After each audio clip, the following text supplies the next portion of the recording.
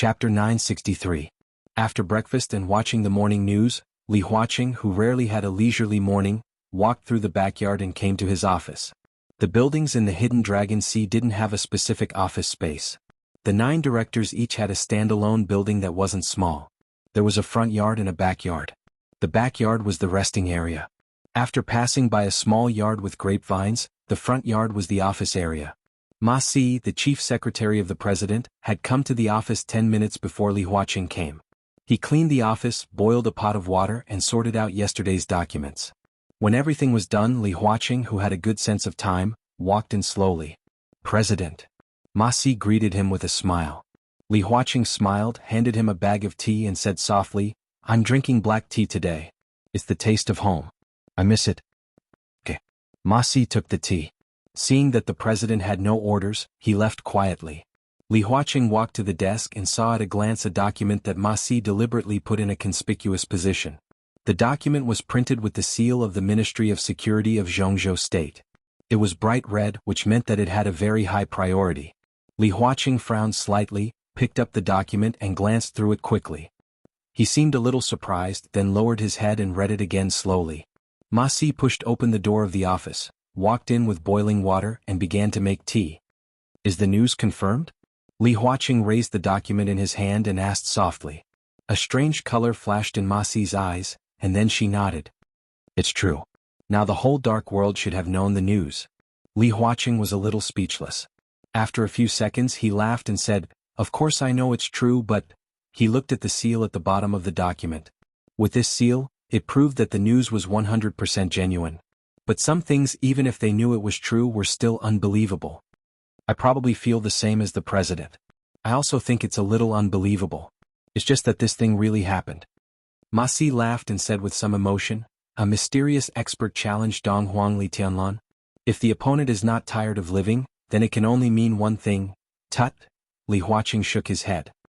"The dark world is not peaceful again. It has never been peaceful." Ma Si shook her head slightly. Li Huaqing thoughtfully picked up the document and read it again. He suddenly asked, "What do you think about this matter?" Ma Si was at a loss and did not understand what Li Huaqing meant. The special warfare systems of all countries have detailed records of what kind of people and experts there are in the dark world. Under such circumstances, it is unlikely that the so-called super-mundane experts will appear. Of course, nothing is absolute in the world. In the past few decades, there have been some invincible realm experts who are out of the sight of all countries, but only occasionally. Moreover, none of them has reached the peak of the invincible realm. The intelligence is very clear. The challenger showed the strength beyond the peak of the invincible realm in an instant. What does this mean? There is already a saying in the dark world that the East Royal world is invincible. Wang Qianzong's whereabouts are unknown. In the current dark world, the combat capability level is very obvious. Li Tianlan can barely be regarded as unique, followed by Li Guangtu and Lin Fengting. Both of them have surpassed the peak of the invincible realm. What about Lin Fengting and Li Guangtu? It is ridiculous that there is no expert at the peak of the invincible realm in the whole dark world. Such a situation is too rare. I believe that the mysterious challenger has the strength beyond the peak of the invincible realm. That is to say, even if the opponent's combat capability is not at the level of Li Tianlan, it should be very close to it. It is probably at the same level as Lin Fengting and Li Guangtu. If such a person has no ambition, then there is no need for him to challenge Li Tianlan. If he has ambition, then where was he before? With his strength, if he wants to develop his power, he has long been a big shot in the dark world. Anyway, such strength can't be obtained overnight, right? He has kept a low profile for so long. Why did he suddenly jump out in front of everyone? He even wants to challenge Li Tianlan, who is known as East Royal. Ma Si handed the brewed black tea to Li Huaqing and casually sat down opposite him. He had been by Li Huaqing's side for nearly 15 years, and the relationship between a secretary and a leader had almost transformed into a familial relationship. Thus he was not overly reserved most of the time. He gently tapped the black tea in front of him and said thoughtfully, "You mean, it's because of the upcoming decisive battle in the North Sea? The Prime Minister has some partners such as Wang Qinglei and even some foreign forces," Li Huaqing said in a low voice. "I don't know if they found Wang Qinglei, and then Wang Qinglei found the Prime Minister, or if the Prime Minister took the initiative to contact them. But the Prime Minister once told me personally that there is an unknown majesty in the dark world." "His Majesty." This word had always been a specific title in the dark world. For example, Wang Tianzong used to be. For example, Li Tianlan now. This title basically meant invincibility in the world. Ma Si's face changed slightly. No matter how secretive His Majesty is, he is still His Majesty, and his strength can't be too weak. The Prime Minister can know him, which means that he is also interested in Beihai. It is understandable that East Island is determined to get Beihai, but in the whole incident, the intervention of the Vatican and the Jiang family of South America is obviously driven by someone. If you want to integrate these forces, you really need a fighting force that can control the situation. His Majesty should be him, and it can only be him. If I'm not wrong, he should be the behind-the-scenes manipulator who pushed for the final battle in Beihai. Some of his ideas even affected Wang Qinglei and the Prime Minister. In other words, the Prime Minister was used by him. He is indeed a powerful figure. He challenged Li Tianlan in Tianan. Ma Si's eyes suddenly flashed. Does this mean that he is attracting attention and the real layout, the last means, will be used in Beihai? That is to say, the final battle in Beihai is about to begin? You can understand it that way. Li Huaqing frowned. But it is not necessary. It is right to attract attention, but in this case, doesn't His Majesty think it is best to continue to hide in the dark? If a mysterious superior, who is likely to be at the same level or slightly weaker than Li Tianlan, hides in the dark and makes a sneak attack, even Li Tianlan does not dare to be careless. So why does he want to expose himself before the final battle? Is this His Majesty a fool? Ma Si complained in her heart. She chose her words carefully and expressed her personal thoughts. Maybe he thinks there is no need to hide? Or what he is about to set up in Beihai is more important than his own existence. He is an expert who has surpassed the peak of the invincible realm. What else can be more important than him? Murderous weapons? Ordinary murderous weapons can't even hurt Li Tianlan. More important than him only? Li Huaqing suddenly paused. Ma Si suddenly came to her senses and said subconsciously, more important than him, only the superior at the same level as him, whose identity is more hidden, and it is impossible for him to appear in Beihai. Li Kuangtu. The next moment, Li Huaqing and Ma Si said a name at the same time. Li Huaqing suddenly frowned, hesitated for a moment and said in a deep voice, "Help me contact Li Tianlan." Ma Si took out her mobile phone, found the specially marked number, and dialed it directly. The phone was quickly connected. Li Tianlan's calm voice came from the other side of the phone. "Okay, President, this is Li Tianlan." Li Huaqing smiled and went straight to the point. "What do you think of the mysterious superior? He may not be very mysterious, but we really don't have evidence to prove his identity. We just have some guesses. In the final battle in Beihai, the ultimate force that Qin Fangqing can rely on is probably him." I suddenly remembered something.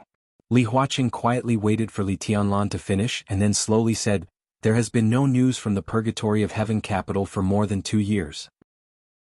I don't know how Li Kuangtu's state is. Tianlan, some things can't be ignored." His tone was very light. But the meaning of the reminder was extremely obvious. Li Tianlan was silent for a moment. He was a little surprised by Li Huaqing's sudden concern, but he was not surprised. Li Huaqing and the academics still remained neutral. They withdrew from the cooperation with the Prince Group, and also did not make any comments on Li Tianlan's approach. Their neutral attitude was obvious. But now even a fool could see that Qin Fangqing's chances of winning were not good. And the academics seemed to be neutral, but for the Prince Group and Qin Fangqing, it was a real betrayal. If Qin Fangqing could win, it was hard to say what would happen to Li Huaqing himself, but the academics would definitely not have a good life. However, Li Huaqing always left some leeway. This neutral attitude was the leeway he left. Even if the Prince Group won in the end, the scale of the academics might shrink, but it would not completely disappear. But even so, it was not what Li Huaqing wanted to see. His heart was more complicated. If Li Tianlan won, it meant that from then on Emperor Dong's palace would be out of control like Beihai. If the Prince Group won, the future of the academics was doomed to be difficult. He thought about it again, and finally could only speak according to the strength of the other party. Li Tianlan was strong, so Li Huaqing put his chips on Li Tianlan. Such a reminder was a complete expression of goodwill. Li Kuangtu is now in Beihai. In fact, I just came back from Heaven Capital last night.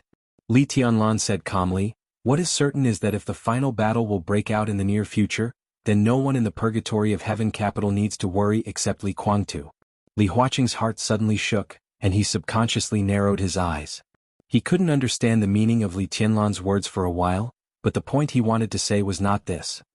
Now the most important thing to worry about is Li Guangtu. I don't know how Li Guangtu's current state is, and the mysterious expert who is challenging him is also very strong. At present, it is certain that there are already several Invincible Realm experts involved in the next final battle. If these two people are added, what are the odds of winning? There was no response from the other side of the phone for a long time.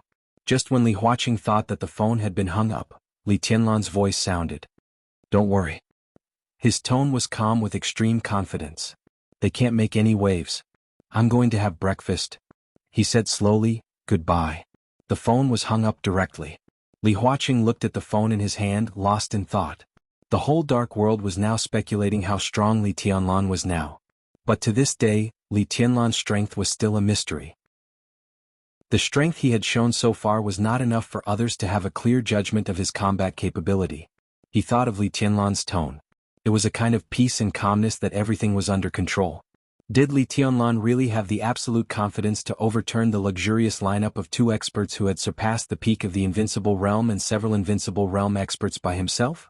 If he really had this ability, with such a lineup, did it mean that he could really sweep the entire dark world with his own strength? He might not have reached Wang Tianzong's realm at that time. But the Chosen One was never a realm.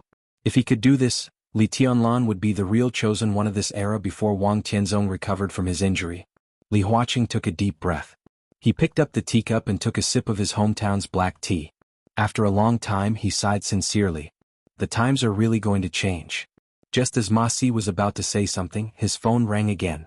But it was not the work phone in Li Huaqing's hand that rang, but Li Huaqing's personal phone. Ma Si stood up and wanted to leave. Li Huaqing waved his hand and motioned him to sit down. He took out the phone and glanced at the number. He narrowed his eyes and his expression was a little subtle. He didn't expect to receive this call at all. He didn't know why this call was made at this time. Li Huaqing hesitated for a moment, but still pressed the answer button, but he didn't speak. Okay, President, this is Jiang Shan. On the phone, Jiang Shan's calm voice rang out unhurriedly. Okay. Li Huaqing responded faintly, indifferently. Both sides held the phone and were silent for about 10 seconds. Jiang Shan was the first to laugh. Well, President, I'm reporting to you this time. The work in Beijing is very difficult. Li Huaqing's eyes were deep and a little unfathomable.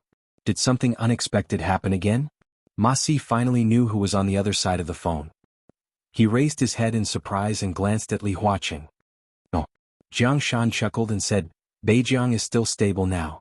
The chaos 2 days ago has caused a lot of pressure on everyone. Today I'm mainly reporting this matter. At present, Beijing has preliminarily counted the number of the families of the deceased, and the first batch of pensions was issued yesterday. Today the second batch of pensions will also be issued. This money can be guaranteed to fall into the hands of every family member. The total amount is more than 400 billion, and it will probably be distributed tomorrow afternoon. More than 400 billion. Li Huaqing's body shook. He had expected this amount, but he didn't expect Jiang Shan to take out the money so quickly. It was impossible for the entire Beijing to have 400 billion now. Li Huaqing's expression suddenly became serious. When Jiang Shan dealt with the world in Beijing, the Hidden Dragon Sea was in a meeting. Several directors almost watched the whole process of Jiang Shan's handling, as well as his promises and speeches afterward. 2 days had passed since the incident. Among the 9 directors, 2 had made public comments on the matter. Chen Fangqing directly evaluated Jiang Shan's behavior as a thief of the state. Dongqing Wudi's words were equally fierce, and he used the word wolf's ambition as an evaluation. Jiang Shan's various behaviors showed that he wanted to take Beijing as his own and turn the land of more than 1 million square kilometers in Zhongzhou state into the Jiang family's own base and headquarters. He did so and expressed so, but after all he didn't say it clearly. Jiang Shan was a very mature guy. He didn't say it clearly, but it seemed to be a buffer between him and Zhongzhou state. Li Huaqing also tacitly did not give any orders to Beijing. Now Zhongzhou state was obviously in troubled times. The final battle in Beihai was the highlight, but in the end, it was just the beginning. The general election was coming and there were all kinds of things to deal with. Everyone planned to deal with the problems in Beijing after the general election. But now Jiang Shan directly called him and talked about the current situation in Beijing very straightforwardly. Li Huaqing was at a loss for a moment. What was he going to do? The finance of Beijing couldn't come up with more than 400 billion yuan. But Jiang Shan got the money now. The major consortiums in Zhongzhou state were very stable and had a normal relationship with the Jiang family, so the money could only come from foreign forces. Jiang Shan's report could be said to be arrogant and a little brazen. Did he want to lay his cards on the table only 2 days after the incident? Li Huaqing's serious expression became extremely cold little by little. There was still a buffer for some things to be done. But if he blatantly laid his cards on the table and wanted to publicize it, he would be courting death. At this moment, Li Huaqing directly made up his mind. If Jiang Shan really thought that he wanted to take down Beijiang blatantly because he had turned to foreign forces, then he would inevitably react. At all costs he would react most violently. This was the bottom line that could not be violated. If Jiang Shan dared to touch him, Li Huaqing would let him die. Where does the money come from? Foreign forces? Skull and Bones Society? Elite Club? Or World Financial Union? The 3 forces he mentioned were the world's top super consortiums, and they were also the forces that had the ambition and courage to plot Beijiang. Behind the elite club stood the major European giants, and the main leader was the Rothschild family. But with King Tong and Paul's serious injuries, Rothschild's position as the leader was also in jeopardy. All the giants now had other ideas. Behind the Skull and Bones Society was Star State and the whole of America. They were equally powerful. With the support of Star State, they were even more domineering than the elite clubs in many cases. The World Financial Union was a relatively loose organization, but it also had a very special factor. Its headquarters was located in Arad, and it was backed by countless energy and money. Although it was loose, it could also unite sometimes. The elite clubs of Europe, the Skull and Bones Society of Star State, the World Financial Union of Arad, and the Wang family of Beihai and the Flourishing Age Fund of Zhongzhou State were almost the 5 giants of the world financial world. In the field of wealth, they were completely equivalent to the superforces in the dark world. The Flourishing Age Fund wanted to take over Beijiang, but Li Tianlan was one step ahead. The Wang family of Beihai had no time to care about other things. Then the answer was obvious to Li Huaqing. There were only 3 organizations left. Li Huaqing's voice was very light and indifferent, without the slightest sharpness and determination. But Jiang Shan heard an unparalleled sense of danger in it. He was almost sure that if he really had these foreign forces behind him, and if he really dared to admit it, then in less than an hour, he would face the fiercest action of Zhongzhou State. Li Huaqing was gentle, but it did not mean that he really had no temper. As the president, he could not be indifferent to this kind of theft. Jiang Shan's mind was in a mess. The smile in his tone gradually disappeared, and he became serious and solemn. President, whether I believe it or not, I can guarantee in the name of the parliament and Beijiang that I did not commit treason. His voice was clear and strong with great weight. Oh. Li Huaqing gave a non-committal response. Come to Beijiang, President. Jiang Shan suddenly said, come to Beijiang and have a look. There are no foreign forces here. It is still the territory of Zhongzhou State. The situation here is gradually stabilizing. There is only the Jiang family here. If you still believe me, if the parliament still trusts Beijiang, then, come and have a look. Li Huaqing was silent for about 2 or 3 seconds. Then he raised his hand to look at the time and said indifferently, I will have lunch in Beijiang at noon. Jiang Shan laughed and said, I will go to the airport to meet the president later. Li Huaqing hung up the phone, narrowed his eyes and seemed to be thinking. President, Ma Si, who looked a little pale, hesitated and couldn't help but say, I don't recommend going to Beijiang. Li Huaqing came back from his contemplation, glanced at Ma Si and asked, why? The Jiang family's position is unclear now. Jiang Shan hides too deeply and is astute. In fact, we don't know enough about the Jiang family and Jiang Shan. If he really turns to foreign forces, you may encounter some unexpected special situations when you go to Beijiang, and you may be in danger. Ma Si said quickly, of course I understand your feelings. You are worried about the situation in Beijiang. I can go there on behalf of the president, see the situation there and report to you as soon as possible. Why bother? Li Huaqing shook his head and stood up. Go with me. I am the president of Zhongzhou State. Beijiang is the Beijiang of Zhongzhou State. In our own country I can go anywhere I want. His voice was low and calm as if with great majesty. Jiang Shan dares to invite me over, then I will go. I must go. When she gradually woke up from the deepest level of meditation, the cry of the baby next to her ears gradually became clear. She opened her eyes. There was a soft and faint light in her sight.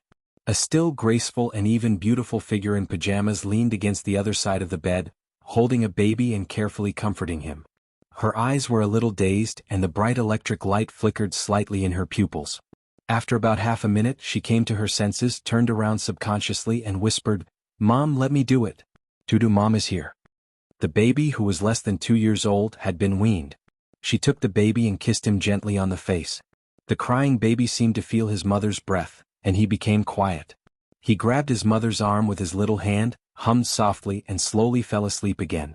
She waited for a while, carefully put the baby on the bed, and smiled apologetically at the woman beside her. "Tutu usually sleeps very well. I thought he wouldn't wake up. You don't have to work so hard, do you?" Summer Solstice looked at her helplessly. In the faint light, her eyebrows and eyes were extremely soft. Song Si gently stroked her son's sleeping face, and her eyes were gentle and firm. This was her son. Her and Wang Xingxiao's son. The name Haoyan was given by Wang Xingxiao. The nickname Tutu was given by Song Si. In the 2 years since she left Beihai, from the pregnancy to the birth of the child, the little guy in front of her seemed to have become all her hope. In silence, Song Si pursed her lips and whispered, "I can feel that I'm very, very close to the breakthrough. I know that, but I can feel that I'm very close to the breakthrough." Summer Solstice reached out and touched Song Si's hair, whispering, "But in fact, there's still a long way to go before the real breakthrough." Song Si's expression didn't change and she whispered, "That's why you have to work harder." Her talent in martial arts was extremely outstanding even in Beihai. Excellent talent could enable her to enter the thunder-shocking realm without any bottlenecks or obstacles. But if it was so easy to break through to the invincible realm, how could this realm be worthy of the word, invincible? Song Si had already been at the peak of the thunder-shocking realm 2 years ago. Pregnancy and childbirth might make her a little haggard, but it wouldn't make her state decline. She had been at the peak of the thunder-shocking realm for several years, but she couldn't find the threshold to break through the thunder-shocking realm and enter the half-step invincible realm. As Song Si said, she could feel that she was very close to the breakthrough, but she still had no clue. The peak of the thunder-shocking realm. Such a realm was naturally useful in the current situation faced by Beihai, but it could also be said that it didn't have much effect. Don't think too much," Summer Solstice sighed softly, "I've been through it. In martial arts, sometimes it's more effective to let nature take its course than to rush for quick results. I'm a little tired these days. I need to take a rest and let myself relax completely. Maybe it'll be easier for me to break through." Song Si lowered her head, looked at her son, and was silent for a long time. "Mom," she called very naturally and whispered, "I miss home and I miss him and I want to help him." Her head seemed to be lower and she said in a weak voice, "It's very dangerous for him to stay in Mount Dibbing, isn't it? Don't let your imagination run wild. Our alliance with Emperor Dong's palace is very stable at this stage. Li Tianlan is very strong now and we're not weak. If we join hands with Emperor Dong's palace, there won't be any danger." Summer Solstice laughed. Strictly speaking, the place where they were now did not belong to any country. It was a private island in the Pacific Ocean, a secret industry of the Wang family of Beihai. The island was not big, but the facilities were relatively complete. In addition to hundreds of servants and logistics personnel with different duties, there were only Summer Solstice, Tang Shi, Song Si, and the newly born Haoyan. Different important figures of the Wang family of Beihai were all placed in different areas. More than 2 years was not a long time, and there was no change between the mother-in-law and daughter-in-law. Summer Solstice spent most of her time recuperating. Tang Shi still controlled the business empire of the Wang family of Beihai, remotely commanding and dealing with endless things every day, and Song Si took care of the baby. Perhaps because she had been away from Beihai for too long, Song Si, who had given birth, began to suffer from frequent insomnia and became more and more anxious. With her willpower, it was naturally impossible for her to suffer from postpartum depression, but the fluctuation of her mood had a great impact on her. So she began to meditate and practice kendo for a long time. In order to take care of her grandson, Summer Solstice lived with Song Si and taught her martial arts. The two made an agreement not long ago after the baby was weaned. If the stalemate continued, then after Song Si broke through the peak of the thunder-shocking realm and became a half-step invincible realm expert, she could leave here and return to Wang Xingxiao to help him. But Summer Solstice glanced at Song Si with a somewhat complicated look in her eyes. "It'll be fine," she said softly, "in order to let him concentrate. I haven't told the outside world. The current situation is actually very good. Xingxiao is very well prepared. If there are no accidents, we should be able to return to Beihai soon." "Really?" Song Si raised her head and looked at summer solstice in a daze. She was already a woman, and her appearance was still gorgeous and delicate, but there was a touch of exhaustion and haggardness that could not be concealed. Yes, it's true. Summer solstice held Song Si's hand and said with a soft smile, "It's impossible for Beihai to lose. Or to put it bluntly, when those people set the final battlefield in Beihai province, they can't win. To say the least, even if Li Tianlan and Emperor Dong's palace don't participate in the final battle this time, Xingxiao will be fine and Beihai will be fine. So don't worry." Song Si nodded hard, looked at summer solstice and said seriously, "I believe you." Her face and eyes looked pure and flawless in the faint light, with a kind of piety that was enough to move people. Summer solstice laughed. At this moment she suddenly thought of the time when she was in Mount Dibbing. She thought of the night when her injury suddenly completely recovered. She thought of the world-shaking sword that split the sky of Beihai and split the entire Mount Dibbing. The heavenly sun that should not appear in this era. Invincible in the world. That was the real king of the world. That day. The moment he stood on Mount Dibbing, he called out the names of Song Si and Hao Tian. From that moment on, she knew the ending of the Wang family of Beihai in another era, or in the story that Lin Fengting and Qing Weibai once told. Because the man who called himself Li Dongqing did not call out Wang Tianzong, Wang Xingxiao, or Summer Solstice. They might have died long ago. When most people had died, only Song Si and Hao Tian, who was still growing, could support the Wang family of Beihai. Song Si's talent was very good, but in fact there was a limit. According to Summer Solstice's judgment, she might be able to break through and enter the invincible realm, but she basically had no potential to reach the peak of the invincible realm. How could she fight against Li Dongqing and the Sword Dynasty that did not exist in that story? There seemed to be only one answer. She merged with Worryless and turned herself into a half-human and half-metal monster. Summer Solstice could not imagine what kind of despair and madness it was. But after knowing the possible ending, looking at her daughter-in-law who had given birth to the eldest son and grandson of the Wang family of Beihai, she completely loved and doted on her from the bottom of her heart. At least in this era, she would try her best to change that tragic and cold ending. Song Si hesitated. Her voice was cautious. "How long will it take us to go back to Beihai?" This was the question she had always wanted to ask but had never really asked. The place that she thought about day and night had a person that she missed dearly. After being away for so long, she missed him so much. Summer Solstice looked at her with a smile and said softly, "It won't be more than a month at the latest." When dawn broke, there was another heavy snow in the sacred state of Beihai. The white snow fell from the sky silently. The whole Mount Dibbing quickly became silver. Wang Xingxiao stood quietly on the stage, a formidable person, looking at Beihai that was still slowly turbulent in the distance. There was no sword light or sword energy in the depths of Beihai. The wind was calm and the snow fell. He wore a coat and held a thermos cup in his hand. He unscrewed the lid and took a sip of tea. Wang Xingxiao laughed. "The weather is good." Xian Ming stood beside Wang Xingxiao and smiled.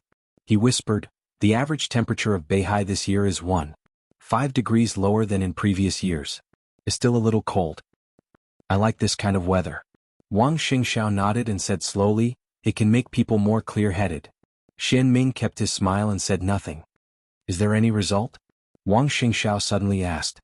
The matter of the mysterious expert challenging Emperor Donghuang was still fermenting. The whole dark world had been completely boiling overnight. Beihai had exchanged a lot of information with Emperor Donghuang's palace as soon as they got the news and tried to identify the opponent. This task naturally fell on Xian Ming. No.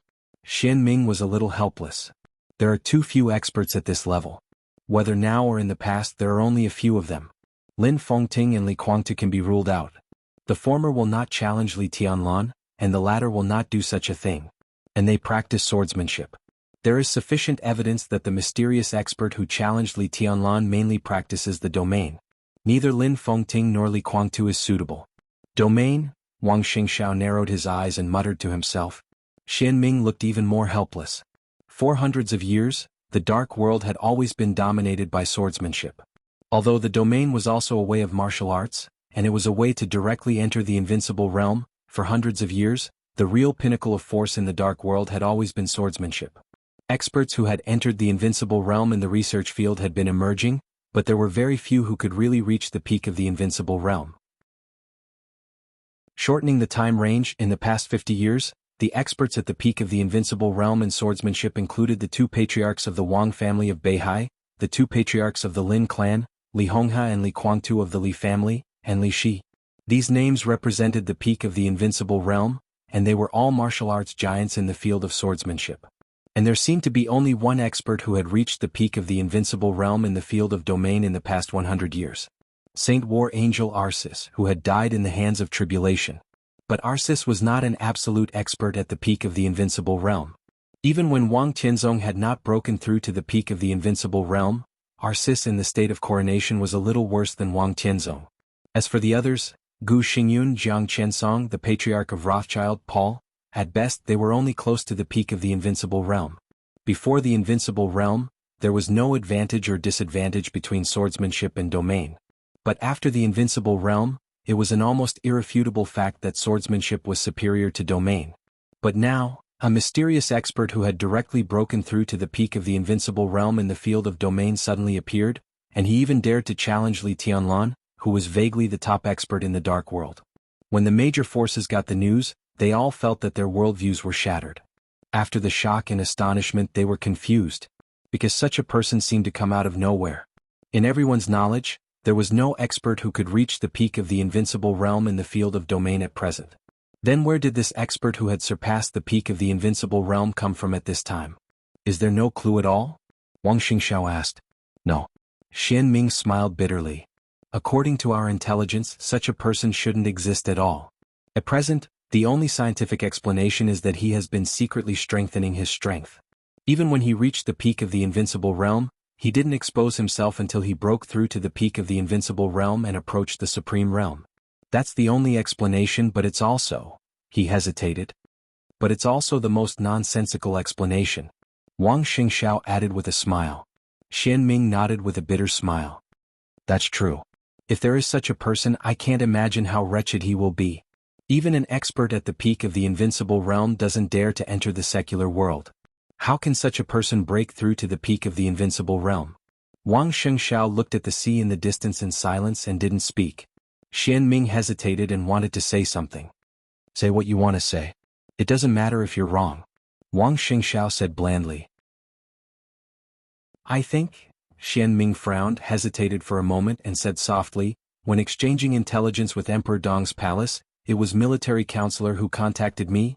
His tone was a little hesitant. I feel that military counselor seems to know something, but he didn't say it. Of course, this is just my intuition. There is no evidence. Wang Xingxiao drank some water again. After a long time, he said in a low voice, it's understandable.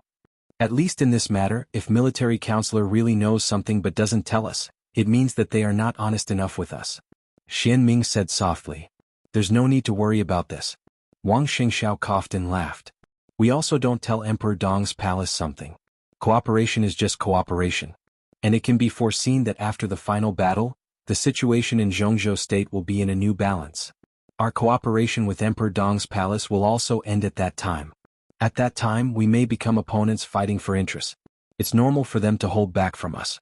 But I don't understand, Xian Ming said with some doubts. That's the enemy of Emperor Dong's palace. At least we are still cooperating. Why does Emperor Dong's palace hide the enemy's intelligence from us as partners? It doesn't make sense. If I were military counselor, if I knew something, I would certainly not hold back in this regard. Instead, I would rely on the strength of my allies. Maybe, Wang Xingxiao's smile was a little strange. Maybe he thinks that Beihai is no longer capable of participating in this kind of thing, or, Xian Ming lowered his head and did not speak. It's clear, isn't it? Wang Xingxiao said quietly. Xian Ming's face suddenly became ugly. The challenger was the enemy of Emperor Dong's palace. Beihai didn't belong to Emperor Dong's palace. Military counselor knew something, but he hid his enemy's intelligence from Beihai. Of course, this was not the way to protect one's enemy. Then there was only one possible explanation. The opponent was not only the enemy of Emperor Dong's palace, but also the enemy of the Wang family of Beihai. Hiding the opponent's intelligence might become the intelligence advantage of Emperor Dong's palace and Beihai after the end of the cooperation. Even further, Emperor Dong's palace hoped to hide this person's intelligence so that he could cause enough trouble for Beihai in the final battle of Beihai. Everyone knew very well. The reason why Li Tianlan participated in the final battle of Beihai was not that he had any good feelings for Beihai, but that the two highly similar organizations instinctively banded together after encountering a problem. It was impossible for Emperor Dong's palace not to understand the principle of interdependence. What was more, the result of the final battle of Beihai was directly related to the future layout of Emperor Dong's palace. From this point of view, if one wanted to put it bluntly, that was, in the final battle, Li Tianlan hoped that he could win. As for how much loss Beihai would suffer, it was not a problem he cared about at all. As long as Beihai still existed after the battle. Emperor Dong's palace. Xian Ming gritted his teeth. His evil intentions should be punished. We are allies but also opponents. Wang Xingxiao's tone was calm and a little cold. Then Xian Ming glanced at Wang Xingxiao. It's okay. Wang Xingxiao laughed. Continue to investigate. It would be best if you can find out, but it doesn't matter if you can't. I will wait for them on Mount Dibbing. With hundreds of years of history, Beihai has proved one thing countless times. No matter what situation it is in, no matter what it encounters, Beihai can't be afraid of any enemy. Xian Ming was speechless. I remember a saying. Wang Xingxiao's voice was absent-minded. It's a famous saying from my great-grandfather. Xian Ming was stunned for a moment and then he understood. Wang Xingxiao's great-grandfather was the grandfather of Sword Emperor Wang Tianzong. Before Wang Xingxiao, before Wang Tianzong, and before the old patriarch of Beihai. He was the #1 person on the divine list in the Dark World in that era. He was also the most famous tyrant among the patriarchs of Beihai. At his peak, he once stood on the stage of Formidable Person and said a famous saying that was still circulating in the Dark World. I'm standing here. As far as I can see, those who refuse to surrender should be destroyed. Wang Shengxiao muttered to himself and whispered, if you leave Beihai for a long time, will you miss it here? Xian Ming seemed to be still immersed in that sentence. Hearing that, he was stunned for a moment and whispered, yes. His voice was very soft but it was extremely firm. I think all of us will. Wang Xingxiao laughed. I miss the bright moon in Beihai and the snow in Xingzhou. His voice was so soft as if he was sleep-talking. Xian Ming, he asked slowly, have you ever seen the breath of the sea? Chapter 964. The grand and somewhat spacious hall was filled with dense darkness. The faint light flickered and shone in every corner. Darkness was like the main melody, bringing thick shadows one after another in the hall. The surrounding tall walls and pillars were engraved with dark-style reliefs. In the dim light they looked especially gloomy and strange. At the end of the hall was a platform with steps piled up. The platform was not very big but it was high enough. The platform faced the main door, and the scarlet-red carpet extended all the way to the outside of the door. On both sides of the carpet, ancient and awe-inspiring armors, swords, and spears were placed every 10 meters. They were majestic, like guards, silently and resolutely guarding the hall. In the light and careful footsteps, he lowered his head and walked into the door of the hall with some fear but no hesitation. The dim light shone on his body, and the white suit on his body was illuminated with a faint blood color against the carpet. The handsome face that was completely taut because of nervousness seemed a little distorted in the dim light. He lowered his head and bent down, respectfully holding a box with both hands. He passed by one armor after another, and finally stopped in front of the scarlet carpet on the steps. He hesitated for a moment and did not choose to step on the steps. Instead, he bent down deeply in front of the steps and raised the square box that was not too big with both hands. On the platform above the steps, a cold female voice sounded, "Come up."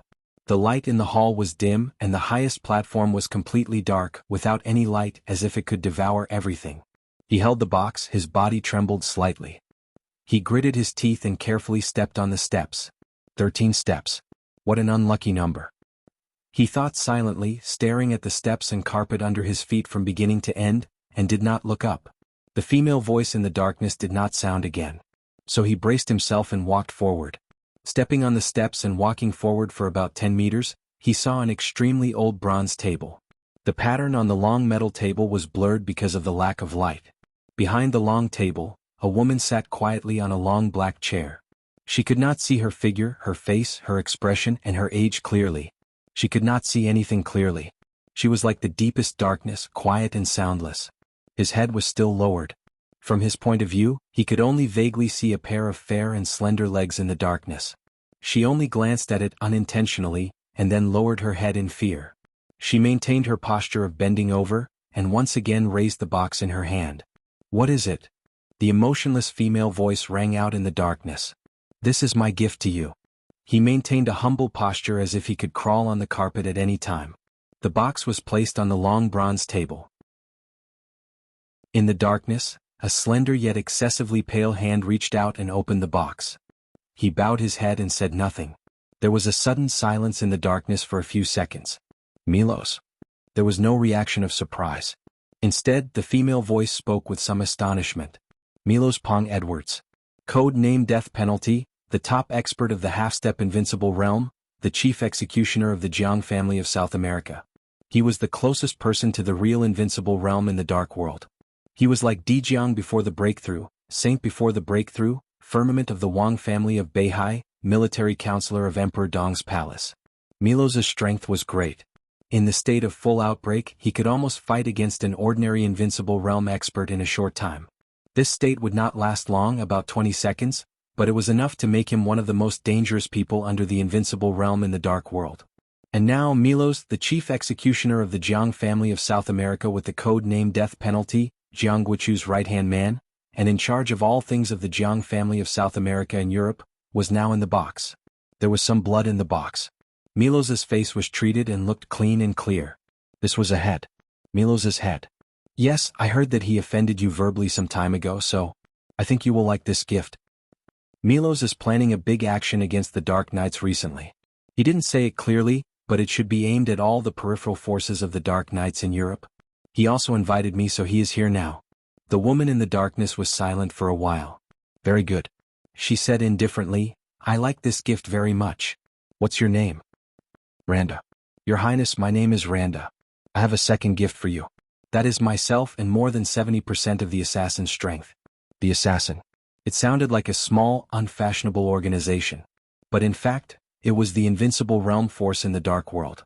It could even be said to be the youngest invincible realm force in the dark world today, much younger than Emperor Dong's palace. They had only developed for about a few years. Many things had just taken shape or even not. Speaking of foundation, they naturally didn't have it. In terms of scale, it was not a superpower. Everything was still developing. But now they had no chance to continue to develop. The most important reason was that the leader of the invincible realm of the assassin died a few days ago. In Zhongzhou State in Huading, he was killed by Dong Huang in one move. The assassin was a force of Zhu. If Zhu was still alive, they should still be working with the Jiang family of South America, the Holy Land East Island, and His Majesty to prepare for the next decisive battle in Beihai. But with Zhu's death, the atmosphere inside the assassin suddenly changed completely. Their force had just started. Without Zhu, it would be difficult for them to protect themselves, let alone participate in the game at the level of Dong Huang and His Majesty. No matter how young the assassins were, they were still a force with invincible realm experts. When they lost their invincible realm experts and had not gained a firm foothold, there were too many people who wanted to devour them completely. Even in the eyes of the superpowers, the assassin had no foundation. The seemingly dry structure was not worthless. It also meant a huge force. Decisive battle?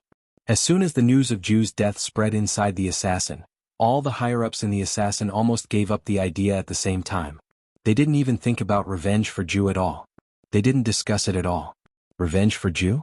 This was a complete joke inside the assassin. They didn't even dare to think about it, let alone do it. What they wanted to do most now was to protect themselves. So they refused some of the action requests put forward by the Jiang family of South America without hesitation. When Milos, the chief executioner of the Jiang family of South America, personally came to order them, there was almost no hesitation. The assassin became a real assassin on the spot. More than 10 senior assassins used various means to besiege him at all costs. After more than an hour of entanglement, they finally killed Milos, whose code name was Death Penalty. Then Randa, the strongest person inside the assassin, carried Milos' head and went directly to the headquarters of the Dark Knights to meet the Dark Queen of the Dark Knights. The Dark Queen was the new master of the Dark Knights. After the chaos in Snow Country, Raphael, the commander of the Dark Knights, had not been able to recover from his injury for more than 2 years. As soon as the Dark Queen appeared in Europe, she naturally took over the supreme power of the Dark Knights from Raphael. To this day, there were still many forces in the Dark World who didn't know the origin of the Dark Queen. If she hadn't shown the strength that was very close to the peak of the invincible realm, many forces would have even regarded her as the new invincible realm expert in the Dark World. But the identity of the Dark Queen was no longer a secret in front of the real superpowers. The Samsara Palace's position was the most vague and deeply hidden strongest supermaster, the lover of Raphael, the commander of the Dark Knights. Sometimes she was the master of Samsara Palace, but most of the time she was Qin Weibai's personal bodyguard. Samsara Palace, flaming fire. The Samsara Palace had now been destroyed. With the last and most important main body, the Flourishing Age Fund, merged into Emperor Dong's palace, there was no trace of the Samsara Palace in the Dark World. Flaming Fire became the Dark Queen and controlled the Dark Knights. She became gloomier, more closed, and more indifferent than when she was in the Samsara Palace. She had only been in charge of the Dark Knights for a little more than a year, but in such a short period of time she had personally carved countless eye-catching traces in the seemingly calm Europe, which was actually turbulent. At least in the land of Europe, her reputation had almost completely overshadowed that of the Queen of Shadows, King Tong, in her heyday. The Queen in the Dark was silent. She seemed to be thinking. Among the assassins, Randa, whose code name was Dark Blade, was an expert who was very close to the half-step invincible realm. But at such a close distance, with the Queen's silence, he couldn't feel the existence of the other party at all in the dark. Dark Blade's heart was a little cold and his body bent more obviously. He was not only an expert who was close to the half-step invincible realm. He was also an assassin who was good at restraining his breath, hiding, and perception, and was close to the half-step invincible realm. But now, separated by a long bronze table, if he didn't look at the pair of beautiful long legs in the dark, he couldn't feel the existence of the other party at all. Like clouds and mist, it was an extremely illusory feeling. This feeling made Randa tremble from the bottom of his heart. This illusory feeling seemed to fully explain one thing. If the other party didn't control the Dark Knights but became an assassin, she could definitely become the most terrifying assassin of the invincible realm in this era. Do you mean that the assassins are willing to submit to the Dark Knights? After a long silence, the Queen's light and emotionless voice sounded again. No, not to submit to the Dark Knights but to you. The assassins are willing to be the sharp blade and loyal dog in your hands. If your will is for us to join the Dark Knights, we have no objection. But we still hope that we can have our own organization. Randa's voice was respectful and humble. Randa's voice was respectful and humble. Tell me your reasons. There seemed to be a touch of curiosity in the Queen's voice. Randa hesitated for a moment and finally decided to tell the truth. The assassins were promoted to a very high position but they fell down. If the assassins want to survive, they can only rely on the real strong. You have many choices. The Queen said calmly, the Dark Knights are not the best. In fact, we don't have many choices. Randa smiled bitterly. In this case, whether we go to the sanctuary, the Jiang family of South America, or East Island, the other party will regard us as cannon fodder in the final battle in Beihai. Our death is even worthless because from the beginning to the end, a considerable number of assassins think that the final battle in Beihai is meaningless to the assassins. Now that Zhu has fallen, we have no reason to go to Beihai to fight. We don't want to go to Beihai, which is empty now. Beihai is too chaotic now. And even if we are willing to join Beihai, I'm afraid Wang Xingxiao won't trust us easily. Emperor Dong's palace is a good choice, but His Majesty East Emperor has just killed Zhu. We don't dare to think about his attitude toward the assassins. Kunlun City is on the verge of collapse. It's also not our choice. Randa's smile was extremely bitter. So, the Dark Knights is our best or even our only choice. Similarly, you used to be the super master of Samsara Palace. If we go to your side, even if His Majesty East Emperor will vent his anger on us because of Zhu, we won't see His Majesty's sword light under your command. His Majesty East Emperor, the Queen laughed.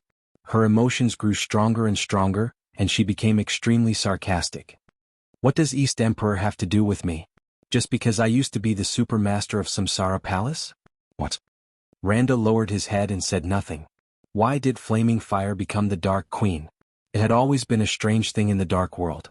It seemed that the Queen and Emperor Dong's palace had no connection, but the cooperation between the two sides in Wulan State had never been broken. Excluding the Flourishing Age Fund, the interests of Wulan State could now be said to be the main source of income for Emperor Dong's palace. After the chaos in Snow Country, Emperor Dong almost did whatever he wanted in Wulan State and occupied the biggest interests. After Emperor Dong's palace, the Dark Knights occupied the biggest interests in Wulan State. The cooperation between the two sides was extremely close in this regard. Even if the Dark Knights had robbed several interests that should have belonged to Emperor Dong's palace in the past 2 years, Emperor Dong did not say anything. After Emperor Dong returned to Tiannan, he also did not express any opinion about it. The outside world naturally could not figure out the relationship between the Queen and Emperor Dong, but one thing was certain. Randa firmly believed that joining the Dark Knights was the best choice and the best way to avoid Emperor Dong's anger in the future. His potential was limited and he had no hope of breaking through, but he was very clear about how to be a subordinate. Most of the time, when listening to a leader's speech, in fact, it was not necessary to listen to what he said. The most important thing was to listen to what he did not say. The Queen's words were what made him feel that he had made the right choice. In the darkness, the Queen seemed to be thinking about something quietly. After a few minutes, she slowly said, "How many assassins are there now? At present, there are 3 experts in the Thundershocking realm. In addition to me, there is 1 at the peak of the Thundershocking realm, and 1 in the Thundershocking realm. There are 60 people in the Fire-Flaming realm. Among them, 20 are at the peak of the Fire-Flaming realm. There are about 6,000 combatants scattered in various places. Detailed assets have not been calculated yet." Randa said seriously. "You turn to me because you don't want to participate in the decisive battle in Beihai." The Queen's gaze fell on him from the darkness. "Then what can you do for me if you surrender to me?" "No." Randa shook his head and said respectfully, "We just don't want to participate in the decisive battle in Beihai as cannon fodder. For assassins, what we need most now is to slowly develop and accumulate strength, so we think that the decisive battle in Beihai is meaningless to us. But if the Queen asks us to participate, we won't hesitate. Your meaning is our meaning." "Ha!" The Queen chuckled softly.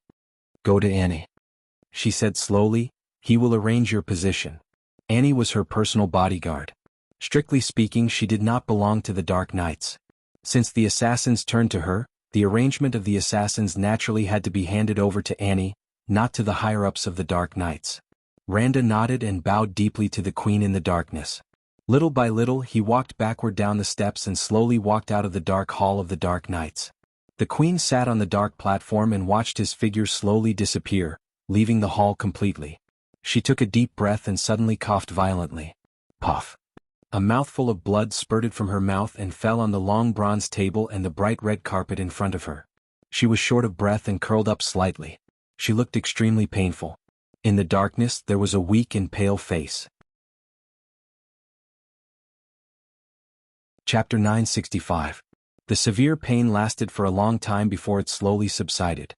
On the platform where there was almost no light, the Queen slowly straightened her body, and her breath had become extremely weak. There was silence in the dark hall. The armors on both sides of the carpet stood silently. In the box on the long table, Milos had opened his eyes and looked at her quietly. The Queen took a few deep breaths, wiped the blood from the corners of her mouth and the cold sweat on her forehead, and raised her head gently. The extremely illusory sword energy quietly covered Milos' head. The cold flesh and blood were quickly worn down and melted under the sword energy and finally disappeared. She really liked the gift that the assassin had given her. The Dark Knights and the Jiang family of South America had a very fierce conflict half a month ago. When all the forces in Europe received the news, the Queen of Dark took action in person, and Milos and another superior of the half-step invincible realm went all out. The battle was fierce and short. It lasted for dozens of seconds. Milos and another superior of the half-step invincible realm escaped with injuries. The Queen of Dark was unharmed. Such a record was naturally extremely powerful in the eyes of others who didn't know the details of the Queen. After all, Milos could be comparable to an ordinary superior of the invincible realm in a short time when he broke out with all his strength. The Queen could injure him and another superior of the half-step invincible realm, which meant that her strength was at least beyond the ordinary invincible realm. But in the eyes of the superpowers who knew that she was flaming fire, they could clearly see the weakness of the Queen of Dark. After all, at the end of the chaos in Snow Country, flaming fire showed the strength that was infinitely close to the peak of the invincible realm. With such strength, if she were at the peak of flaming fire, not to mention dozens of seconds, in a few breaths, Milos and the superior of the half-step invincible realm with the code name Steel Bone, who was good at defense, would be seriously injured. Whether they could survive depended on luck. But in this battle, although Milos and Steel Bone were injured, they basically escaped unscathed. The fact that the Queen of Dark was not in good condition had become a fact in the eyes of other superpowers. Therefore, the Jiang family of South America and the Holy Land tacitly mobilized part of the forces in the northern part of the European continent and put this force into the decisive battle in Beihai. Only a small part of the force was left in the hinterland of the Dark Knights to restrain flaming fire. Among them Milos and Steel Bones were the leaders. The Queen of Darkness might not have a good impression of Dong Huang, but she was undoubtedly more annoyed by what the Sanctuary and the Jiang family of South America did. This also meant that in the eyes of the two superpowers, her value was equivalent to two top experts of the half-step invincible realm when she was not in her peak state. How could the proud and arrogant Queen of Darkness, who had always been by Qin Weibai's side, stand this? However, he could only suppress this anger in his heart for the time being and silently wait for the opportunity to get back at him. The assassin's gift made the queen feel much more comfortable. She sat quietly on the dark seat and waited until her breathing had completely stabilized before she slowly waved her hand. A faintly discernible wind appeared in the grand hall. With a faint sound, the door of the dark hall slowly closed in silence. The queen pressed a button under the bronze table in front of her. The long table moved to the left. Light shone from the ground. In front of the queen, a long passage that could allow one person to pass through appeared. The queen walked down in silence. The dark hall was the symbolic building of the Dark Knights. It was the palace of Raphael, the commander of the Dark Knights. But in fact, the underground area was the place where the queen and Raphael lived daily. The orange light covered the long and dark corridor. The queen, who was dressed in a rose-colored dress, walked quietly. The soft light completely showed her exquisite figure. She seemed to be affected by the person she admired the most. Her temperament was also calm and cold. But even after 2 years, there was still a touch of helplessness and loneliness in the depths of her eyes that she couldn't adapt to. At the end of the corridor was a metal gate. The queen entered the password and verified her fingerprint. As the gate opened, what appeared in front of her was not a base full of cold mechanical style, but a living room decorated with warm and comfortable colors: sofa, coffee table, TV, kitchen, dining room and bedroom. This was her and Raphael's home. She was willing to stay here, but she still felt a little regretful. The slight sound in the kitchen kept ringing. Opposite the leather sofa, the wide TV was on. As the top bigwigs of the European continent and the only couple in the invincible realm, the TV in their home was not playing any European news, nor was it a speech by a core politician. Instead, it was the stunning cartoon Tom and Jerry. The queen sat on the sofa and watched it quietly, her eyes in a trance. In fact, she didn't like watching cartoons very much, but this was her boss's favorite TV program. Every time she was tired or before making an important decision, she liked to watch it quietly for a while to relax herself. Over time, Flaming Fire had gradually gotten used to this feeling. "Shanga, I made Zhongzhou cuisine today. I'm not very familiar with it, but it tastes good. Shall we try it?" In some hearty laughter, the kitchen door was opened. Raphael, who looked younger than his actual age, walked out of the kitchen. His voice was warm and soft. He hadn't changed much from more than 2 years ago, but his handsome Eurasian face looked very pale and his breath was weak. But it seemed that because the queen was with him, he was in a good state of mind. The queen glanced at him and replied softly, "The current Dark Queen. The former Flaming Fire. An expert who was close to the peak of the invincible realm. Few people in the Dark World knew her real name. Even few of the 12 super masters of the Samsara Palace knew her real name. They only knew that she was from East Island. After following Qin Weibai, she had been called Flaming Fire. Gradually, Flaming Fire seemed to have become her real name instead of a code name. The queen herself was not even used to her real name, but only Raphael insisted on calling her that. He once jokingly said that only when he called her name could he be sure that she was his woman, not an invincible realm expert who was more powerful than him. The queen had a very nice name, but few people knew it. Wuxia Chronicles. This surname used to have a glorious history in the martial arts of East Island, but now, it had become unimportant to the queen. "The assassins contacted me." Wuxia Chronicles walked into the dining room and sat down. It seemed that he spoke casually. Raphael's movements paused slightly, and then he nodded thoughtfully. "The small force set up by Ju? I've been paying attention to it in the past 2 years. Their organization is not big and it doesn't involve a wide range of people. But the structure is very reasonable, and the quality of the personnel is not bad. At least in terms of setting up the assassins, Ju was very clear-headed at that time. He's clear-headed once in a while, but unfortunately he's still an idiot." Wuxia Chronicles was a little disdainful. Raphael smiled and said softly, "Why did they contact you?" "To join me." She lowered her head and took a sip of soup. Then she said calmly, "I agreed to become a peripheral force of the Dark Knights." "Not bad. Raphael smiled and picked up her favorite mushrooms with his chopsticks. Even in the European continent, because of Wuxia Chronicles, they ate Chinese food most of the time, but Raphael rarely cooked in person. They're very useful.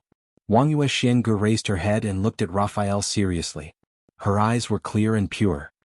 I plan to take action in the next few days and directly sweep out the power of the Jiang family of South America and the Holy Land. But the assassins took action first. They killed Milos as a sign of allegiance. And Zhu has been cooperating with the Jiang family of South America and the Holy Land before. The assassins must know this information very well. The assassins said that they can participate in the decisive battle in Beihai, but I plan to keep them in the European continent. Although the assassins' overall strength is not strong, staying here can make up for the power of the Dark Knights to a great extent. Even if they can't complete the cleanup, they will definitely cause great losses to the Holy Land and the Jiang family of South America. These forces have completely gone crazy for Beihai, and the strength they have deployed in various places has reached the limit. Such a fragile balance can be broken by the assassins. So, she lowered her head to eat and said softly, for the time being, with the assassins' participation, even if I'm not here, there will be no power in the European continent that can threaten the Dark Knights for the time being. Raphael looked at her quietly. So you're going to Beihai? Wuxia Chronicles was slightly stunned, and her eyes were complicated. She was silent for a long time before she said softly, his state may not be as invincible as he shows. The decisive battle in Beihai is very critical and sensitive. She bit her lip. I didn't continue to be the flaming fire of Emperor Dong's palace. No. I can't just watch him die and ignore it. If even someone like Dong Huang could fall, then how useful can you be? You haven't recovered from your injury. Raphael shook his head. I've found a way to temporarily suppress the injury. Wuxia Chronicles said softly. In fact, the speculation of the outside world was not wrong, but it was not completely correct. She was indeed injured. But the injury she suffered in Mormons 2 years ago was not as serious as the outside world had speculated. Because her injury in Mormons had been fully recovered about a year ago. It was at that time that she officially took over the Dark Knights and became the Queen of Darkness. Her current injury was a new one, a new injury caused by herself. Half a year ago, Flaming Fire forced a breakthrough and wanted to officially enter the peak of the invincible realm. But she failed at the most critical moment. This breakthrough brought her closer to the real peak of the invincible realm. But the forced breakthrough still caused a serious burden on her body. So in the conflict some time ago, she couldn't even do anything to the 2 half-step invincible realm experts. But now she had found a way to keep herself in the peak state for the time being. Raphael sighed softly. Are you angry? Wuxia Chronicles smiled. No, I'm just a little worried. Raphael shook his head. How can the decisive battle in Beihai be so simple? It's okay. Wuxia Chronicles said softly, in my peak state, no matter what, I can at least protect myself. I'm afraid you'll be stupid. Raphael shook his head and put a black ring in Wuxia Chronicles' hand. It can barely be used once. He said slowly. Wuxia Chronicles frowned and looked at the ring in her hand. This was the murderous weapon of the Dark Knights. Dark Saint Spear. It had been less than 3 years since the chaos in Snow Country. Under normal circumstances, it was impossible for the Dark Saint Spear to be fired again. However, if the state of the murderous weapon was not taken into account, it could be used once. But after using it, the Dark Saint Spear would basically be in a half-useless state. Forcibly stimulating the energy of the murderous weapon was equivalent to directly hurting the core of the murderous weapon.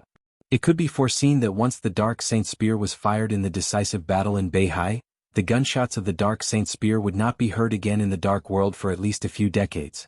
Decades? Thinking of the consequences, Wuxia Chronicles was a little annoyed. It doesn't matter. Raphael laughed. Even if the Dark Saint Spear is crippled, there's nothing to feel sorry about.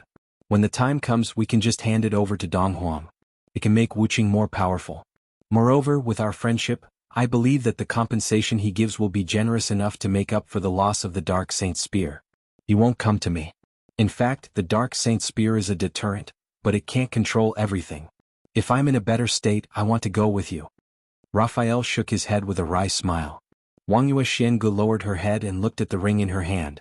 After a long time, she put away the ring and said softly, when I come back, we'll get married. Raphael was slightly stunned and then laughed. I've been waiting for this day and this sentence for too long.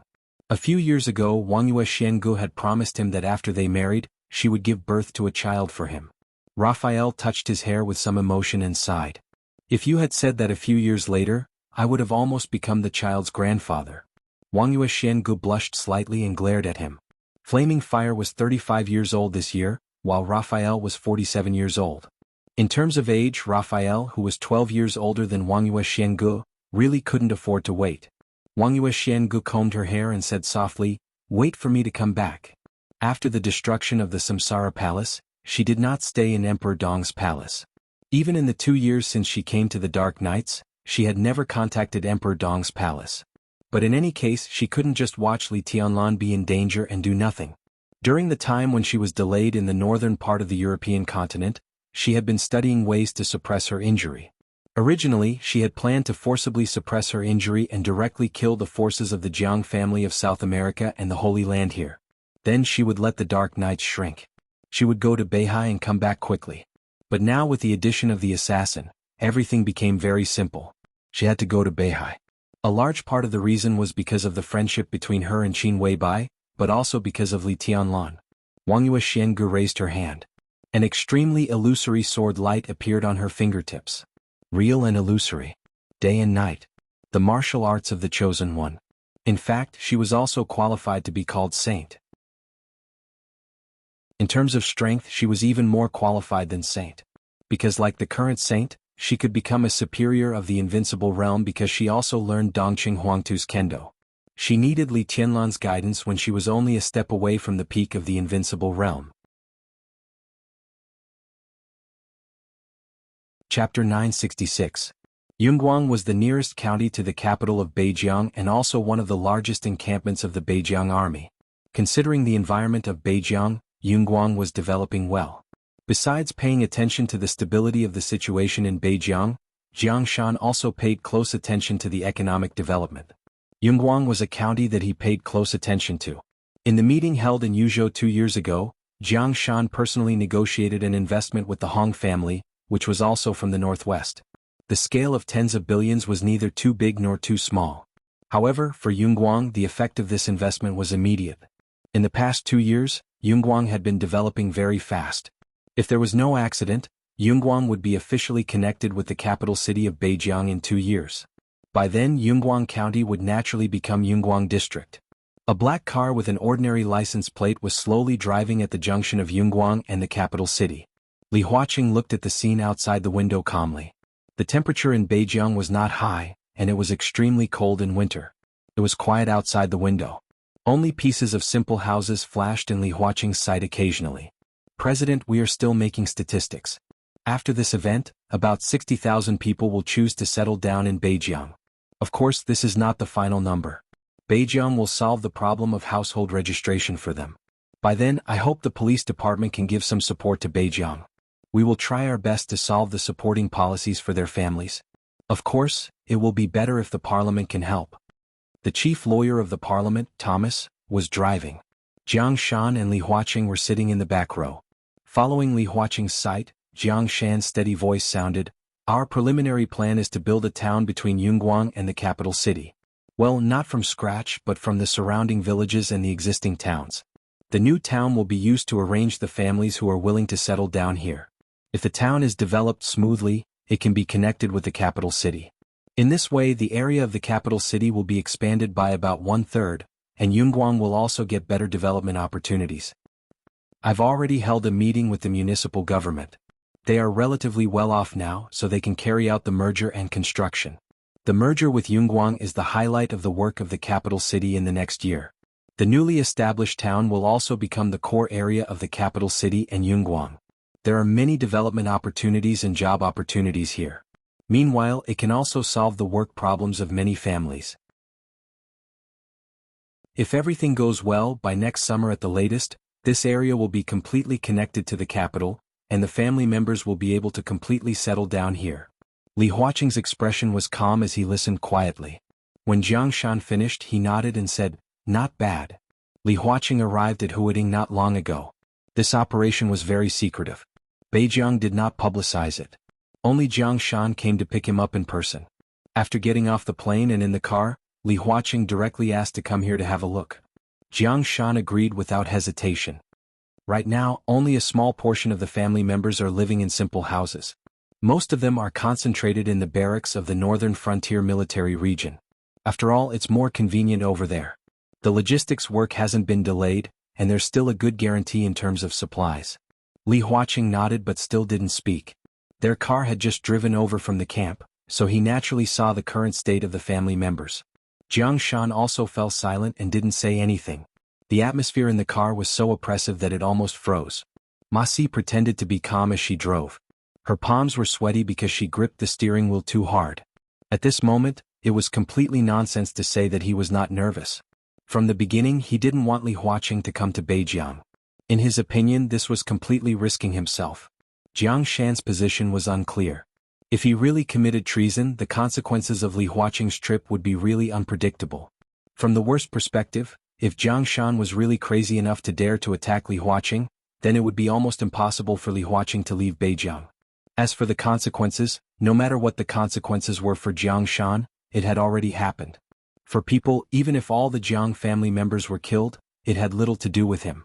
Li Huaqing glanced at Ma Si intentionally or unintentionally, then turned his head, looked out of the window calmly and said slowly, "Tell me what you think of the Beijiang army." Jiang Shan's eyebrows slightly trembled in an instant. Only those who knew him very well could see his movement.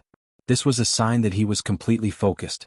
For him, Li Huaqing's words were basically equivalent to a formal negotiation. The Beijiang army? He subconsciously sat up straight. After nearly half a minute of silence, he slowly said, "The overall strength of the army is now very serious. The main problem is the people's hearts. Huang Tong has gone too far this time, and the chaos a few days ago has also caused great harm to many people's hearts. Of course, His Majesty's handling is very good. If he hadn't urgently executed those high-level officials, I'm afraid things would have developed to the point where no one could clean them up, and even brewed into a huge and tragic social problem. It's just that His Majesty Dong Huang is too decisive. The Beijiang army is now in a state of no high-level officials, and it's a mess inside. The only thing that can be maintained is the logistics. The work of rebuilding the army is very difficult. I plan to promote high-level officials from within the existing army. At least, no matter what, we should first stabilize the internal affairs of the army. At this time, the working ability can even be put aside, but those positions must be filled. You can rest assured about this, President. I'll focus part of my energy on the Beijiang army and keep an eye on them. After the internal affairs are stabilized, we also have to consider the problem of soldiers. The loss this time is not only the dead, but also a large number of people are ready to leave the army. The army must improve a series of benefits within the army, and then recruit soldiers from the outside world. The financial resources of Beijiang are limited. I've thought about it before, and the scale of the Beijiang army can't be too large.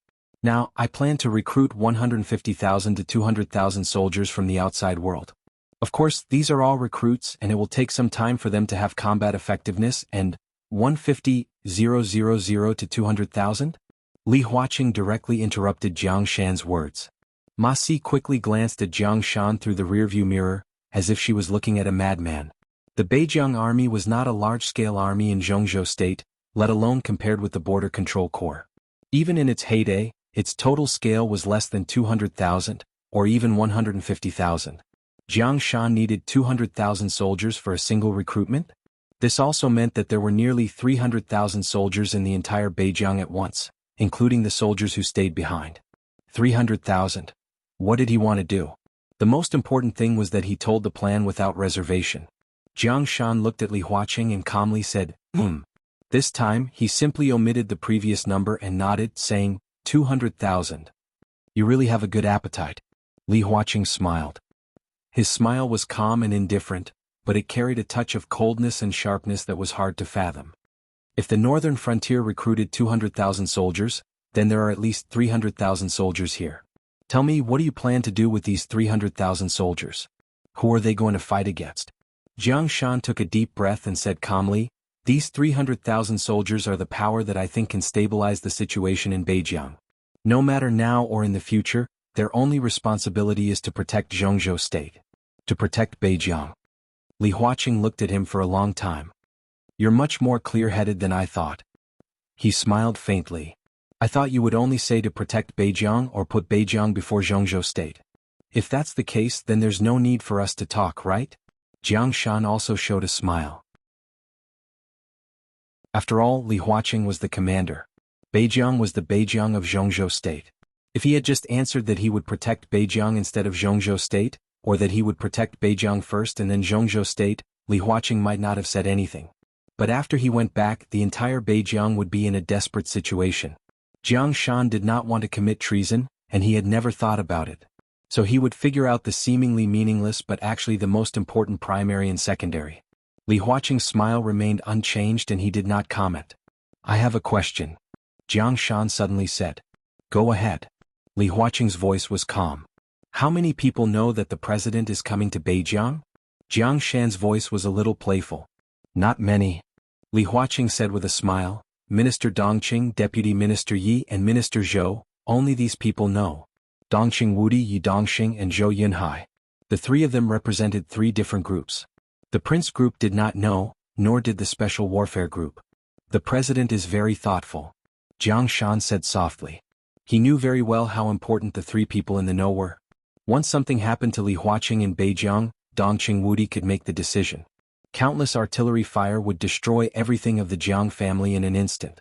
In the face of the overall strength of a country, especially the overall strength of a super overlord like Zhongzhou State, nothing could survive the artillery fire. This was the most powerful warning. At present, I'm not disappointed in Beijiang nor in you. Jiang Shan, I'm here today to give you a chance and also the last chance for Beijiang. I'm waiting for your answer as to where you and Beijiang should go. The vehicle approached the downtown area. Ma Si changed the direction under the navigation and drove to the villa of the Jiang family in the suburbs. Tell me who's behind you? Li Huaqing's voice was steady and dignified. I still say the same thing. Jiang Shan said slowly, the Jiang family has never turned to any force, let alone to the so-called foreign force. We only have ourselves. His voice was serious and serious. President, you'll see the answer. A satisfactory answer. I can guarantee that your trip to Beijiang today is absolutely worthwhile. Li Huaqing laughed. The black car slowly drove into the villa area and stopped in front of a villa in the central area. A figure shrouded in starlight and clouds was already standing there quietly. Li Huaqing couldn't see his face, but he could clearly feel the bright smile on the other side. Jiang Shan got out of the car first and opened the door for Li Huaqing instead of Ma Si. The figure at the door of the villa walked over steadily. Li Huaqing got out of the car and looked at the warm starlight and clouds in front of him, frowning slightly. If it's the confidence and strength of the Jiang family, Jiang Shan looked at the figure standing in front of Li Huaqing, who seemed to be composed of countless halos, and laughed. He is the confidence and strength of the Jiang family. The starlight was dim. The clouds surged. The soft light swayed slightly in front of Li Huaqing, getting fainter and fainter. Li Huaqing's eyes became more and more astonished, and his eyes became bigger and bigger. A familiar, extremely young face appeared in front of him and Ma Si. The starlight and clouds completely disappeared. His smile was bright. Hello, Mr. President, I'm Jiang Shangyu. After a pause, he said with a smile, you can also call me Your Majesty. Chapter 967. Direct, obvious and honest. Before coming here, Li Huaqing had imagined many scenarios. He didn't completely believe that Jiang Shan hadn't turned to any forces, so even on the way he was still wondering who he would meet here. Jiang Shan could invite him to Beijiang for a secret inspection. Naturally, it was not to show off and he did not have the guts. If the other party wanted to assassinate the president, it was even more impossible. Therefore, compared to Ma Si's worries, Li Huaqing was more curious. He was very sure that since Jiang Shan had invited him to Beijiang, he would definitely be able to see something and meet someone. But he didn't know who he would meet. He was fully prepared and felt that it wouldn't be strange to see anyone. If it weren't for the foreign forces, he might have met Chen Fangqin, Gu Xingyun, or even Zhou Yunhai or Li Tianlan. If he exaggerated a little more, even if he saw Wang Tianzong here, he would feel that it was understandable. But he didn't. No one. Li Huaqing had never thought that he would see Jiang Shangyu here. In other words, he didn't expect to see Jiang Shangyu, who called himself His Majesty, here. Was this the confidence of the Jiang family? Li Huaqing stood in front of the car and did not speak for a long time. Countless intense emotions surged wildly in his heart. Shock, astonishment, disbelief, and finally they turned into some kind of relief. Many of the things he couldn't figure out before seemed to have an explanation. For example, Jiang Shangyu had made continuous breakthroughs overnight. For example, he suddenly turned against Kunlun City. But as some things were explained, more doubts arose. His thoughts kept fluctuating. Li Huaqing was still calm on the surface. He looked at Jiang Shangyu with deep eyes, with obvious majesty and oppression. Jiang Shangyu looked at Li Huaqing with a smile, neither backing down nor dodging. Your Majesty. After a long time, Li Huaqing slowly repeated this phrase. The Sword Emperor of Beihai, the East Emperor of Tiannan, and Jiang Shangyu in front of him. The word, His Majesty, had never been bestowed upon so many people in any era.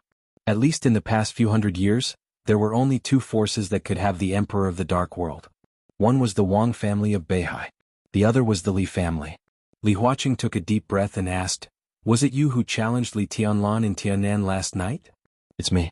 Jiang Shangyu nodded without hiding anything. What's the reason? Li Huaqing asked in a deep voice. There are too many reasons.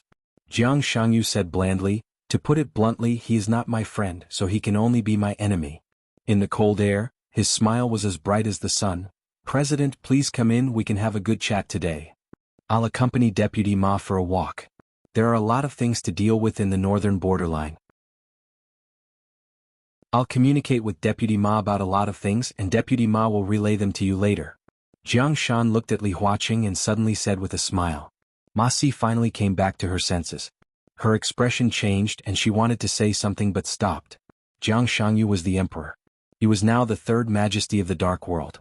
This identity represented too many things. To be honest, Ma Si didn't want to hear what Li Huaqing would talk to the president at all, but he was worried about Li Huaqing's safety. He stood there hesitating. All right. Li Huaqing took a deep look at Jiang Shan and responded simply. From Jiang Shan's attitude, Li Huaqing could be sure of one thing. In today's Jiang family, Jiang Shan had given most of the power to his son. When he didn't know Jiang Shangyu's identity behind the scenes, who would have thought that he would come to northern borderline to talk to the Jiang family and talk to Jiang Shangyu instead of Jiang Shan? Jiang Shangyu led the way in front, and Li Huaqing walked into the villa unhurriedly. The door was closed. It was quiet. The faint fragrance of tea floated gently in the hall. Li Huaqing sat on the sofa with a calm expression and looked at Jiang Shangyu. It said that this is your favorite Longjing. Jiang Shangyu smiled and poured a cup of tea for Li Huaqing. The water in northern borderline is clear and sweet. The taste of this tea should be better than the one you drink in Zhongzhou State. Li Huaqing took the teacup and put it in front of him. He looked at Jiang Shangyu thoughtfully. You ask and I'll answer. Jiang Shangyu calmly changed the honorific to a simple you. Li Huaqing wasn't surprised by his attitude, but it was obvious that he still didn't understand what he saw. He unconsciously picked up the teacup and took a sip of tea. After a long time he slowly asked, How did you do it? Jiang Shangyu was a little confused. I've specially learned some information about martial arts. How did you achieve this kind of strength? It's almost certain that although you're a few years older than Li Tianlan, your body shouldn't be able to withstand the power of the invincible realm at all. But your attack in Tiannan has proved that you have the strength beyond the peak of the invincible realm. How did you do it? Is it important? Jiang Shangyu said casually, My state is a little special. You can even understand that I haven't entered the invincible realm yet. I can only exert the power beyond the peak of the invincible realm. Li Tianlan can do this and I'm no worse than anyone else. Why can't I do it? If you have this kind of strength, why has the Jiang family been in a bad situation all these years? Li Huaqing shook his head subconsciously. It's not easy for me to get to this point. It wasn't until recently that I had enough strength and bargaining chips. Li Huaqing's voice became calmer and calmer. He said calmly, Let's talk about the bargaining chips in your hand. The most obvious one is wealth. Jiang Shangyu said calmly, Although the Jiang family doesn't have many industries at present, we are not short of money at the critical moment. It can be seen from the pension this time. Over the years, the Jiang family can get tens or even hundreds of times of every investment. You may not believe it, but if we compare the investment income of the Jiang family with the superficial income of the Flourishing Age Fund, our income rate is higher than that of the Flourishing Age Fund. It's just that we don't have much capital, so we can't reach the scale of the Flourishing Age Fund. The superficial income of the Flourishing Age Fund? Li Huaqing subconsciously narrowed his eyes. Don't doubt my words. After all, only the enemy will rack his brains to understand the enemy. According to my understanding, what the Flourishing Age Fund shows now is definitely not their complete scale. Although the Samsara Palace was destroyed, the main body of the Samsara Palace didn't suffer much damage. Their main body should be the Flourishing Age Fund. What the Flourishing Age Fund has exposed now is probably only 1/3 of their total scale, no more than half at most. Jiang Shangyu said calmly. What about you? Li Huaqing asked, how much have you exposed? How much have you hidden? So far I haven't exposed anything. Jiang Shangyu said with a smile, but in front of the president, I'm willing to be honest for once. He opened the drawer and took out a folder that was stuffed full. The current industry situation of the Jiang family is here. In fact, my father is right. The Jiang family has never betrayed Zhongzhou state from beginning to end. You said that we turned to foreign forces, East Island, the Jiang family of South America, the Holy Land, any force. This is not accurate. Jiang Shangyu said calmly, to be precise, these foreign forces turned to me. And today, Jiang Shangyu stared into Li Huaqing's eyes and said word by word, with all the bargaining chips of our Jiang family, we plan to turn to you. Chapter 968. The so-called heartbeat was an irresistible feeling. It was like staying at home and suddenly someone knocked on your door with a lot of money. It was like walking on the street and suddenly there were countless beautiful girls who wanted to be your girlfriend. It was like, unable to resist. Even if he knew there would be a trap. Li Huaqing felt the same way. The Jiang family wanted to take all its chips to the academics.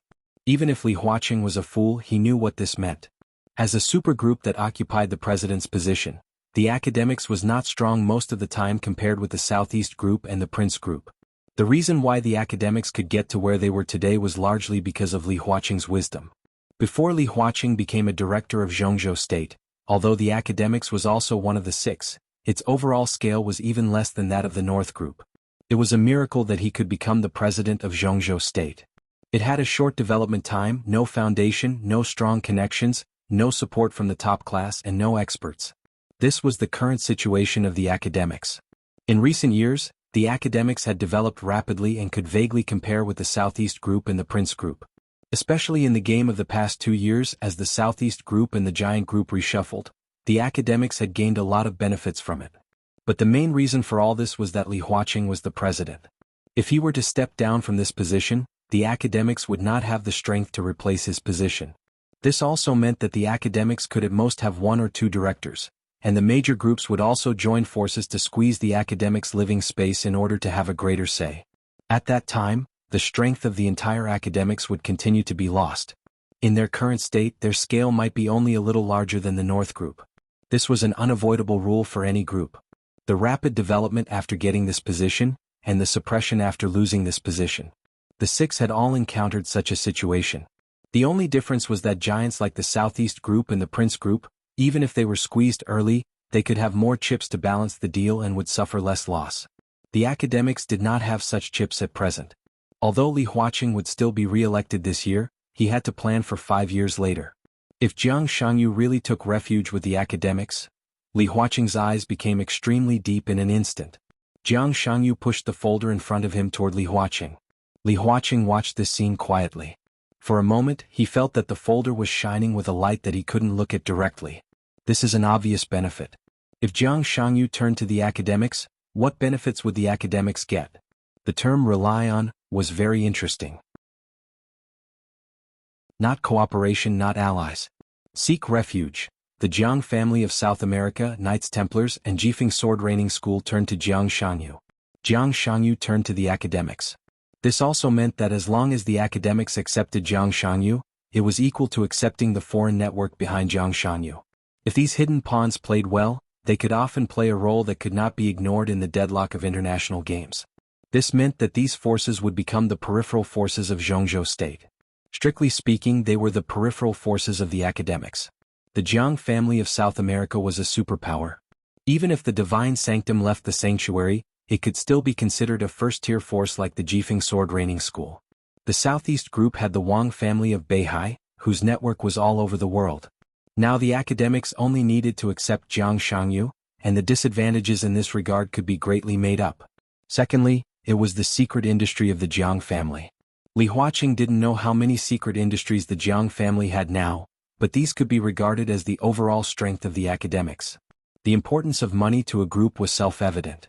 Behind every group, there was incomparably strong capital support. Otherwise, the Flourishing Age Fund would not have developed to this extent. And if they accepted Jiang Shangyu, the shortcoming of the academics without experts would immediately disappear. Jiang Shangyu, who called himself His Majesty, was even a super expert who could fight against Li Tianlan at this stage. The lack of their own experts had always been a pain in the heart of the academics.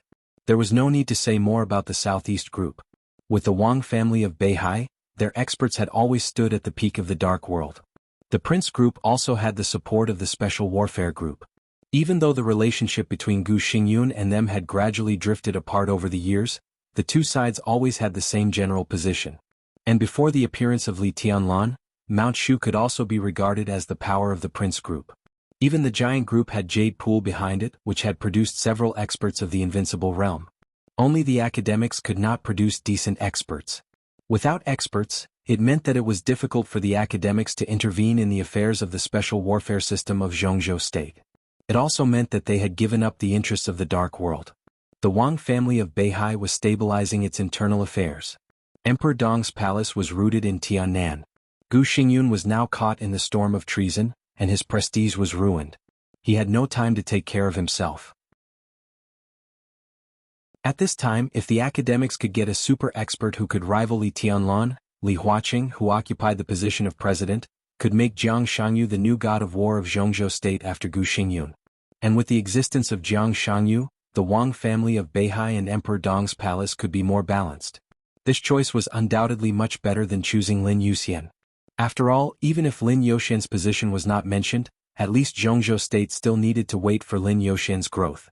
Similarly, as the Jiang family turned to the academics, Beijiang would also become the academics' possession. As a senior member, Jiang Shan could also bring great help to the academics.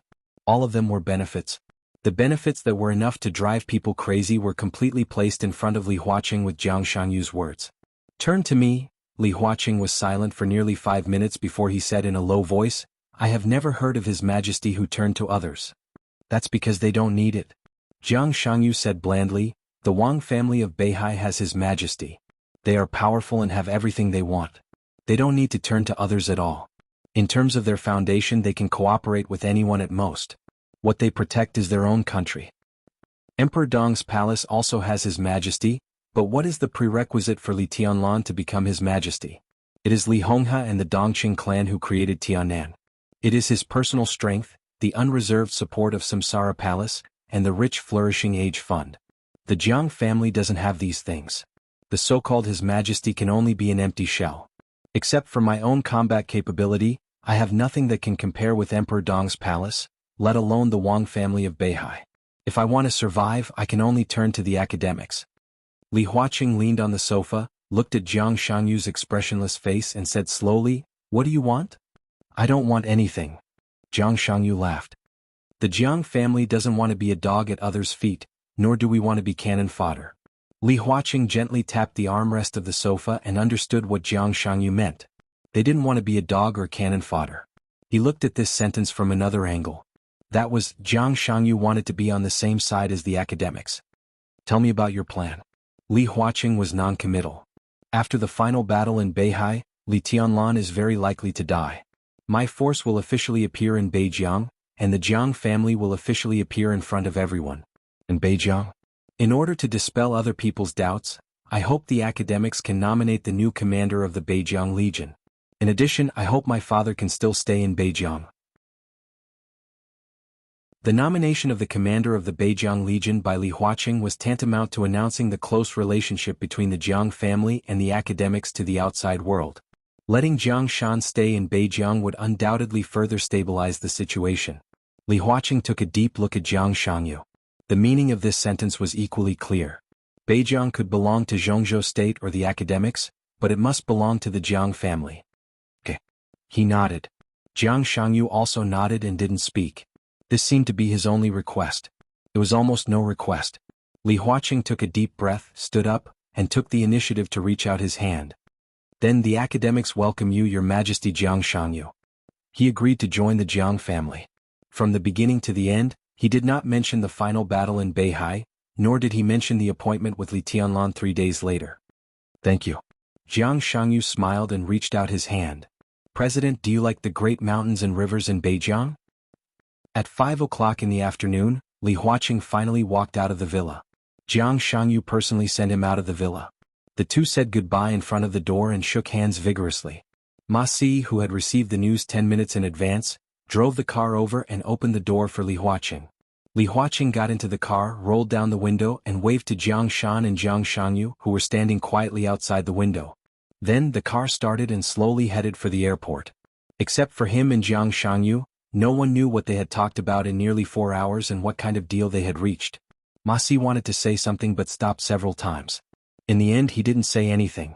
He actually wanted to know the content of the conversation between the president and Jiang Shangyu, but he was very clear that it was not necessarily a good thing for him to know these things. How was your chat with Jiang Shan? Li Huaqing seemed to be in a good mood. He glanced at Ma Si and asked with a smile. We had a good chat. We had a good chat. Ma Si laughed. Ha! Li Huaqing shook his head with a smile. What did you talk about? Ma Si drove the car, thought about it seriously and said dumbly, in fact, we didn't talk about anything. This inconsistent answer was actually not contradictory at all. One was the chief secretary of Zhongzhou State, and the other was a senior member of Zhongzhou State. Both of them could be said to be wily old foxes. When they sat together, there would naturally be no awkward silence, but they were absolutely adept at playing the official tone. They had a good chat, but even if they had a good chat for a day, they could have a good chat without saying anything substantive. Li Huaqing shook his head with a smile and did not speak. Ma Si thought about it and suddenly said, however, Speaker Jiang Shan seems to be very concerned about the future of Beijing and hopes that we can support it. In addition, he also mentioned some policies of Zhongzhou State in recent years and expressed a lot of opinions. Li Huaqing paused and subconsciously narrowed his eyes. A sharp light flashed in his eyes, then he nodded and said calmly, we should still support the northern borderline. The northern borderline army is a little sensitive now. After we go back, we need to choose a real capable general from within to be the northern borderline army's commander. Internally? Ma Si turned her head and looked at Li Huaqing in astonishment. There were two meanings in this. One was the internal of Zhongzhou State, and the other was the internal of the academics. If it was the former, Li Huaqing didn't need to tell him. This also meant that, would the academics take this extremely sensitive position? Li Huaqing nodded with a smile. You have been with me for many years. After the election, come down and have a look. Just come here and preside over the provincial government of Beijing. Jiang Shan will support you. Ma Si's arm shook and he couldn't come to his senses for a while. He had been with Li Huaqing for more than 10 years. At the level of governor, if he was demoted, he would at least be a border governor. People like him would generally have one or two better places to go. The best was naturally to be demoted to a remote and backward province and directly serve as a speaker. But such cases were rare. The second was to be demoted to various departments directly under Zhongzhou State as a minister or the first deputy minister. Now, Li Huaqing meant to let him be the governor of Beijing? Although Beijing was a little backward compared with Wuxia and Nanyue, it was the largest province in Zhongzhou State. The speaker had always been a member of parliament. There was no doubt that the governor of Beijing was valuable. This could be said to be the best place for him. President? Ma Si's voice was a little hesitant. Li Huaqing glanced at him and nodded. From now on, the Jiang family is one of us. Ma Si took a deep breath subconsciously, and countless emotions kept rolling in his heart. The Jiang family was one of us. This news shocked him even more than Jiang Shangyu calling himself His Majesty. Don't feel wronged when you come to Beijing. 5 years later, I will retire. At that time, Jiang Shangyu will probably be able to initially control Beijing, and Jiang Shan will also let go of this place. At that time, the academics will fully support Jiang Shan to further become a director, and you will be the most powerful candidate for the speaker of Beijing. Li Huaqing's voice was flat. Ma Si drove the car and was silent for a long time. If this was part of the deal? He pondered and gradually frowned. President, he whispered, the Jiang family's ambition seems to be a little too big.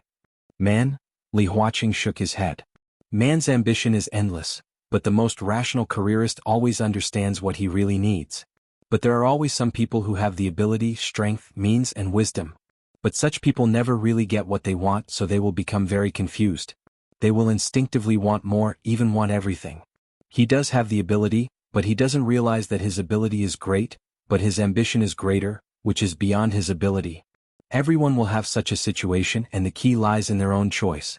For example, the original Wang family of Beihai, for hundreds of years from the beginning to the present, the Wang family of Beihai has always wanted Beihai. Another example is the current Emperor Dong's palace. Li Tianlan may not understand this at the beginning, but Samsara Palace and Li Honghe are sober enough, so they want Tiannan. The former is using the resources of Zhongzhou state to feed Beihai, and the latter is using the resources of Zhongzhou state to develop Tiannan, so they are cancer. They are ambitious, but they are also rational enough. Li Huaqing's voice contained countless sighs. What about Jiang Shangyu? He wants to use Beijiang to seek the whole Zhongzhou state, not to use Zhongzhou state to develop Beijiang. His choice seems to be similar to that of the Wang family of Beihai and Emperor Dong's palace, but in fact, it is completely different. He is a madman. He may think he is very sober, but in fact he is crazy. I agree to let them join the academics and become one of us. But I can never let him hand over the future of Zhongzhou state and the academics to such a person. So I will show some attitude, but I can never give him too much support. The car drove slowly on the road. Li Huaqing looked at Beijiang outside the window and chuckled. The great mountains and rivers of Zhongzhou state. Do you deserve it?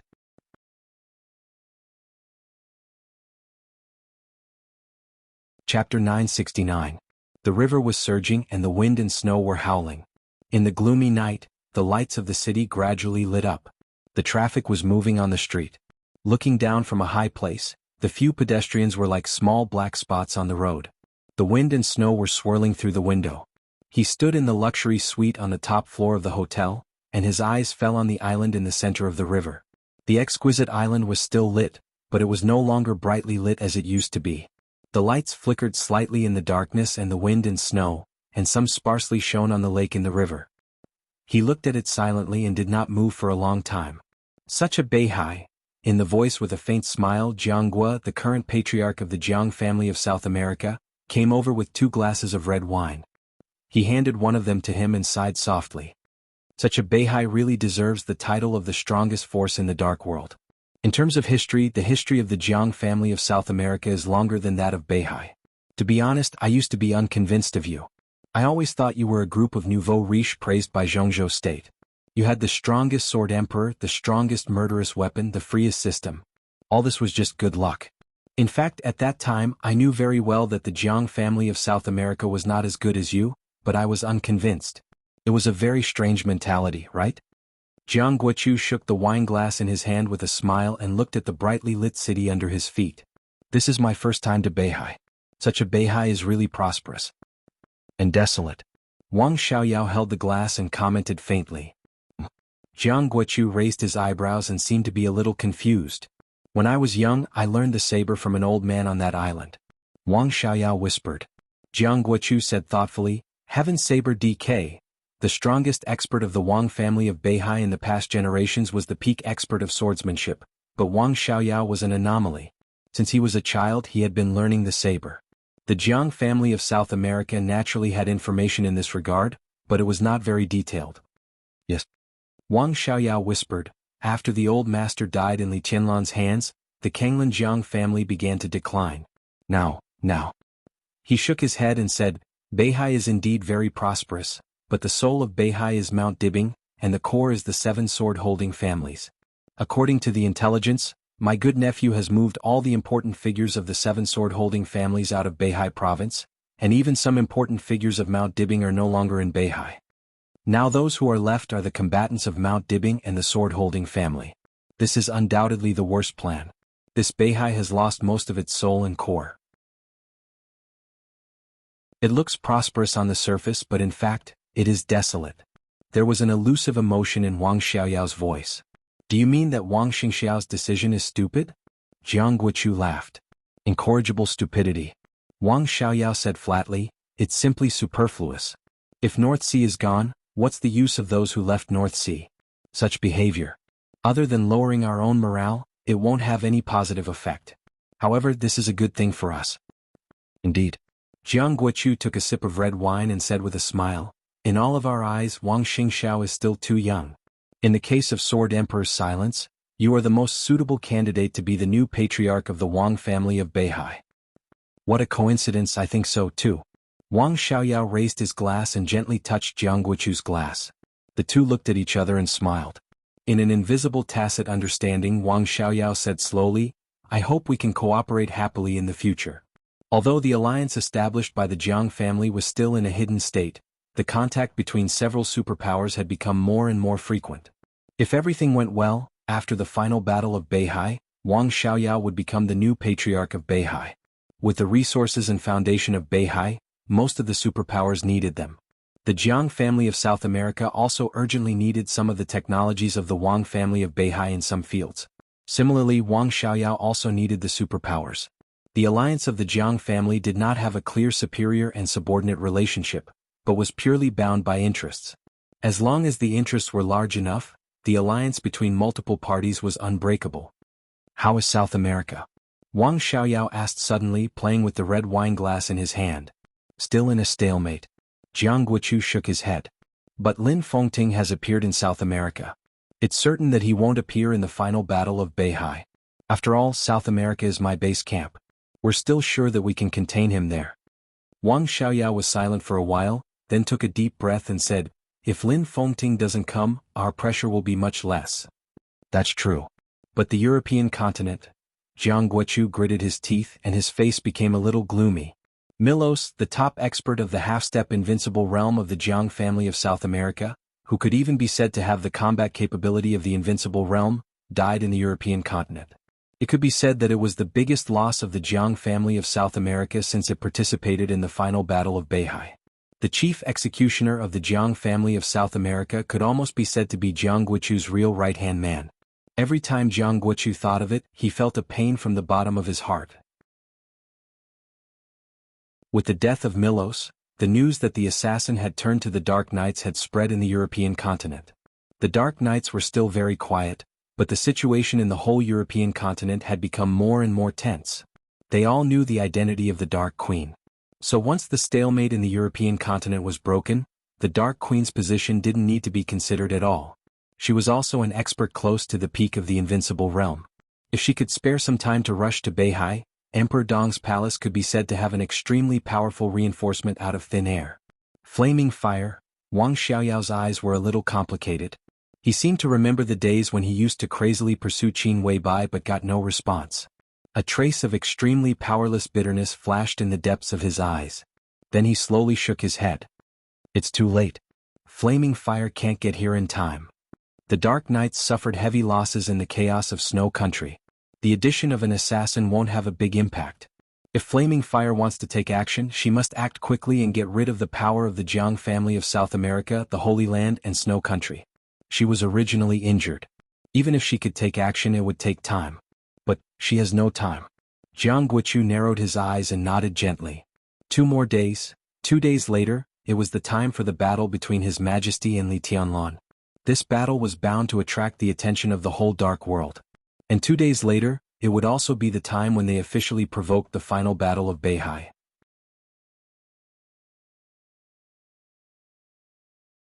Chapter 970. No matter how turbulent the outside world was, the inside of Emperor Dong's palace was always calm and peaceful. Today's Emperor Dong's palace seemed to have an extremely stable and majestic aura, just like the Wang family of Beihai before. That kind of confidence quietly affected everyone in Emperor Dong's palace. The mysterious expert's challenge to Li Tianlan continued to ferment in the dark world. In just 1 day, it had attracted the close attention of countless forces in the dark world. Both the superpowers and the medium and large forces in the dark world were silently analyzing the possible results of this battle and nervously preparing for the upcoming drastic changes in the dark world. But inside Emperor Dong's palace, it was calm as if nothing had happened. The specific form of this calmness was that most of the higher-ups in Emperor Dong's palace were busy with their own affairs. Except for the initial shock and astonishment, Emperor Dong's palace quickly calmed down, as if everyone had absolute confidence in Li Tianlan. So far, no one had expressed any opinion about this battle. Not to mention worry, they didn't even mock the mysterious expert. This time, it had attracted the attention of the dark world, but inside the Emperor Dong's palace, it seemed to be completely ignored. As one of the most important and core higher-ups in Emperor Dong's palace, military counselor couldn't understand the current mentality of Emperor Dong's palace. His position was completely different from Saint's. When Samsara Palace existed, Saint was the main combat force of Samsara Palace, but the master of Samsara Palace regarded him as one of the most important supporting forces for Li Tianlan in the future. Therefore, Saint was not responsible for anything in Samsara Palace, only the necessary battles. Military Counselor was a comprehensive talent who controlled most of the affairs of Samsara Palace. He controlled the wealth, resources, and intelligence of different channels of Samsara Palace. He was the general manager who managed most of the affairs of Samsara Palace. As for the future of Emperor Dong's palace, the master of Samsara Palace didn't arrange any specific position for him, which was equivalent to leaving him a way out.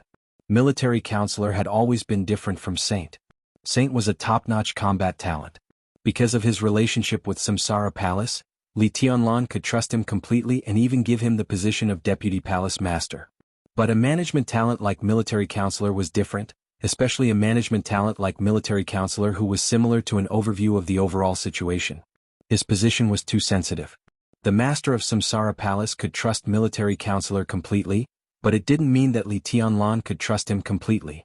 Even if he could trust him, there was still the problem of whether he could be used conveniently. Therefore, in the original plan, when Samsara Palace was destroyed and Emperor Dong's palace rose, Military Counselor could withdraw from the core position of Emperor Dong's palace with a small part of the shares of the Flourishing Age Fund, and then slowly fade the traces of his existence. Of course, if Li Tianlan trusted him enough and he was willing to stay, he could continue to lead the Flourishing Age Fund. It all depended on Li Tianlan's attitude and Military Counselor's own choice. Military Counselor had never known Dongqing Huangtu. He knew of this person's existence, but he had no interest in understanding, learning, or using him for reference. His martial arts talent and age were not enough for him to enter the Invincible Realm. Half-step Invincible Realm was his limit. He didn't want to learn the martial arts and sword energy of the so-called Chosen One, nor did he bother to think about how great the dynasty after Samsara Palace would be. All his thoughts were on the development of Samsara Palace, and all his loyalty was to the master of Samsara Palace. He didn't know Dongqing Huangtu, which meant that he didn't know Li Tianlan. The scenery after the Invincible Realm was extremely strange to him. The strength after the peak of the Invincible Realm had become very vague to him. Therefore, when a mysterious expert who had surpassed the peak of the Invincible Realm personally delivered the letter of challenge to Li Tianlan, it was really hard for him to understand how the whole Emperor Dong's palace could completely ignore him. This kind of detached mentality, which regarded the heroes of the world as non-entities, made Military Counselor instinctively feel a little uneasy. He might not know much about the ultimate martial arts of this era, but at least he could know that Li Tianlan hadn't really set foot in that supreme realm. At most, he had broken through the peak of the Invincible Realm. Facing the challenge of a super expert in the same realm, the whole Emperor Dong's palace seemed to have underestimated the enemy. Was he arrogant? Was he arrogant? Military Counselor hesitated for a day and finally found Saint on the evening of the second day after the letter of challenge was issued. He still didn't want to communicate with Li Tianlan directly about many things. He would avoid it if he could. It was the same to find Saint and ask him to help him convey his attitude. After returning to Emperor Dong's palace, Saint had been staying in his room. When Military Counselor opened the door, invisible sword energy was spreading in the room. The space kept shaking and twisting in front of Military Counselor, and finally formed a delicate balance. Saint, who was a little pale, was staring at the middle point of the space distortion. He frowned tightly and his eyes were solemn and serious. Military Counselor stood at the door and frowned, but he didn't want to leave. Military Counselor glanced at him and gently flicked his fingers. The constantly spreading sword energy in the room slowly shrank. Then, the whole twisted space seemed to be slowly smoothed out by an invisible hand. Saint, who was a little pale, slowly exhaled. He picked up the water glass in front of him and drank some water. Then he asked casually, "What's wrong? You don't look right." Military Counselor walked into the room, took out a cigarette and threw it to Saint. "Is your injury worse?" "No." Saint smiled, lit the cigarette, took a deep drag and said slowly, "I'm a little exhausted. I'll be fine after a night's rest." Military Counselor nodded, smoking absent-mindedly, and didn't speak for a while. "You came to me just to smoke? Afraid of being discovered by Xinyan?" Saint glanced at him and joked. "Xinyan follows His Majesty all the time. As her father, I have to put her in second place." Military Counselor shook his head with a bitter smile. He hesitated and said slowly, "Did His Majesty go to the city hall today?" "He came back after lunch. Mayor Ning is very capable, and there's not much for His Majesty to worry about in the city hall. Military counselor said, "What about now? He should be talking to Du Hanin and Su Chu. They will secretly leave Beihai tonight and go to East Island. The new Nightmare Army has begun to gather people. If everything goes well, I'll set off tomorrow afternoon." Saint glanced at him. "Tomorrow afternoon? To East Island?" Military counselor frowned. Saint nodded. "Do you have a different opinion? The day after tomorrow, Jiang Shangyu will challenge His Majesty. Are you going to East Island tomorrow?" Military counselor said in a deep voice. "Yeah." Saint smiled. Looking at military counselor's expression, he seemed to understand something. "There's nothing to worry about." "What? Are you worried that His Majesty will lose?" "He's not really invincible yet. Aren't you worried at all?" Military counselor took a deep breath and asked slowly. "He can do it," Saint said blandly.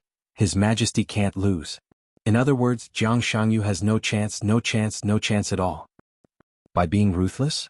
Military counselor smiled with a complicated expression. "No, by His Majesty himself." Military counselor seemed to think of something, and his eyes became a little strange. "To tell you the truth, I was a little worried before this noon. But after noon I found how ridiculous my worries were. All of us don't understand His Majesty's power at all." "What do you mean?" Military counselor raised his eyebrows. "When His Majesty returned from the city hall this afternoon, Saint hesitated for a moment. He seemed to be a little embarrassed and didn't know how to describe it. "Well, we had a friendly match with His Majesty." "Spar? You?" Military counselor's voice sounded a little strange. "Me, Situ Tsangyue, Lin Yuxian, Li Beidian and Bai Yuming." Saint sounded a little annoyed. The five of them could be said to be the strongest fighting force in Emperor Dong's palace, except for Li Tianlan. 2 were in the invincible realm and 2 were in the half-step invincible realm. Li Beidian, who had the lowest realm, also had the strength of the half-step invincible realm. "It's not a tag-team battle," Saint said hoarsely, 5 against 1. "What was the result?" The military counselor's voice became more and more strange. "The result?" Saint sounded like he was having a toothache. 1 minute and 30 seconds. The 5 of us were defeated. The military counselor let out a long, "Oh."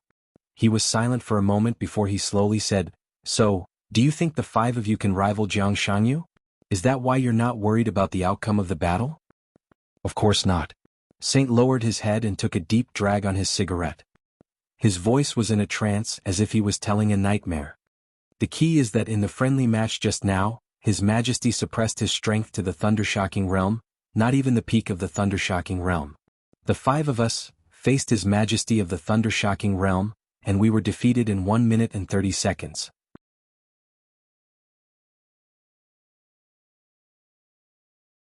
Chapter 971. Military counselor didn't speak for 5 or 6 minutes. Saint sat opposite him and finished smoking the cigarette in his hand.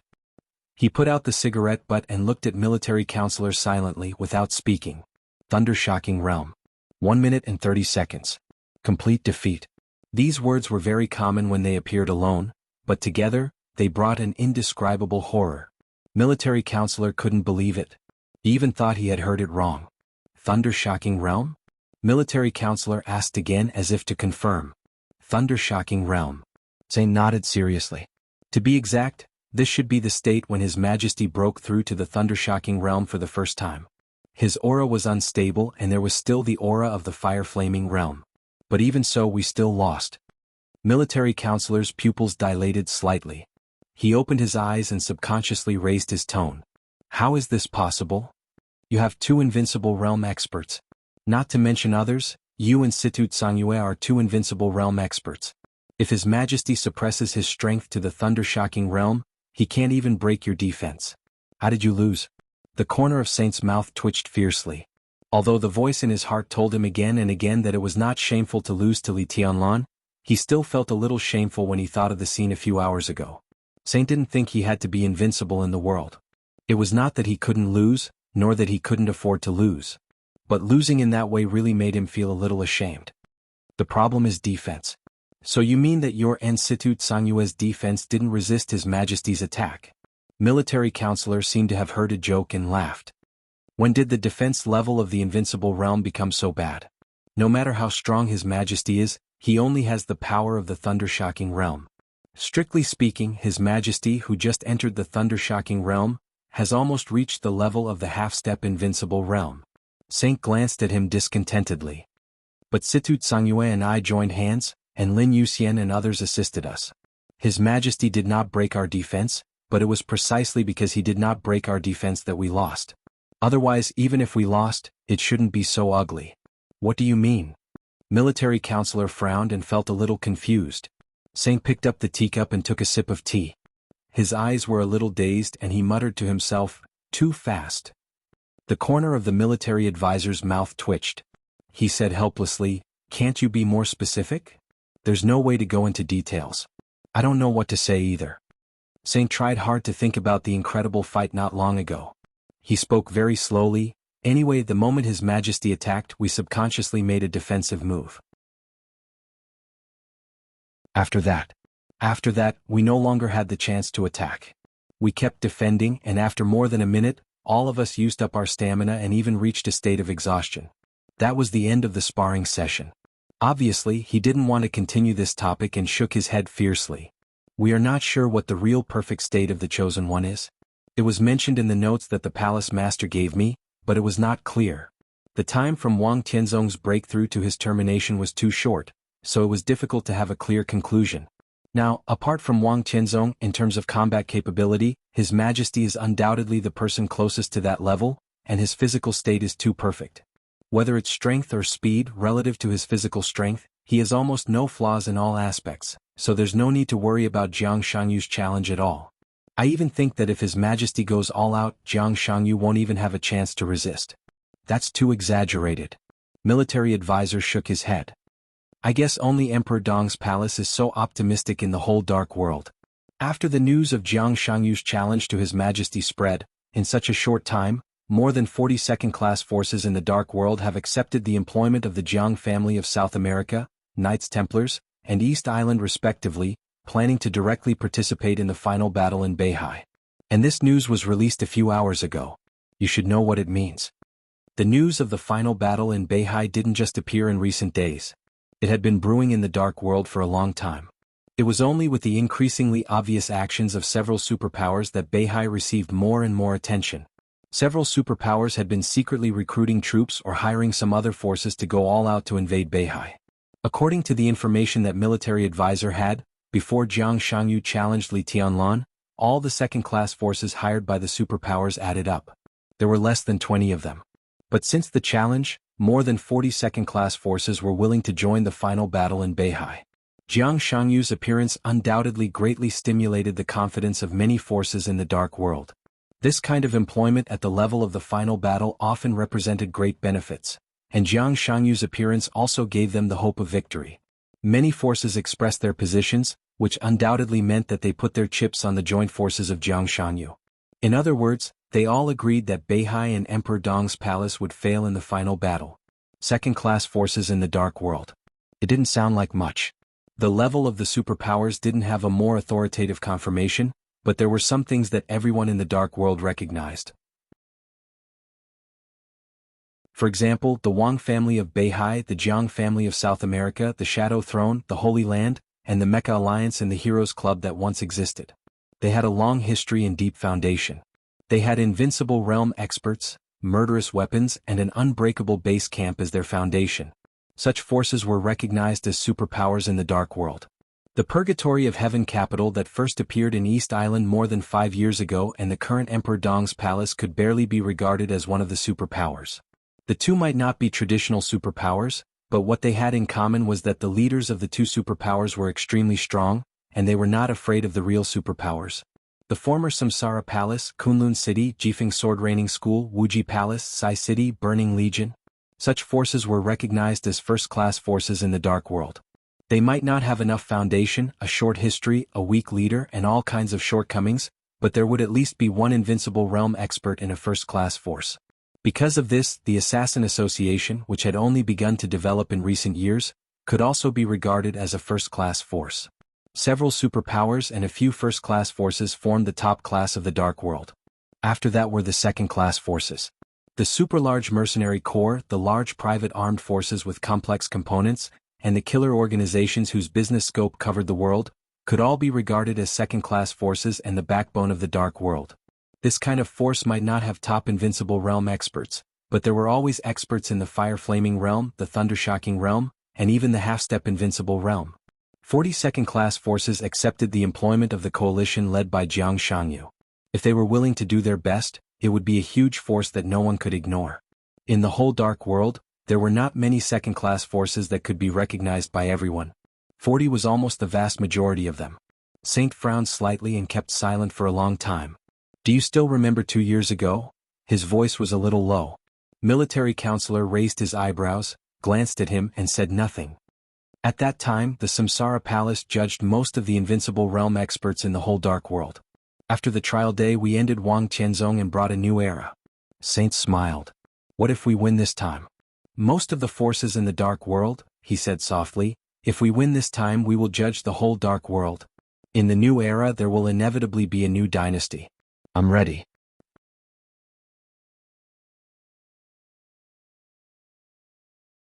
Chapter 972. Legislation. Looking at Ning Qianqing sitting opposite him, Li Tianlan's tone was a little stunned. We've discussed it internally. Everyone has always thought that it's time. As if he had been prepared, Ning Qianqing took out a thick stack of documents from his bag and handed them to Li Tianlan. Take a look at these. If you have no objections, I will personally go to Yuzhou to communicate with Guo Wentian. Li Tianlan silently looked at the documents in Ning Qianqing's hand and then at his own palm. He held a spicy duck head in his palm. Without disposable gloves, his fingers were all stained with oil.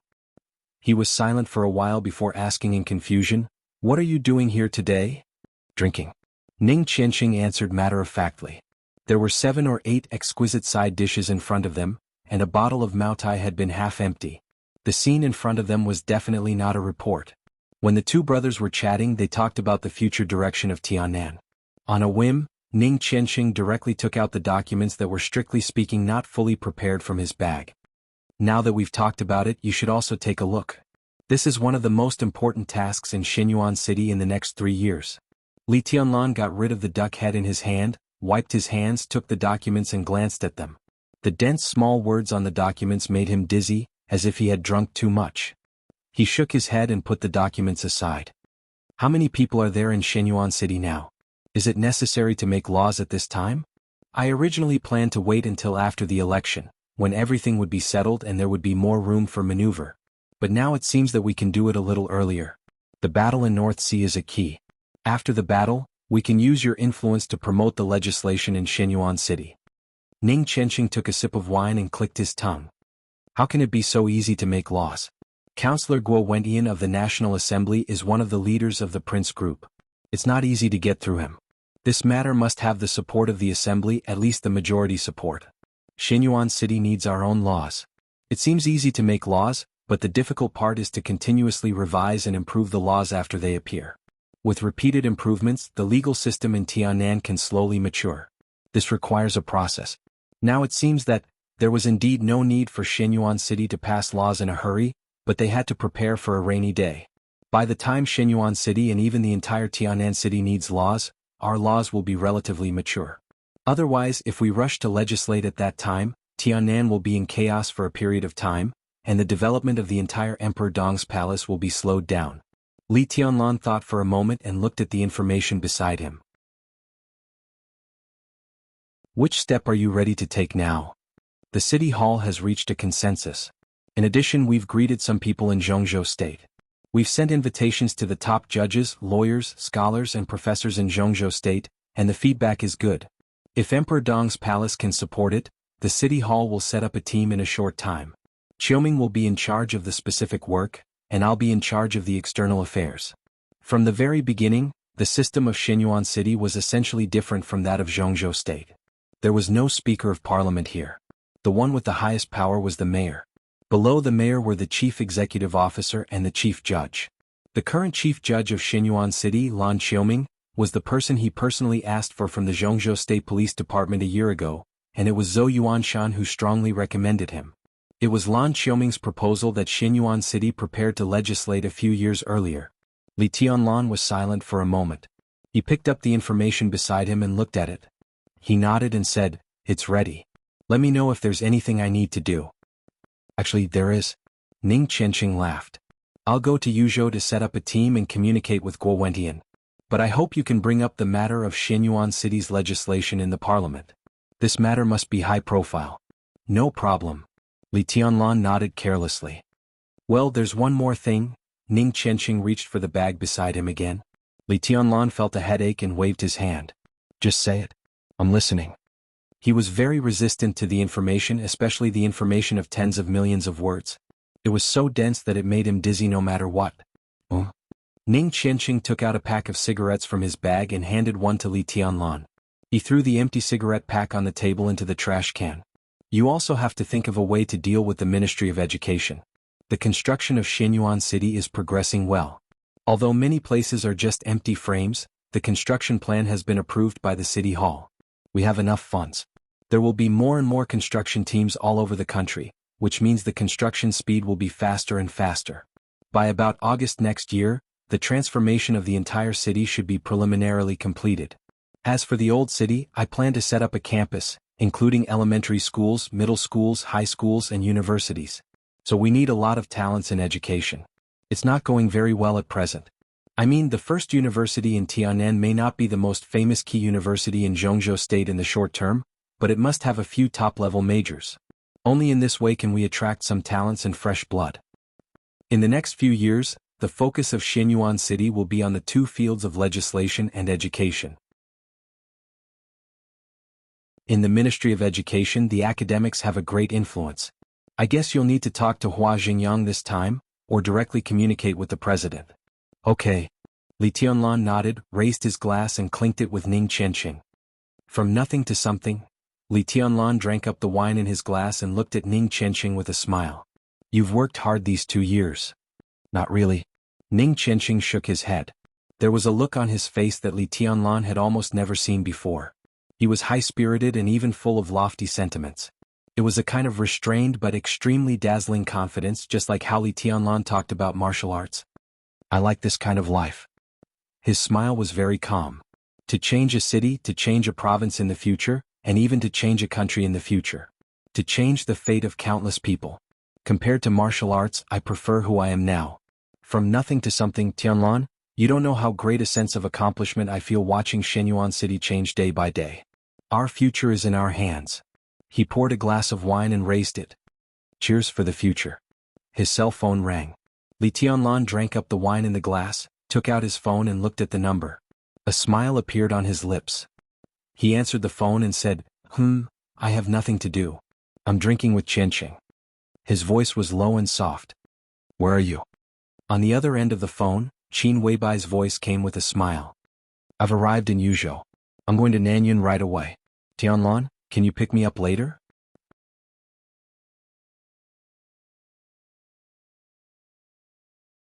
Chapter 973. When she picked up the fashion magazine in front of her, Qin Weibai's face had a very satisfied and gentle smile.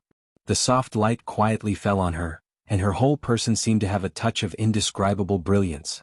Standing beside her, Horsewoman held a hot mobile phone, and her face was full of helplessness, as if she had been forced to eat dog food. She casually turned a page of the magazine, and Qin Weibai's lazy and cheerful voice rang out. Tianlan will pick us up in Nanyun in a moment. He should arrive half an hour earlier than us. Horsewoman stood there without expression and said a word. Whether Qin Weibai was Qin Weibai or not, at least their habits were completely the same. Horsewoman knew very well that she didn't need to say anything at this time. Qin Weibai held her cheek with one hand, and her rosy lips sucked the juice straw in front of her. When she was in a trance, her eyes were full of smiles. No one knew what she was thinking of. They had long been tired of the feeling of being watched wherever they went, so now they quietly stayed in the private VVIP lounge of the airport. The classic cartoon Tom and Jerry was playing on the big screen on the wall. Qin Weibai's eyes fell on the screen, and she was in a daze for a long time. Then she let go of the straw and sighed softly. I have talked with Lin Changlu. In the future, Emperor Dong's palace will be responsible for the fantasy project in Asia, and the transportation channels and trading channels will be controlled by us. In addition, he is willing to sell part of the shares of the 2 casinos in Haojiang to Emperor Dong's palace on the condition that they build a casino in Xianyuan City. In the future, you will negotiate with Lin Changlu, and the details will be discussed with military counselor. Qin Weibai said softly. Horsewoman was stunned, and then she nodded and said, okay. As Qin Weibai became the patriarch of the Lin clan, Horsewoman came into contact with more and more people and things of the Lin clan. She was very familiar with the name Lin Changlu, but when it came to formal meetings, it seemed that she had only met him twice. Lin Changlu was the patriarch of the largest branch of the Lin clan in Asia, and he used to be one of the Li family's staunch allies. Since the Li family was destroyed more than 20 years ago, Lin Changlu's force had been a bit distant from the headquarters of the Lin clan. This time he cooperated with Emperor Dong's palace because he saw the Li family rise again and wanted to build a relationship with Emperor Dong's palace? As expected of an old fox.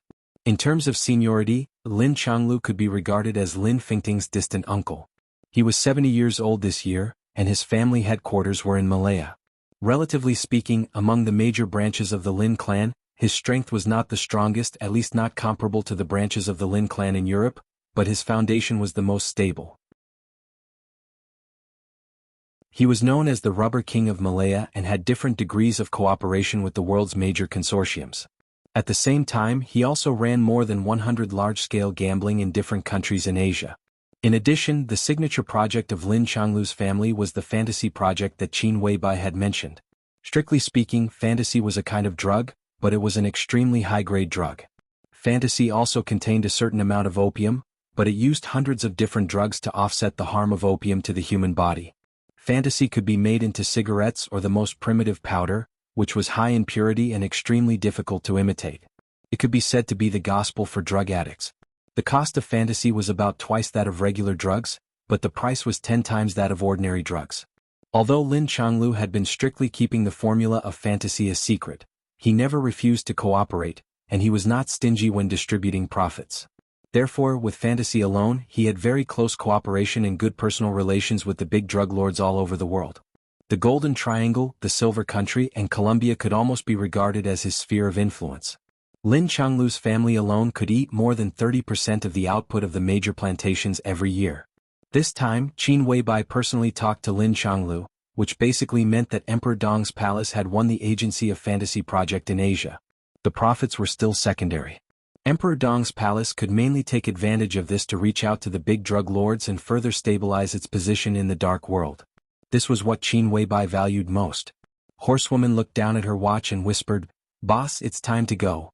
The plane will take off in 40 minutes. Qin Weibai seemed to be thinking about something.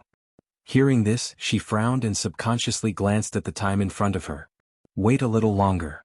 Horsewoman subconsciously wanted to ask who Qin Weibai was waiting for, but before she could speak, the door of the private lounge was gently knocked on. Open the door. Qin Weibai's tone was calm. Horsewoman walked over and opened the door. A tall and burly bald man stood at the door. The aura all over his body was extremely fierce, and he seemed to be filled with an extremely violent power from head to toe. But the look in his eyes was extremely deep. Horsewoman frowned and suddenly felt a little uncomfortable. Rather than saying that the other party's eyes were deep, it would be better to say that they were dull and lifeless like a puppet. Her eyes slowly contracted and her voice was cold. Ghost Flame? She recognized the man. The man was not a nobody in Zhongzhou State or even in the Dark World. Even if the Dark World now had the power beyond the peak of the Invincible Realm, it was impossible for the peak of the Thundershocking Realm to be a nobody. Ghost Flame of Kunlun City. He was one of the few experts at the peak of the Thundershocking Realm in Kunlun City, and he was close to the half-step Invincible Realm. The peak of the realm. In everyone's heart, in Gu Xingyun's and even in Ghost Flame's own heart, he was the most loyal dog to Gu Xingyun. He was loyal and absolutely loyal.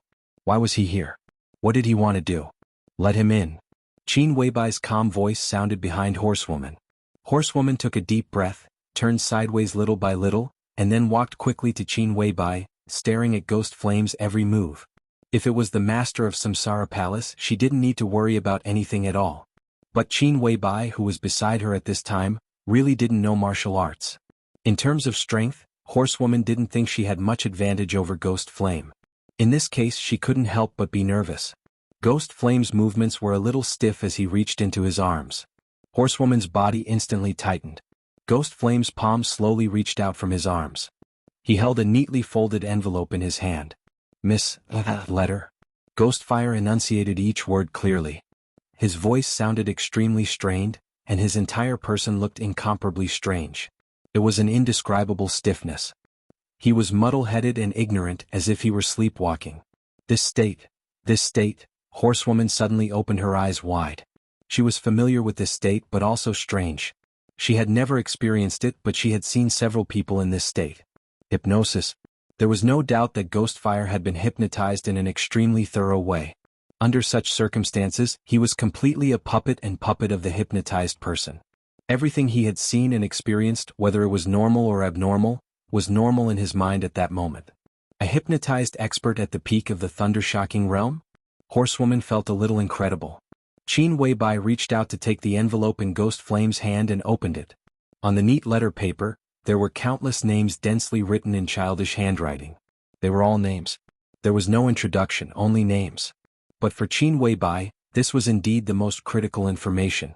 She held the letter paper, lowered her head, and was silent for a long time. Ghost Flame, who looked a little stiff, left the lounge without saying a word. The door was slowly closed. Qin Weibai sighed softly. After a long time she murmured, "What a terrible child."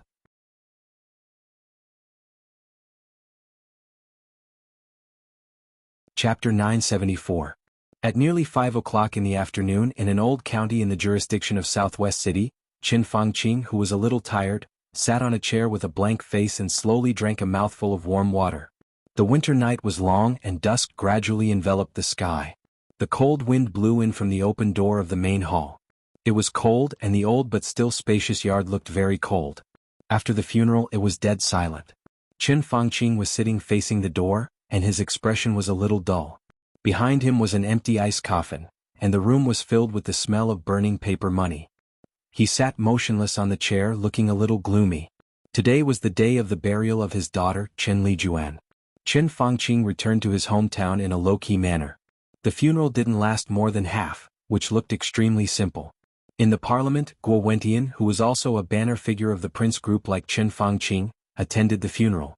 In addition, a secretary general and deputy mayor of Southwest City were also present, and then some relatives who were neither far nor close. Qin Fangqing lowered his head, and his eyes were a little sinister, but more self-deprecating. As the prime minister of Zhongzhou State, the funeral had been simple to the point of being a little shabby. It also seemed to prove his status in the prince group. If it was in the period when his influence was at its strongest, even if he repeatedly stated that the funeral should be simple and refused other officials to attend, there would definitely be a lot of people who would really attend. Even if those officials knew that they would be criticized by him after coming, they would still come. The most obvious example was when Guo Wentian's old mother died the year before last. Guo Wentian also had a simple funeral, but the scene of the funeral was extremely grand. Guo Wentian's hometown was in an ordinary city in Tianfu province.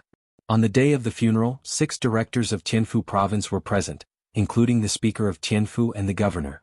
In addition, the speaker of Southwest City, which was nearby, was also present in person. All the city leaders were present.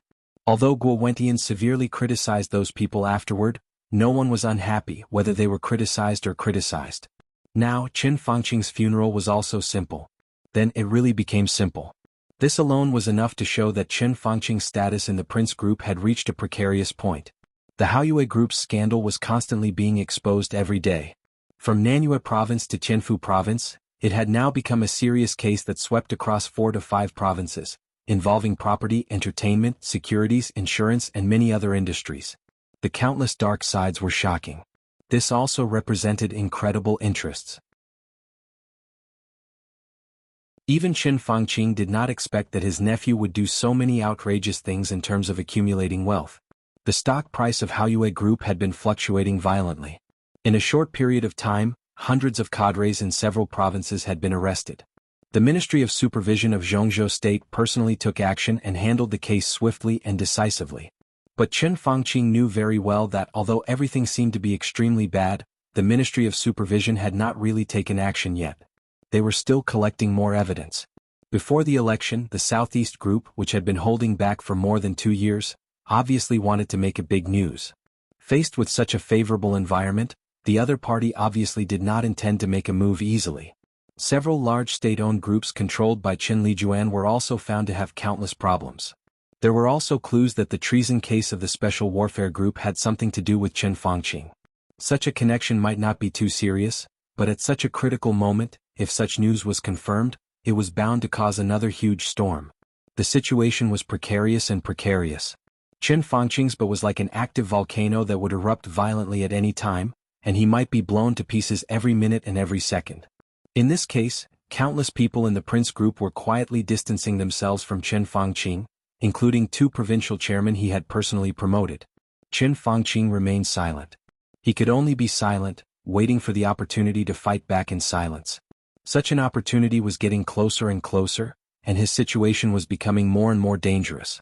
In the gradually darkening sky, Chen Fangqing gritted his teeth and stood up with a glass of water. The cold wind blew through the room. Guo Wentian, with a white flower on his chest, walked into the yard from the gate. Looking at Chen Fangqing walking out of the main hall, he sighed. "It's time to go back," Guo Wentian said slowly. "The comrades in the southwest have already prepared the plane.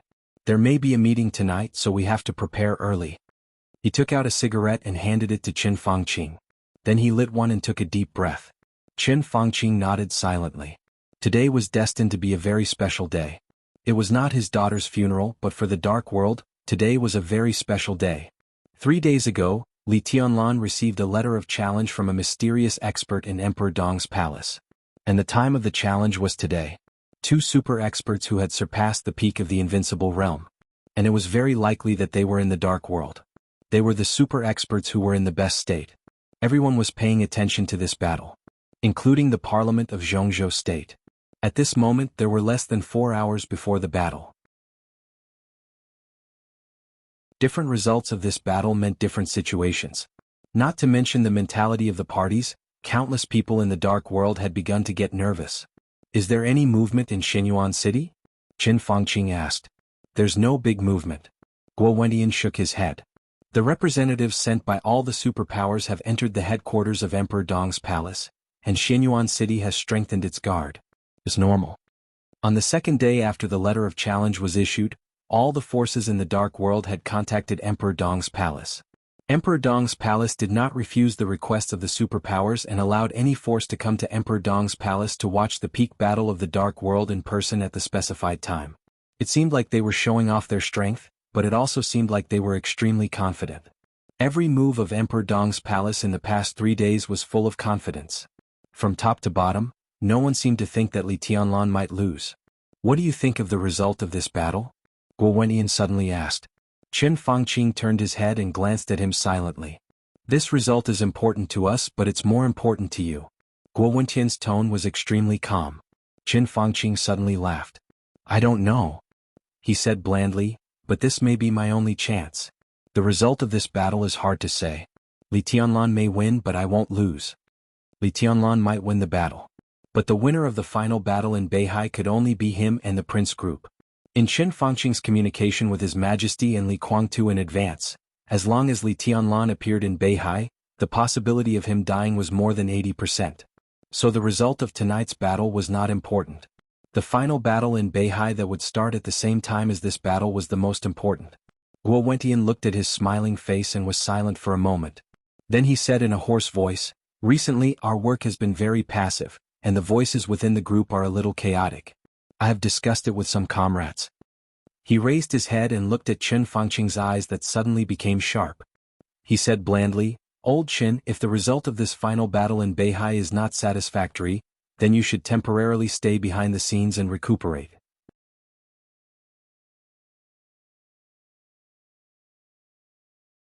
Chapter 975.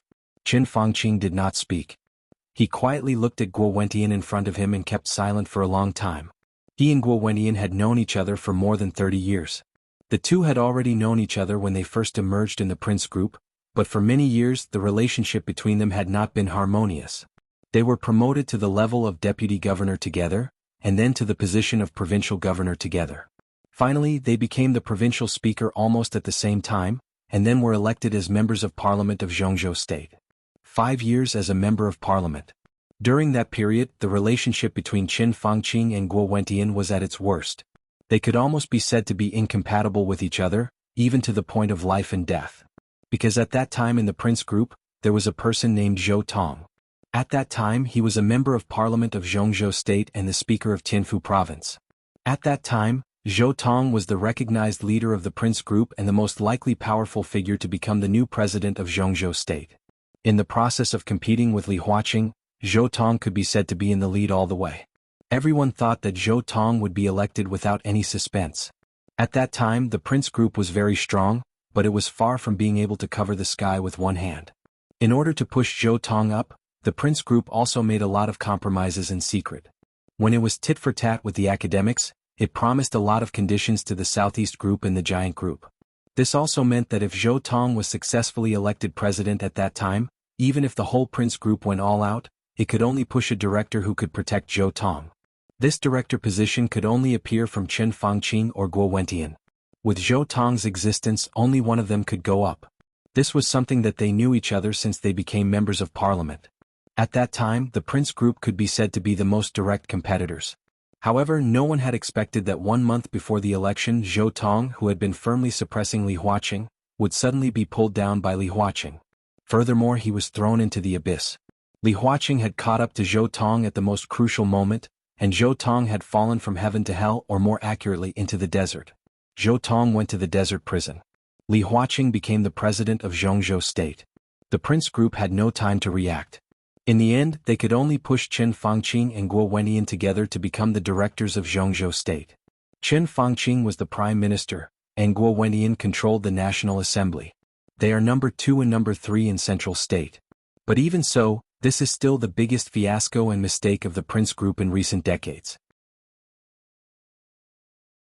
After becoming a director, the relationship between Chen Fangqing and Guo Wentian seems to have eased a lot, but the game between the two was too fierce, and there are still clear cracks inside the Prince Group. Chen Fangqing habitually considered problems from the perspective of the overall situation. What he saw was the overall situation, the future of Zhongzhou State and the overall interests. Guo Wentian is more like the real leader of the Prince Group. He values the interests and future of the Prince Group more. In terms of structure, Chen Fangqing was far superior to Guo Wentian, but in terms of ability, Guo Wentian was slightly superior to Chen Fangqing. The ideas of the two were not exactly the same. For so many years, how could there be real harmony within the seemingly peaceful Prince Group? Chen Fangqing had been under a lot of pressure recently and had almost lost sleep all night. He had to guard against the Southeast Group, Li Tianlan and Li Huaqing. But most importantly, he had to guard against Guo Wentian, who had been quiet all the time. As his situation worsened, Chen Fangqing knew very well that Guo Wentian would definitely take action. But he did not expect that Guo Wentian would take action at this time. "You are not optimistic about the final battle in Beihai?" Chen Fangqing asked directly. He knew very well what Guo Wentian meant by that sentence. If the final battle in Beihai did not get the result they wanted, then he would retreat behind the scenes to cultivate. Once he retreated, there was basically no possibility for him to appear again. There was still nearly a year before the election. If he went to cultivate at this time, the entire Prince Group would fall into the hands of Guo Wentian.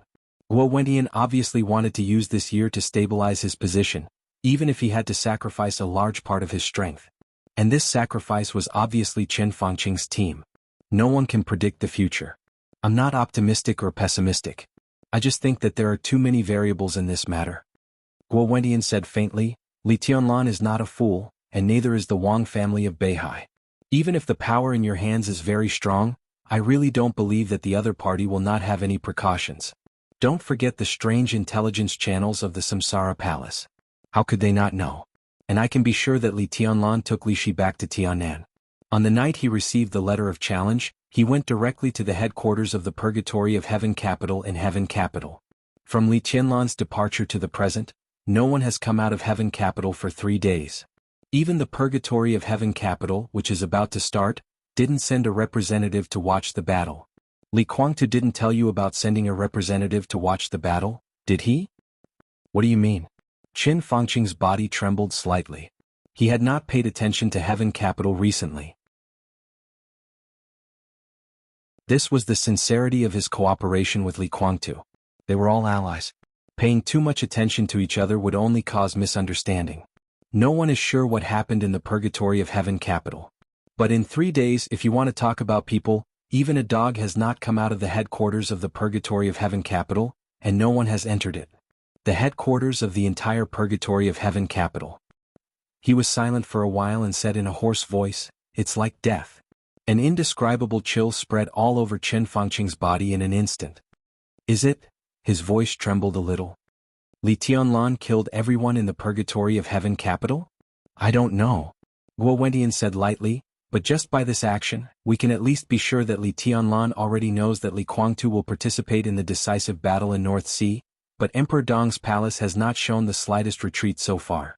Li Tianlan is not afraid of this at all. In this decisive battle, Li Tianlan is very likely to die. I'll only you believe this because you have to believe it."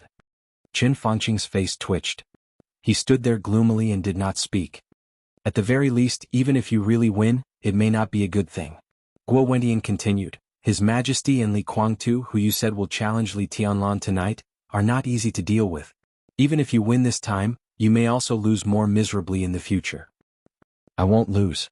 Chen Fangqing suddenly calmed down and said lightly, "Maybe."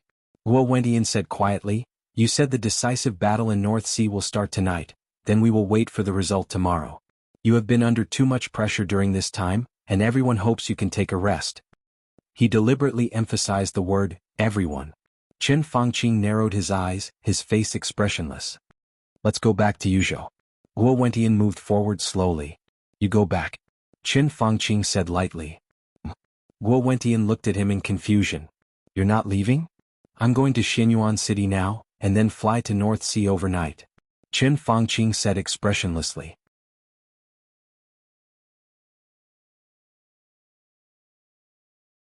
Chapter 976. The bright light shone in the dark room, a little dazzling. Light and darkness intertwined, faintly reflecting the outline in the living room.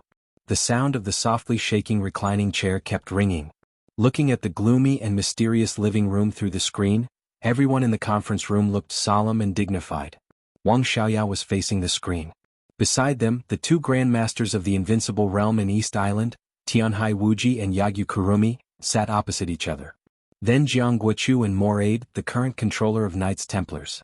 There were not many people in the conference room, but they represented a considerable part of the power of the Dark World today. Everyone was really important in the Dark World today. The light flowed in the conference room. The 5 Invincible Realm experts quietly stared at the gloomy darkness on the screen in front of them, without saying a word. The meeting had lasted for nearly an hour. But from beginning to end no one spoke. Time passed minute by minute. After a long time, a clear voice suddenly sounded in the conference room.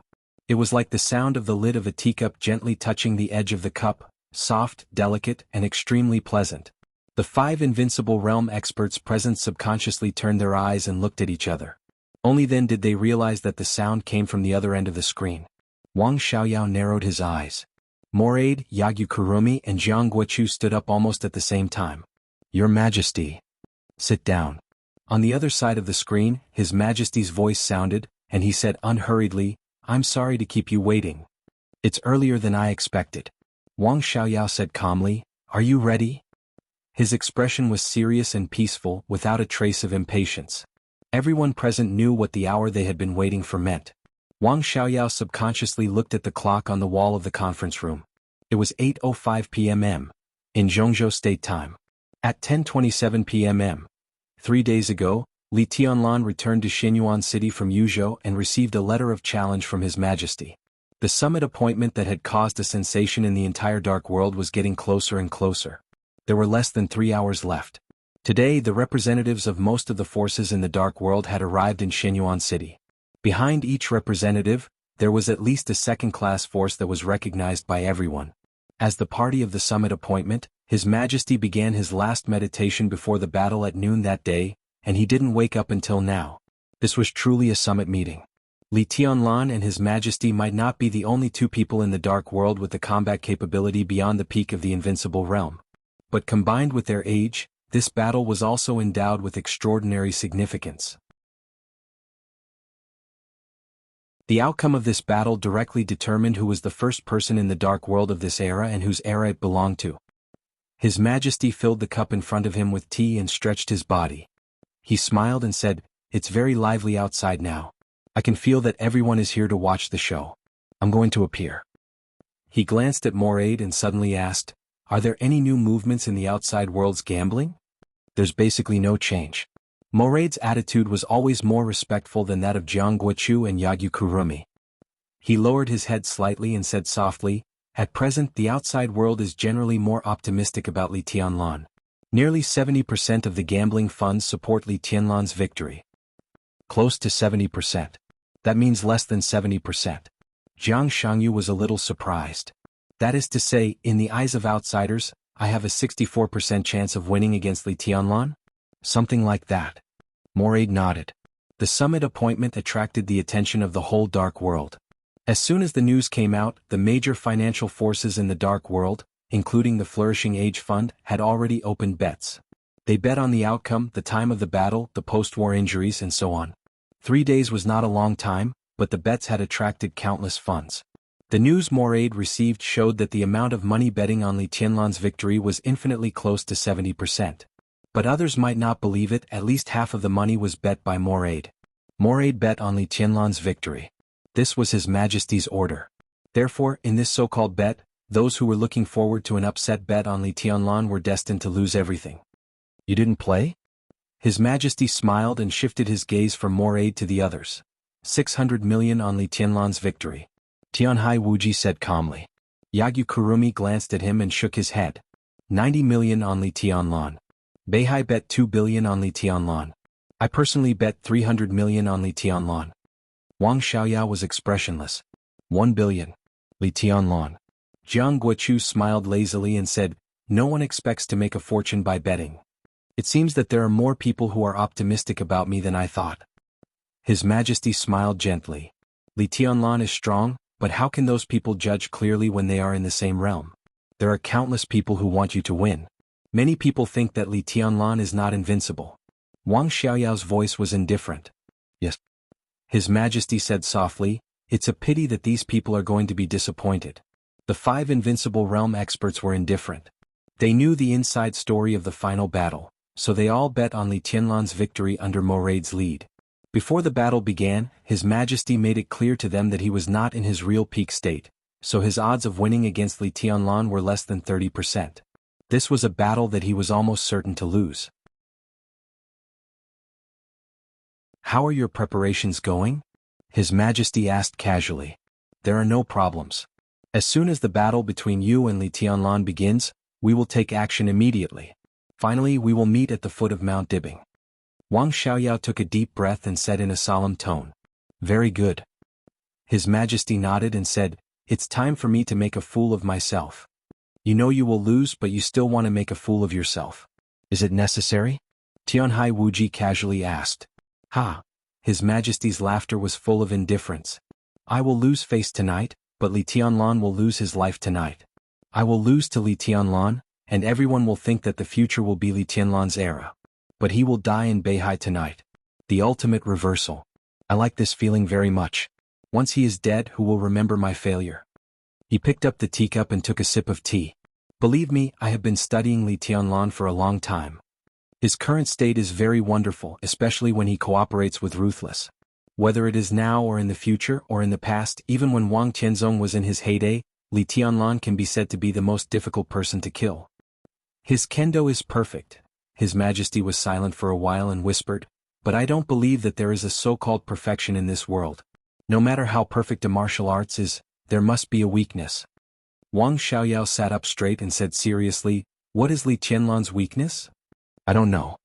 His Majesty shook his head. Tianhai Wuji sneered and said lightly, "A weakness that is not known by others is equal to having no weakness.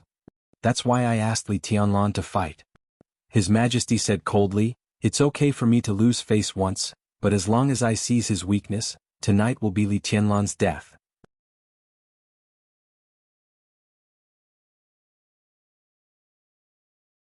Chapter 977. Moraid raised his head and glanced at His Majesty. There was some doubt in his eyes. He wanted to say something but stopped on second thought. In the end he didn't say anything. Others might not know His Majesty's origin, but Moraid was His Majesty's confidant and disciple. In contrast, he was completely different from Jiang Guochu and Yagyu Kurasumi. The latter two were more cooperative with His Majesty. Although His Majesty occupied a dominant position, the essential alliance relationship had not changed. Only Moraid worshipped His Majesty as a real leader. He knew His Majesty's origin and even knew a lot of things that hadn't been experienced in this era. He knew Li Tianlan, Dongqing Huangtu and Gu Xianyan. Did His Majesty not know Li Tianlan's weakness in the story of the future or the past?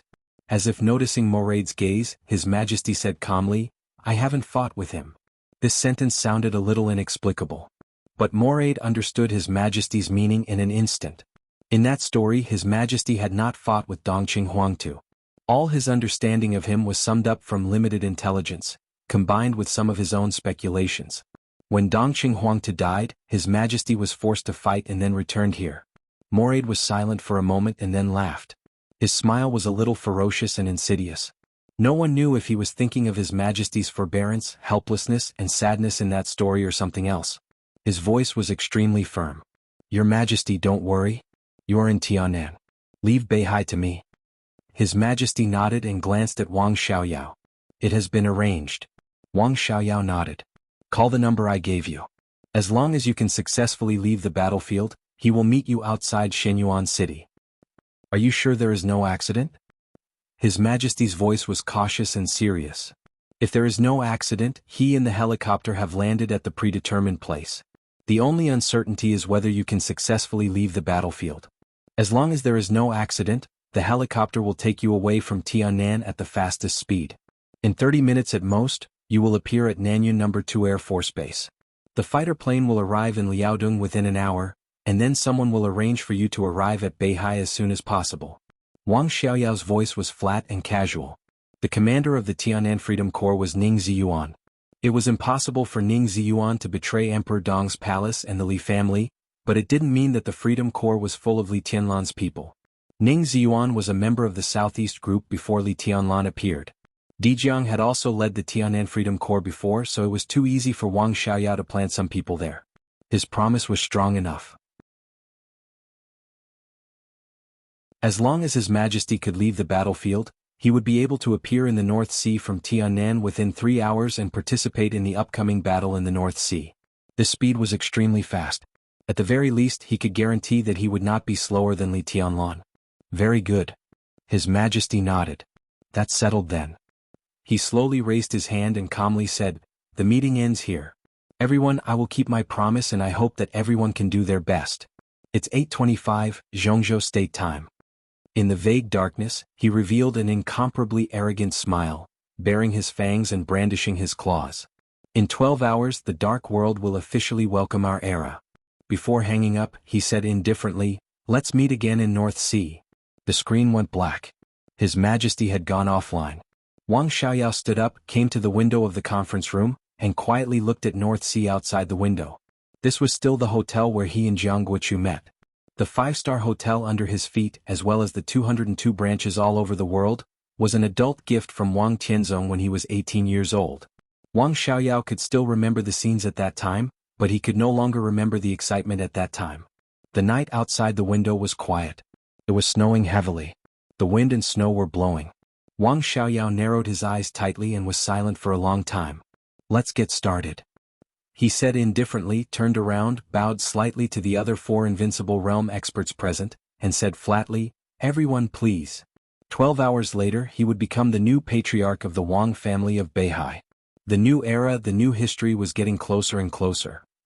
The dark cloak fluttered in the dark hall. 2 rows of guard-like armor stood quietly as if they would never change. The crisp sound of footsteps echoed in the hall, making it seem extremely spacious. Mochizuki Song walked to an armor, expressionlessly stretched out his palm, and pressed it on the chest of the armor. A metal on the chest of the armor was pressed down by a pale and slender finger. Clatter! The sound of an object falling to the ground rang out in the silent hall, sounding extremely harsh. The moment the mechanism of the armor was activated, it swelled up. Countless black objects fell from the inside of the armor and scattered under Mochizuki Song's feet. Mochizuki Song's expression did not change. He bent down to gather the things on the ground bit by bit. It was a lot of black solid matter. It looked like some kind of rubber or some kind of alloy. Piece by piece it was dark all over. In the dark it looked like pieces of dark muscles. Mochizuki Song squatted down expressionlessly and covered one of the black muscles on his shoulder. Then his elbow, forearm, back, abdomen, legs, knees and feet. This kind of alloy codename VX was not the top technology in the dark world. The alloy had been researched for more than a decade, and the formula had been leaked a few years ago. But there were not many people who were willing to use this alloy all the time. VX alloy's greatest function was to absorb a small amount of external force, minimizing the impact. This function could be said to be a divine function of a single-person armor, but its flaw was also extremely prominent, and that was the weight that was enough to affect flexibility. If VX alloy covered the whole body, it would weigh nearly 130 kilograms, and the cost was extremely high. Even a thunder-shocking realm expert would not be willing to bear such a heavy burden during a battle. Invincible realm experts could already ignore the weight of VX alloy. But every invincible realm expert in the Dark World was a real big shot, and their combat equipment was not comparable to VX alloy at all. But Mochizuki Song had always liked this alloy. So did the master of Samsara Palace. What they liked was not the performance of VX alloy, but its camouflage function. Piece after piece of alloy reinforced her body. When Mochizuki Song stood up again, she had changed from a slender and tall beautiful woman to a tall and slightly fat figure that even looked a little burly. In the darkness she reached out her palm. The sword energy surged and the black cloak floating in the hall fell into her hand. Mochizuki Song slowly put on the wide cloak. Her figure slowly moved forward and walked out of the hall. Outside the hall, two figures with extremely strong auras stood quietly. The figure on the left was tall and burly with bulging muscles. Every move of his was extremely aggressive.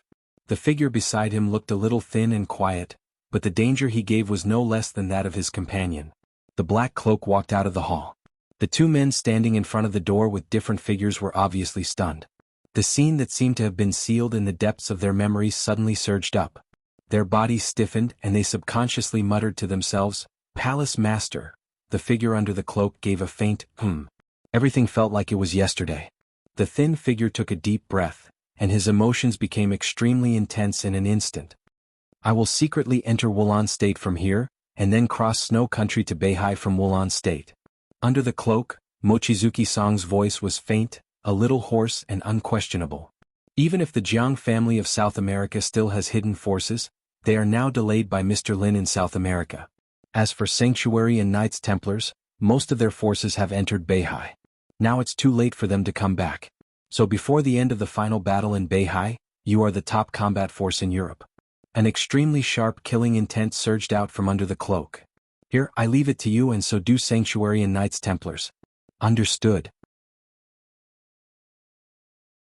The two figures tightened their bodies and said in a deep voice, "Go." Mochizuki Song said faintly. The two looked at each other, quickly turned around and left the hall. These two people were the trump cards left by Mochizuki Song to resist the external pressure. Under such circumstances, the top half-step invincible realm experts were enough to decide everything. And these two people were the top half-step invincible realm experts. They were silent for a long time. But none of them was a nobody. Samsara Palace Duke. Samsara Palace General.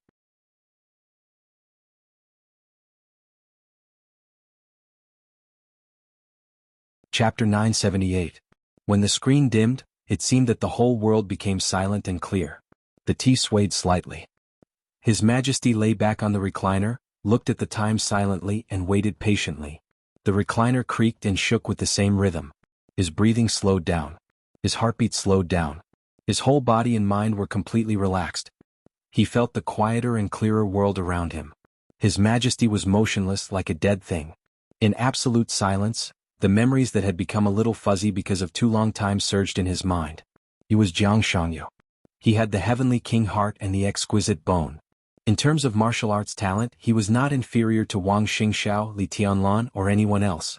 Whether in the past or now, in the vast Zhongzhou state or even the entire Dark World, there were only two people of the younger generation who could be taken seriously by him. Li Tianlan and Wang Xingxiao. The former carried the dilapidated family on his back and moved forward. If he didn't move forward, he would die. The latter carried the glorious family on his back and was careful. If he didn't move forward, he would fall back. Many, many years ago, when Jiang Shangyu first heard the story of these two people, there was only one thought in his heart. It was tiring to live like this. Whether it was Li Tianlan or Jiang Shangyu. It was tiring to live like this. It was like a kind of transformation from a human to an inhuman. Countless halos, everyone's attention, a bumpy road ahead, a dangerous future, surging winds and clouds, magnificent waves, stormy waves. Being born as a human seemed to be like an origin. Standing at the origin, whether it was Li Tianlan or Wang Xingxiao, they were born with the responsibility to move forward. So they strode on their own path, crossed everything and smashed everything. If they failed, they would become dry bones on the road, from a human to a ghost. If they succeeded, they would set foot on the peak with glory, from a human to a god. If they failed, they would become stories and lessons. If they succeeded, they would become beliefs and symbols. They couldn't stay at the origin. They were born as human beings. From the very beginning, their life direction had been determined. Jiang Shangyu didn't like such a life. He had always thought that he was a person without ambition and didn't want to pursue what he shouldn't get. He liked a quiet and warm life, a good family background, and a status that wouldn't be ignored or taken too seriously. He was very satisfied with all of this. If there were no accidents, he felt that he could guard the Jiang family in Beijiang for the rest of his life. It was warm, calm, and without sharpness. This was Jiang Shangyu when he was young. The year he entered the Deep Sea Academy, he was 22 years old, and his personality had not changed much from his youth.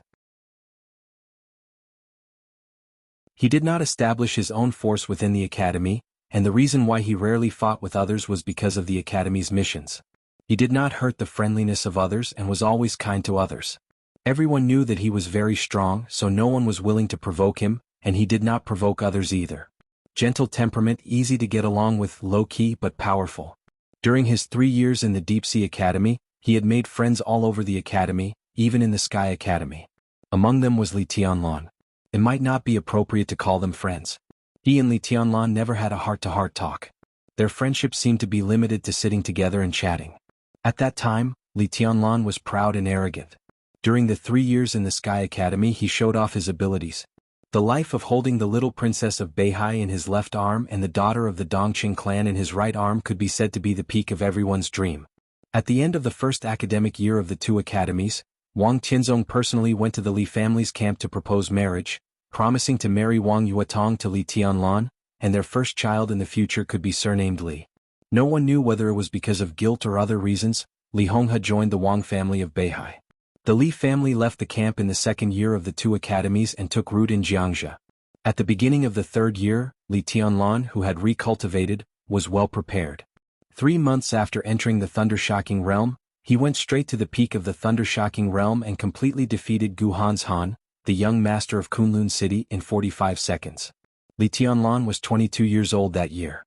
He was the youngest expert at the peak of the Thunder-Shocking Realm in the entire Dark World in 100 years. From that time on, Gu Hanshan completely fell from the ranks of the top geniuses. People called him and Wang Xingxiao the Young Chosen One a thing of the past. That year, Wang Xingxiao successfully broke through and entered the peak of the Thunder-Shocking Realm. Li Tianlan, Wang Xingxiao. The Gemini stars of Beihai shone on each other, and their names resounded throughout the Dark World. Jiang Shangyu, who was undisciplined, did not alienate Li Tianlan at that time, but he did not deliberately get close to him either. At that time he had been thinking about his Jiang family in Beijiang. He wanted to protect everything he had and live a quiet life. The friendship between gentlemen was as indifferent as water. He did not know whether he and Li Tianlan were gentlemen or not, but the friendship between them was really as indifferent as water. If Li Tianlan had not suddenly and violently turned against the Wang family of Beihai in the end, the friendship between them might have lasted for a lifetime. When they were old, they might have become real friends or even confidants. But there were no ifs in the world. The year when he joined the Wang family of Beihai, Li Tianlan was 20 years old. The year when he parted ways with Beihai, Li Tianlan was 26 years old. The 6-year honeymoon period had completely broken up before anyone could react. At that time, there was no Gemini stars of Beihai in the Dark World. Instead, it was double invincible of Beihai. Wang Tianzong, Li Tianlan. Jiang Shangyu was not completely sure about Li Tianlan's state at that time, but it was certain that Li Tianlan, who had left Beihai, was in a similar state to the current Li Tianlan. Neither of them entered the invincible realm. But the actual combat capability was far beyond the peak of the invincible realm. So at that time Beihai had two majesties. This might be a foreshadowing. No one knew the inside story of the break between the two sides at that time, but after it happened, there was no need to know. Maybe it was because they were uneasy about Li Tianlan's rapid growth. Maybe it was because Li Tianlan spoiled Gu Xianyan, whom he forcibly snatched from Kunlun City, which caused the Wang family of Beihai's dissatisfaction. Maybe Li Tianlan himself had other ideas. But the trigger of everything was the child. Wang Yuetong and Li Tianlan's child. At the age of 25, Wang Yuetong was 6 months pregnant, but one day she suddenly went to the hospital. The child was gone. Li Tianlan stayed silent for a whole year, silently accompanying Wang Yuetong, and then left Mount Dibing alone the next year. The huge contradiction completely erupted in a way that left everyone dumbfounded. The situation was chaotic. Jiang Shangyu wanted to stay out of it, but his father, Jiang Shan, felt that the time was ripe and wanted to go further. So Beijiang became Jiang Shan's bargaining chip and was involved in the chaos. After leaving Beihai, Li Tianlan, who needed to find a new headquarters for Emperor Dong's palace, naturally set his eyes on Beijiang, which was sparsely populated and rich in resources. He did not choose to stay in Zhongyuan or Jiangxia. At that time he just casually and calmly said a sentence at the meeting of the Hidden Dragon Sea. "I want Beijiang." Without discussion or probing, it was as simple and direct as a notice. No one could imagine how insufferably arrogant Li Tianlan could be at that time. That kind of strength and majesty was simply irresistible. Li Tianlan said he wanted Beijiang. The academics were silent, the Prince Group was silent, the Special Warfare Group, the North Group and the Southeast Group, which had almost no sense of existence, were silent. Except for the giant group that expressed its support, the 5 groups all seemed to acquiesce in this fact. It was not until more than a year later that Jiang Shangyu learned through special channels that on the night of leaving Mount Dibing, the Sword Emperor, who had been invincible for decades, lost to the 26-year-old Li Tianlan. This was also the main reason for the silence of the Southeast Group. Li Tianlan wanted Beijiang. The Jiang family, Jiang Shangyu, other people, other forces, Li Tianlan didn't even look at it. He was indeed qualified to be arrogant. All the resistance of the Jiang family was directly disintegrated by Emperor Dong's palace. The provincial government of Beijiang was directly reorganized, the direction of the parliament changed, the military retreated, and the industry of the Jiang family suffered a fatal blow overnight. Jiang Shangyu looked for Li Tianlan. He said that he just wanted to guard Beijiang and the Jiang family. At that time Li Tianlan looked at him for a long time. "The Jiang family is yours but Beijiang is not." That was his answer. The Jiang family persisted in Beijiang for more than a year. Emperor Dong's palace continued to develop in Beijiang, and the Jiang family almost became a joke. 28 years old. Li Tianlan, who had not entered the invincible realm, broke through again. Supremacy. Jiang Shan, who was completely at the end of his rope, could only look for Li Tianlan to beg for mercy. Li Tianlan let the Jiang family go just like letting go of an ant. He also casually took something from her. He took away Jiang Shan's heart. His memory was a little fuzzy. Jiang Shangyu didn't know what Jiang Shan had done to turn the tables in that year and angered Li Tianlan. It didn't matter. Right and wrong were meaningless.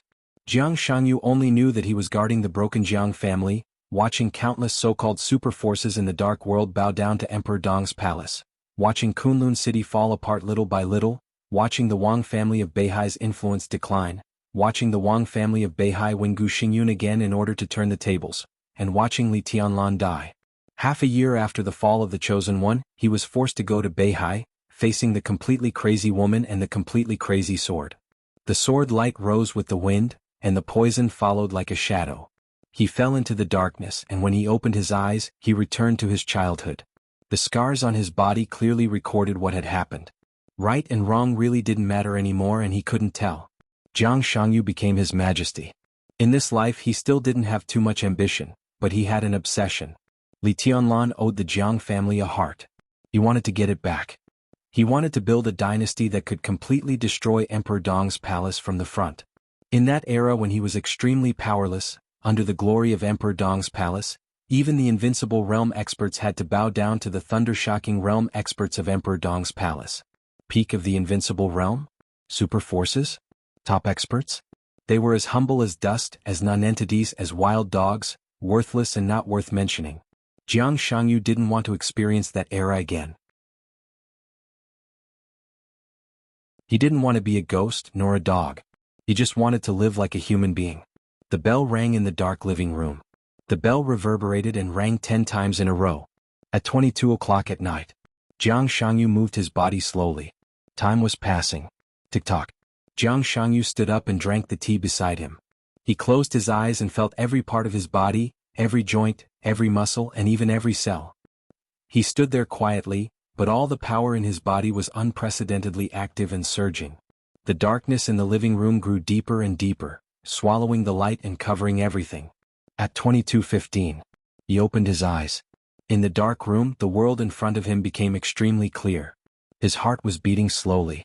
In a place not too far away from Shenyuan City, another faint heartbeat completely overlapped with his own heartbeat. The extreme darkness slowly condensed in the living room. Jiang Shangyu's body disappeared little by little, quietly. An incomparably violent heartbeat suddenly rang out in the empty living room, like the roar of thunder. The darkness spread out, rushed out of the living room, rushed out of the courtyard, rolled over the sky and covered the stars. It was boundless. That was the purest domain of the dark world in the past 100 years. You saw heaven and earth. The world in your sight was me.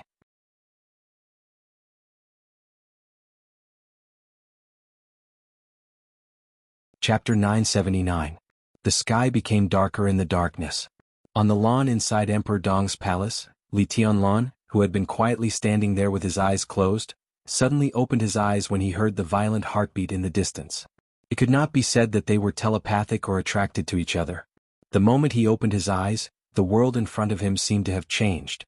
The subtle and rapid changes kept moving forward, covering Shenyuan City, Emperor Dong's palace and the whole world. The night was darker and the night was quieter. The world was originally quiet. In the corner of Emperor Dong's palace stood many figures with powerful auras. They were all representatives of the superpowers in the dark world. The summit appointment caused a sensation in the dark world. All the superpowers had submitted applications to Emperor Dong's palace before the final battle. Everyone wanted to be a witness of this battle. Li Tianlan personally made the decision and sent an invitation to all the second-class superpowers in the dark world. Most of the superpowers sent representatives to watch the battle, except for two. One was the Purgatory of Heaven capital. The other was the Wang family of Beihai. The representatives of the superpowers stood in different corners and waited silently. It could be said that Li Tianlan's confidence to let the whole dark world witness this summit appointment.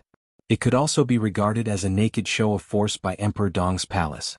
The representatives of the superpowers needed this battle to determine the terror of the supreme combat capability in the dark world and to determine their attitude. Li Tianlan also needed them to witness this battle to completely establish the position of Emperor Dong's palace. Tonight, at this moment, Li Tianlan won this summit appointment. He was the real Emperor Dong, which meant that the shadow of the Sword Emperor would completely disappear. Li Tianlan breathed softly. He stepped on the grass with his bare feet and took a step forward. The darkness in the distance approached Emperor Dong's palace in an instant. Countless eyes were gathered on Li Tianlan. At this moment, the representatives of the superpowers didn't notice anything unusual, but they instinctively felt a little uneasy.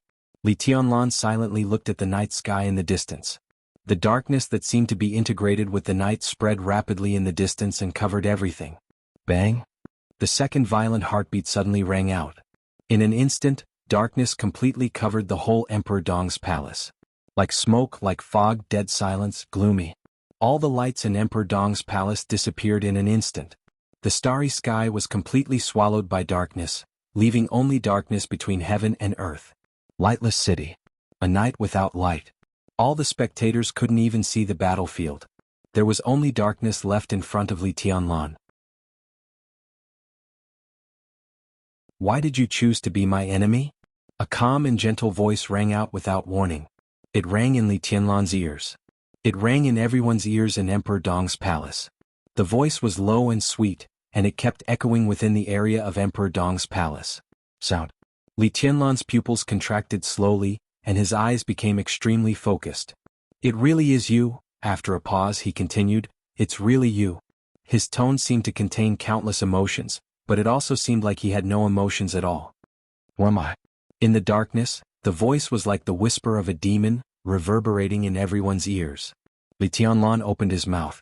He seemed to want to say something, but he suddenly fell silent. The voice was so clear and familiar. This was the voice that Li Tianlan had heard just a few days ago. He was sure that it was Jiang Shangyu's voice. The information given to him by the military counselor said that the mysterious master came from the Jiang family, and it was very likely that it was Jiang Shangyu. All of this was consistent with the information. Why Jiang Shangyu had this kind of combat capability was not important now. The important thing was this voice in the darkness really Jiang Shangyu? If it was Jiang Shangyu, why did he take action now? The last time he met Jiang Shangyu was 4 days ago. The night before that day, he flew from Tiannan to Huading and killed Zhu with one blow.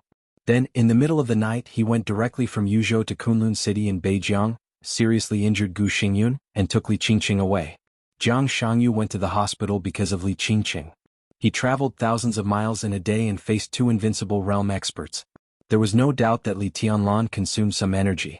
No matter how big or small the consumption was, it always existed objectively. If Jiang Shangyu wanted to take action, it was the best choice to fall out with him that day. Moreover, Li Qingqing happened to be in the hospital at that time. But he chose to give in and chose to fight today. What?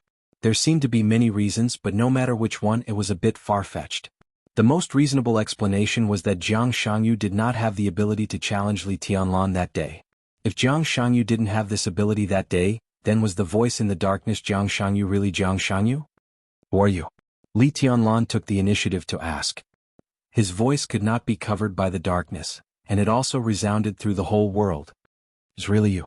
Is really you? Who am I? Who are you? The summit meeting at the highest level, the inexplicable conversation, in the darkness, everything seemed extremely strange. The vast sword energy filled the whole Emperor Dong's palace, blending with the ubiquitous darkness and constantly fighting against it. It was completely dark in front of her. A wind of nothingness blew through the luxurious living room. Her soft long hair was blown by the wind. Qin Weibai stood in front of the window and looked at the darkness outside. Her face was a little pale. You see, he began to doubt. Doubt leads to thinking. What kind of answer do you think he will think of?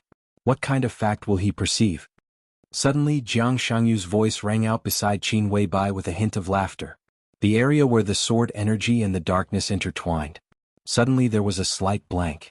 A transparent figure that seemed to be completely condensed from the air stood there, and his tone was a little playful. As Qin Weibai's personal bodyguard, Horsewoman wanted to take action immediately. She suddenly took a step forward. Before she started to attack, Qin Weibai's voice had already sounded, "Don't move." Horsewoman's body stayed where it was, and her long golden hair was flying wildly in the darkness. Her eyes were fixed on the transparent shadow, and her breath was extremely fierce. In Qinlan's sword intent, "How dare you appear beside me?" Qin Weibai looked at the shadow. In the darkness, her eyes were extremely cold. He is not at his peak state. As long as he doesn't really step into that realm, I have nothing to be afraid of. The shadow said blandly, "I'm just a shadow. I have no killing intent, no aggressiveness, just pure consciousness. Li Tianlan can't find me." Qin Weibai looked at him quietly. After about 5 or 6 seconds she said blandly, "Get out. We have nothing to talk about." "Are you sure?" The shadow laughed. "It's true that I won't tell Li Tianlan that Qin Weibai isn't Qin Weibai. He may not believe it even if I tell him. But I can guide him slowly. For example, right now he has begun to suspect that Jiang Shangyu isn't Jiang Shangyu. If I deliberately guide him, he will find out that you're a fake sooner or later. What will you do then? What will he do? Tut tut, the heavenly son of a generation. I think he will completely collapse at that time, right? I really look forward to it." "You underestimate him too much," Qin Weibai said coldly. "I can give you a chance. If you help me do 3 things, Jiang Shangyu will always be Jiang Shangyu. This is the deal between us, and it is also our secret." The shadow's voice was indescribably tempting. In the darkness, Qin Weibai smiled extremely beautifully. "Get out." The shadow was silent for a moment. He slowly disappeared where he was. Sword energy and darkness filled the blank area again. His voice rang in Qin Weibai's ear. "You will regret it." The next second, everyone in the entire Emperor Dong's palace heard Jiang Shangyu's answer to Li Tianlan. "Me?" He laughed and said, "You can call me your majesty." Li Tianlan narrowed his eyes. In the absolute darkness he took a step forward and raised his palm. The sword energy was like a tide. The tide was monstrous. The violent sword energy suddenly bloomed with his whole body as the center. In the absolute darkness, dazzling bright sword light appeared one after another. The light was boundless. Li Tianlan stood in the center of the light, raised his head and looked up at the enemy in front of him. His sword light did not pierce the darkness in front of him, but it illuminated the enemy in front of him. A figure more than 20 meters tall stood silently in front of Li Tianlan. He looked down at Li Tianlan like a giant looking at an ant. In the darkness, Jiang Shangyu's voice rang out. "Is it fun?"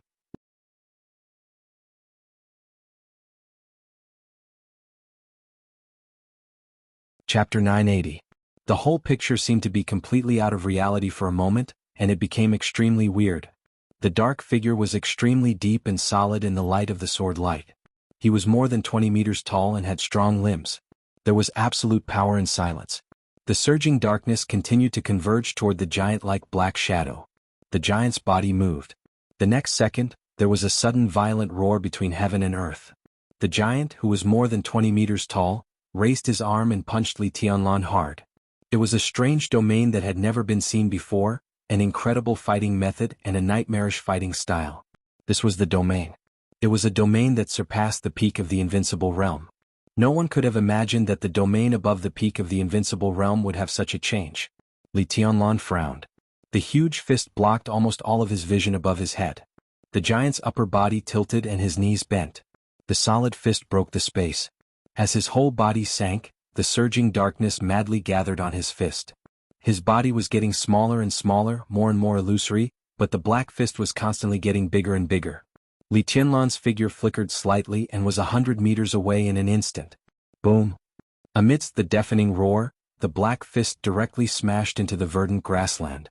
The turf within 100 meters nearby was suddenly lifted into the air, and the soil was flying. The huge crack centered on the place where Li Tianlan originally stood continued to spread around. Li Tianlan's body floated in the air, and the ferocious crack spread rapidly from his feet with great power. Countless cracks crisscrossed in the area of nearly a kilometer, like a ferocious and ugly spider web. Li Tianlan narrowed his eyes and suddenly laughed. "How is it?" Jiang Shangyu's voice echoed heavily in the darkness. "You're a little interesting now." With a smile on his face, Li Tianlan's eyes were bright and focused, with a temperature that was constantly rising, becoming blazing and excited. He was not an absolute martial arts addict, but standing at his height, he was indeed a little lonely. No one could understand exactly what kind of path he had found in the desert during the 2 years. Lin Fengting had some guesses. After talking with him, Saint also had some guesses, but their thoughts were not completely accurate. Li Tianlan could be sure that he was the strongest in the dark world today. Except for Wang Tianzong in the period of Mormons, no one was his opponent. Including Lin Fengting. Including Li Guangtu. That was why Emperor Dong's palace believed that the old era was over and a new dawn was coming. Then Li Tianlan met Jiang Shangyu. For hundreds of years since the dark world had the invincible realm, he was the first opponent to break through the limit of the peak invincible realm from the direction of the domain. Li Tianlan's confidence never wavered, but such an opponent was indeed interesting to him. Prostrate, the giant on the ground slowly stood up. Darkness completely condensed into his body. The sword light illuminated his body that was getting taller and taller. His expression could not be seen. The giant's face was pitch black without any facial features. Jiang Shangyu did not speak. Amidst the silence, the giant raised its hands again. The boundless domain continued to shrink. Without any warning, the space distorted. The giant clenched his fists and punched forward without hesitation. He was hundreds of meters away from Li Tianlan. The two thick arms kept elongating in the darkness.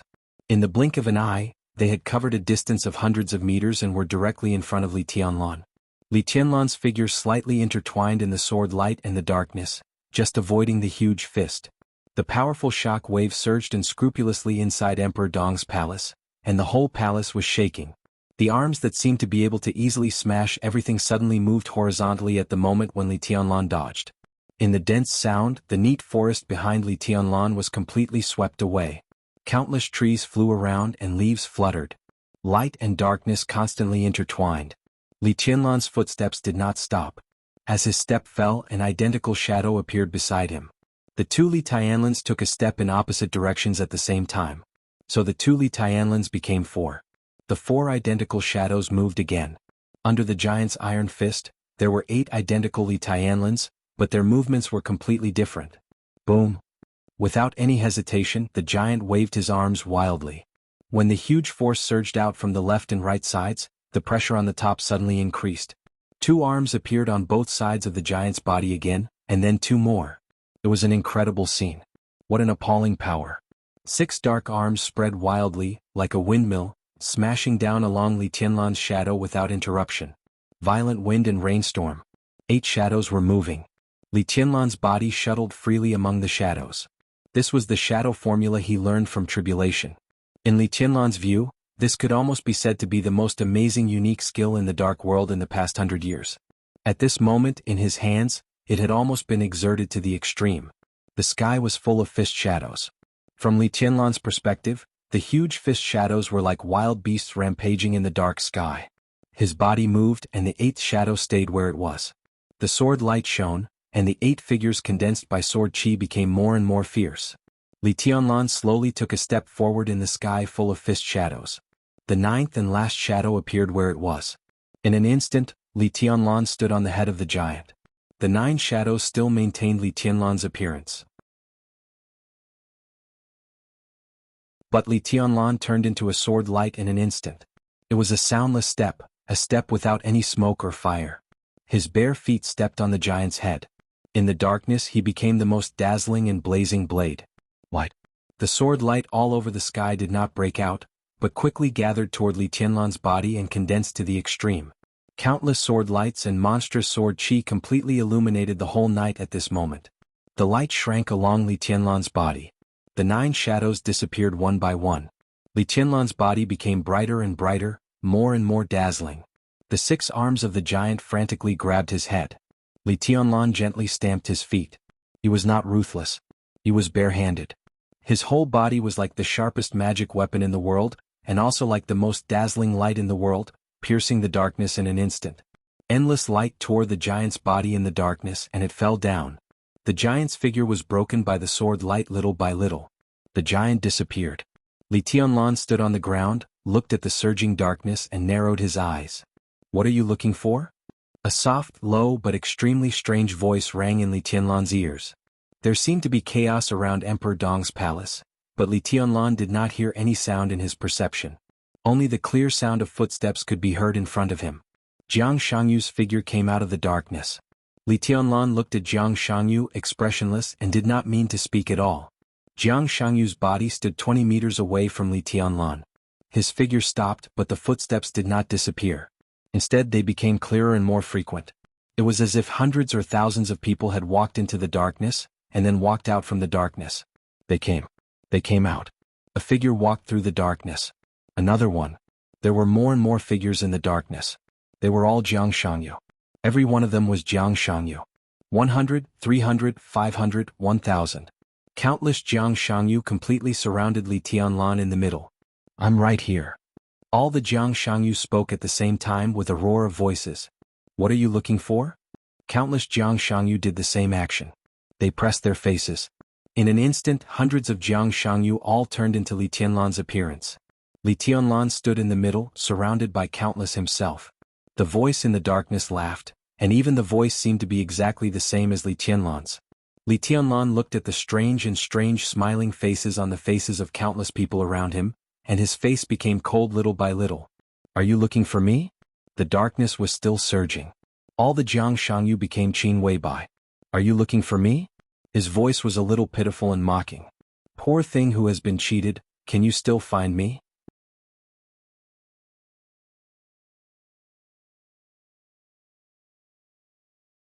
Chapter 981.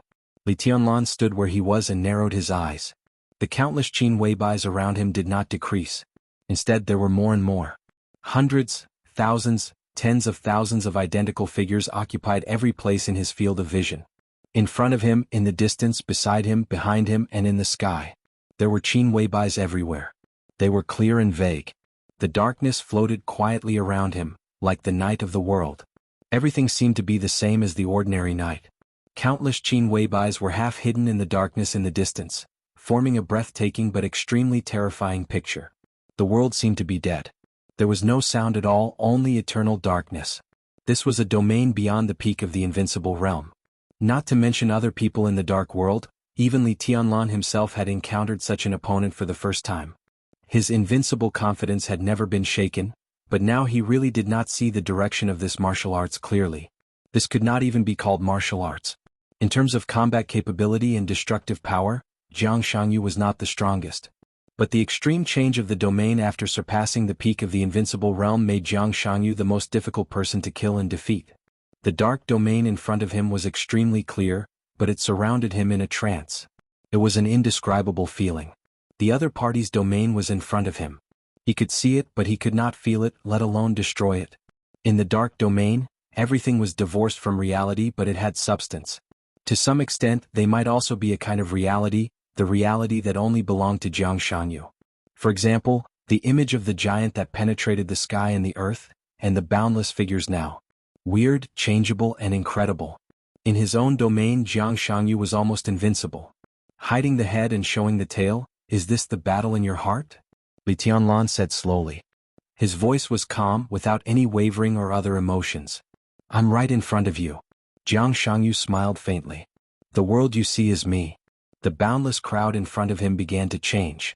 The figures of Qin Weibai's kept twisting and turning into different people one after another. Men and women, old and children, countless people, completely different people. Bang! Li Tianlan's heart beat violently. The heartbeat seemed to drive a great force, and the darkness in front of him suddenly twisted for a moment. Layers of seemingly endless sword intent once again surged in the realm of darkness. Jiang Shangyu's cold voice resounded through the whole field. Are you going to risk your life? If you can't see through my domain you'll die here tonight. In the darkness, countless sword qis kept rising. Li Tianlan glanced at the crowd in front of him. The crowd was still changing and the number of people seemed to be increasing. Everything in front of him, apart from the darkness, was only the silhouettes of people in the dark. I can't see through it. He said faintly and slowly closed his eyes. The figure in front of him disappeared. Only darkness existed. The only difference between opening and closing his eyes was the lack of countless figures in front of him. Jiang Shangyu's remaining laughter suddenly disappeared. The corners of Li Tianlan's mouth lifted slightly. His clothes were torn and wrinkled. In the dark he stood on the ground with his bare feet on the bed. His eyes were closed and he was motionless. But at this moment, Li Tianlan gave Jiang Shangyu a deadly sense of danger. If he couldn't see through it then he wouldn't look at it. This was Li Tianlan's choice. A gust of wind appeared in the realm of darkness. Countless footsteps could be heard. The footsteps became more and more hurried, faster and faster, pressing in from all directions. Whoosh! In the dull sound, a clenched fist slammed into Li Tianlan's face. This seemed to be just the beginning. The next second, overwhelming attacks instantly rushed in front of Li Tianlan. The endless crowd rushed toward Li Tianlan. They were weak and small but extremely dense. The attack power of each person was not even as good as that of an ordinary person. But there were too many people and everyone seemed to be desperately trying to hurt Li Tianlan. Li Tianlan took a gentle step forward. The dazzling sword light suddenly shone in the darkness. The sword light cut into the crowd without any hesitation. In the blink of an eye, there was an open space in front of Li Tianlan. There was no blood, no corpses. As the sword light passed, all the figures nearby disappeared. The next second, the figures behind filled the void and rushed toward Li Tianlan again. Dong, dong, dong. The loud heartbeat sounded in the crowd. The sound was getting louder and louder as if it resonated with the whole world. The whole dark realm was shaking slightly. The ubiquitous sword energy in the realm began to spin faster and faster. In the darkness, the extremely bright sword light lit up in every corner of the realm. The crowd all over the realm disappeared one by one and turned into nothingness. Only the sword light was getting brighter and brighter. Boom! There seemed to be a sudden clap of thunder in his ears. The dazzling lightning lit up in the darkness. Several figures burned with blue electric arcs and directly hit the sword energy in front of Li Tianlan. One after another. Each figure was like a full blow from a thunder-shocking realm expert. There was no pause, no interval. The dense figures approached Li Tianlan crazily and then disappeared under the sword light. There were fewer and fewer figures in the realm, but their strength was getting stronger and stronger. The figures of the thunder-shocking realm began to appear. Then came the peak of the thunder-shocking realm. Then came the half-step invincible realm. One after another, the illusory figures with real power exploded in front of Li Tianlan as if they were self-detonating. Li Tianlan kept moving forward, heading in a certain direction in the darkness. He was firm. The figures of the thunder-shocking realm disappeared. The dark realm became extremely empty. A few figures were still appearing, and all of them were of the half-step invincible realm. The suicidal attacks came one after another. The sword energy in front of Li Tianlan finally began to dissipate little by little. From beginning to end, Li Tianlan didn't open his eyes. The experts of the half-step invincible realm disappeared. The figures in the huge dark realm were almost completely gone. Amidst the heavy footsteps, a few remaining figures slowly approached. There was no communication. The majestic power suddenly exploded around Li Tianlan. From all directions and in all directions, the frenzied attacks brought forth wave after wave of torrents of power. There was no realm or sword energy, but this was indeed the power of the invincible realm. The power of several invincible realm experts. In the dark world, Li Tianlan opened his hands. His entire person seemed to have once again turned into a sharp divine weapon that could shake the world. With him as the center, the violent sword energy suddenly broke through the obstacles around him and lit up the whole realm in an instant. Several violent currents of power were completely torn apart, and several figures of the invincible realm in the realm were directly smashed into nothingness at the moment when the sword light broke out. I see. Li Tianlan stood where he was and his voice was soft. Jiang Shangyu didn't speak. There was dead silence in the dark realm. This is your realm? Li Tianlan laughed. It wasn't until this moment that he understood Jiang Shangyu's so-called realm and the extreme changes of the realm above the peak of the invincible realm. In his own realm, Jiang Shangyu was almost omnipotent. As long as his stamina and strength were sufficient, he could do anything. He could become a giant that surpassed reality, and the densely packed figures could transform as he wished. No matter how he transformed, the essence of this transformation was power. It was the power of Jiang Shangyu. If he wanted, he could even use his power to create dragons, ghosts, and even missiles and fighter jets in his own realm. Fancy things. He could do whatever he wanted. But no matter what he made, the power of the things he made had a limit. What was Jiang Shangyu's limit? The things he made in the realm would be one level lower than his limit. This was the realm after the peak of the invincible realm. It was an incomparably real illusion. The realm in front of him could be said to be Jiang Shangyu's world, a world that belonged only to him. Li Tianlan stood quietly in the same place, keeping his hands open. It suddenly rained in the dark world. The extremely condensed raindrops fell from the sky, and each raindrop carried extremely pure sword energy. Li Tianlan's figure flashed in each raindrop. The rain was getting heavier and heavier, covering the whole realm. Li Tianlan's smile became more and more obvious. He opened his eyes and muttered to himself, "I see you."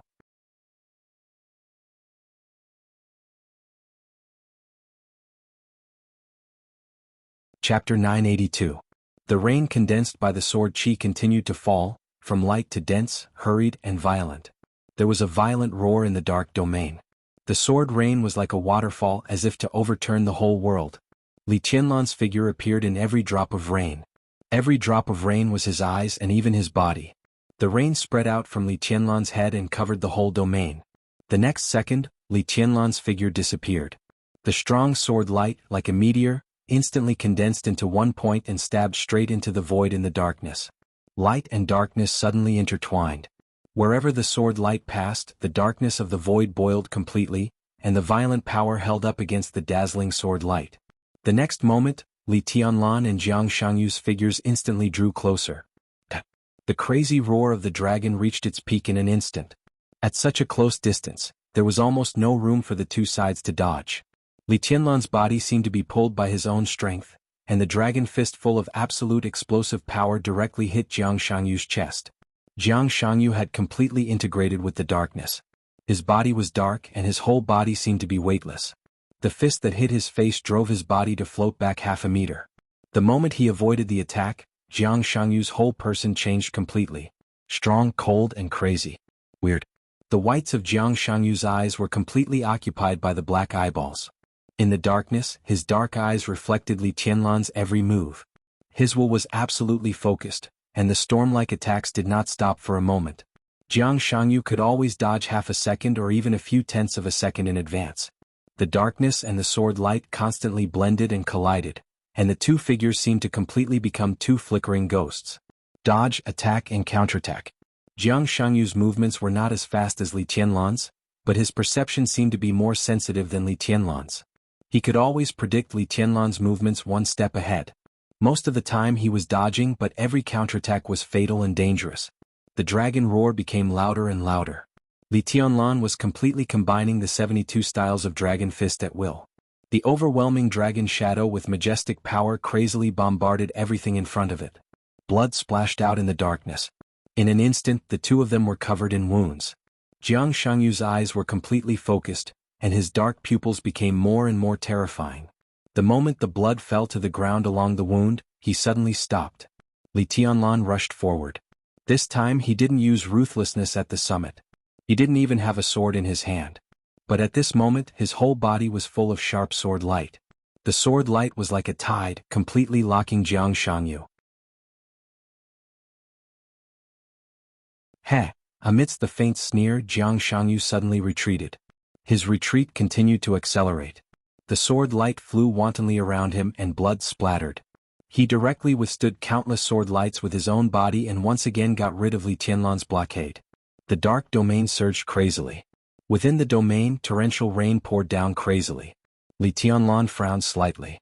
He couldn't find where Jiang Shangyu was at the moment. Experts who had reached this stage from the domain path were undoubtedly the most troublesome to deal with. In their own domain they were almost omniscient and omnipotent. Their close combat abilities might be average, but if they hid in their own domain and were not discovered by others, they would be able to exhaust most of their opponents to death.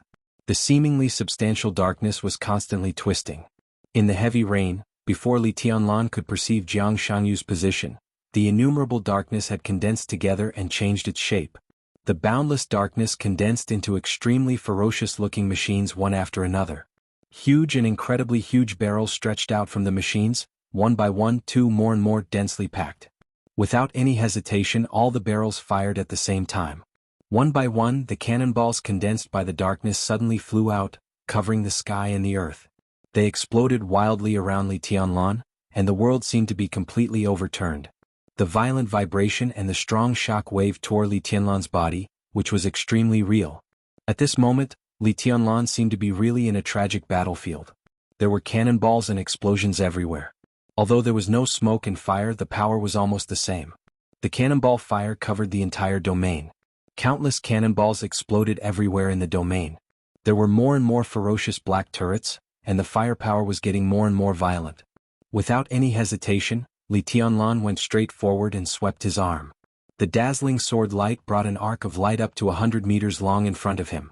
The sharp edge tore the huge turret in front of him. The dark turret disintegrated in the air, and then turned into things like armored vehicles and tanks. The cannonball fire became more and more intense, and a large number of tanks directly rolled toward Li Tianlan's face. The darkness was still surging. Silently, a huge shadow flew over from the sky. It was in the shape of a fighter plane, but the body was densely packed with cannons. Countless cannons flashed in the dark in silence, and all aimed at Li Tianlan. This was destined to be an eye-opener for everyone in the dark world. Not to mention others, even Li Tianlan had learned something new. This was the real domain. Within the domain, this was Jiang Shangyu's own world. As long as he had enough strength, as long as his will could continue to fight, everything he imagined could be completely condensed in his own domain with his own strength. It was endless.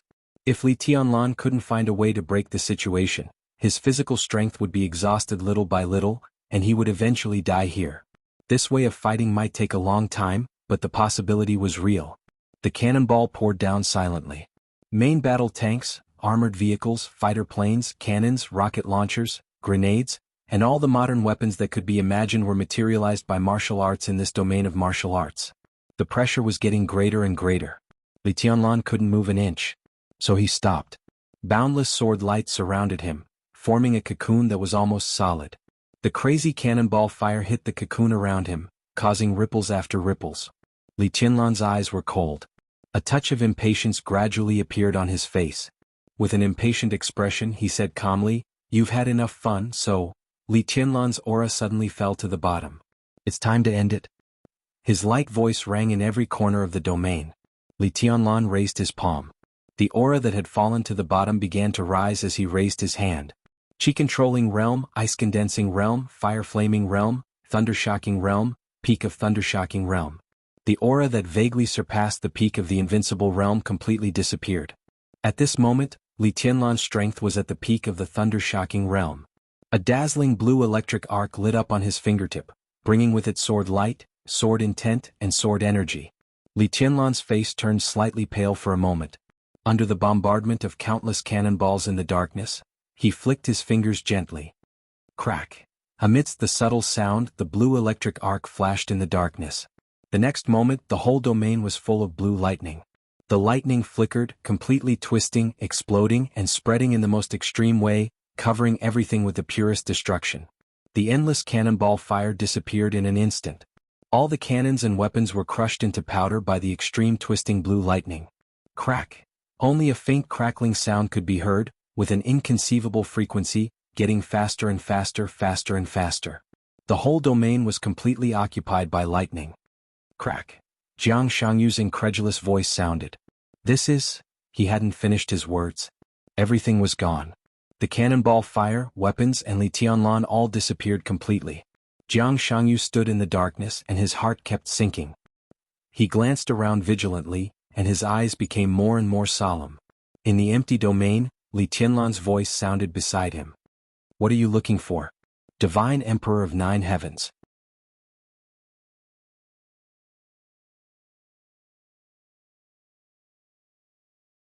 Chapter 983. The incomparably dense darkness completely wrapped his whole body, and he was completely integrated with the darkness. It was the darkness itself, the domain, the world, and the air. In this state, the domain was not a part of him, but he had become a part of the domain. In today's dark world, he was the only one who had broken through the peak of the invincible realm from the direction of the domain and entered a new level. Even in the story he once lived, he was the only one who had entered this level in this direction. In terms of actual combat capability, he was indeed not in his heyday now, but he knew very well how to optimize his path. What he wanted was not only a complete recovery. He wanted to completely surpass himself in his heyday. Finding more aid was the first step, and seeing the old man whose mental strength had reached the transcendent realm in the Holy Land was the second step.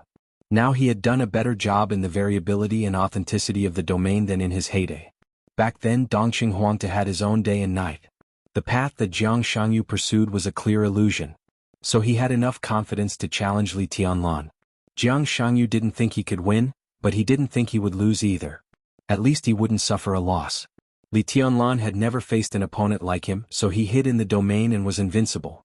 In the first fight under normal circumstances, Jiang Shangyu was sure that Li Tianlan couldn't find him and see all his trump cards. Jiang Shangyu could carefully observe Li Tianlan's state when Li Tianlan didn't know him well enough. He had always been very confused about Li Tianlan's current state. Jiang Shangyu was very clear about his own situation. He was different from Li Tianlan. He used to be a super expert who had surpassed the peak of the invincible realm. His martial arts might not be perfect, but after all, the foundation of his body was still there. Even if he experienced growing up again, he had the foundation in his body just like the master of Samsara Palace. So they could bear the power of the peak of the invincible realm or even more powerful with their relatively young bodies. Their physical conditions had laid the foundation in the past. So they didn't need to break through, they just needed to recover. But Li Tianlan was different. He could be said to be Dongqing Huangtu in that story, but in reality he was Li Tianlan. Time travel, rebirth, recovery, all the words couldn't be used on him. His martial arts needed to go step by step and break through bit by bit. His physical foundation was also getting stronger little by little, but it was far from perfect. Li Tianlan was 24 years old this year. Under normal circumstances, his body could bear the power from the peak of the thundershocking realm to the half-step invincible realm at most, but what he exerted was the combat capability beyond the peak of the invincible realm. How did he do it? Li Tianlan was like that. So was Dongqing Huangtu in the past or in the future. In that incomparably true story, Dongqing Huangtu entered the secular world at the age of 19. The year he parted ways with the Wang family of Beihai, he was 27, but he defeated Wang Tianzong. At that time he had not really entered the invincible realm. The year Dongqing Huangtu died he was 29 years old. From 27 to 29, he didn't enter the invincible realm, but he completed the final transformation. The whole world did not know Dongqing Huangtu's secret. Even after his death no one knew. Maybe Gu Xianyan knew it at that time, but no one was sure about it. And now, this was the secret that Jiang Shangyu wanted to know the most.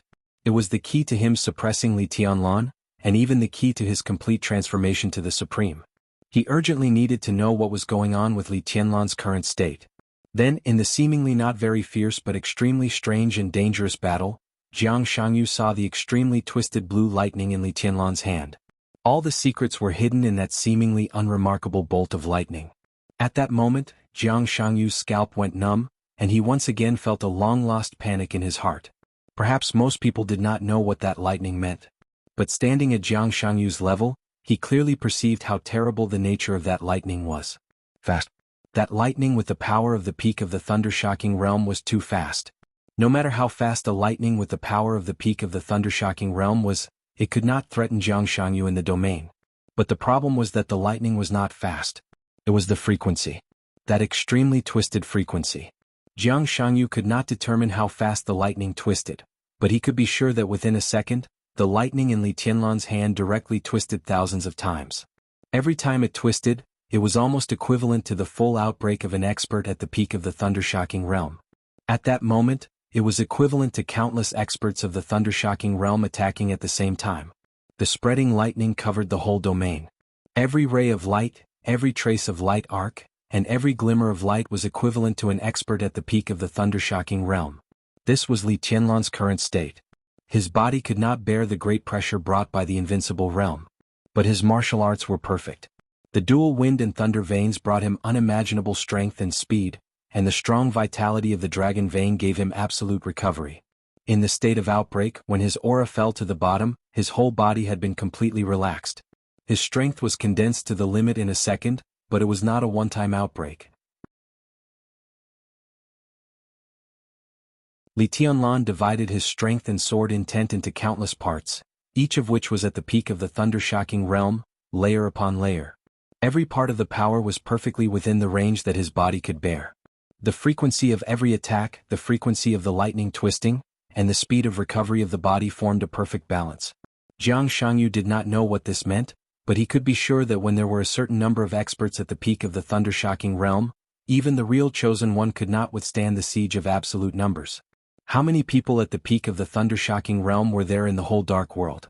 This realm originally represented the limit of ordinary geniuses. Every second that the seemingly weak lightning kept twisting, or even every millisecond, represented an earth-shattering power that could kill an ordinary expert of the invincible realm in seconds. And this level of full attack was not too much of a burden for Li Tianlan, which meant that as long as Li Tianlan wanted to do it, he could maintain this terrifying and unimaginable state. This time might be very short, 30 seconds, 1 minute, but combined with the twisting frequency of the lightning, it was too long to maintain this state for a second. What if Li Tianlan was willing to pay a certain price? Could he raise the power of the peak of the thunder-shocking realm to the half-step invincible realm, or even to the invincible realm? In that state, Li Tianlan would definitely be seriously injured, but everything in front of him would be completely torn apart. What would it be like when this high-frequency twisting power reached the peak of the invincible realm? Jiang Shangyu's heart suddenly turned cold. Unparalleled fear occupied all his consciousness in an instant. He did not dare to imagine that picture at all. Now, Li Tianlan could twist the lightning thousands of times in a second without getting hurt.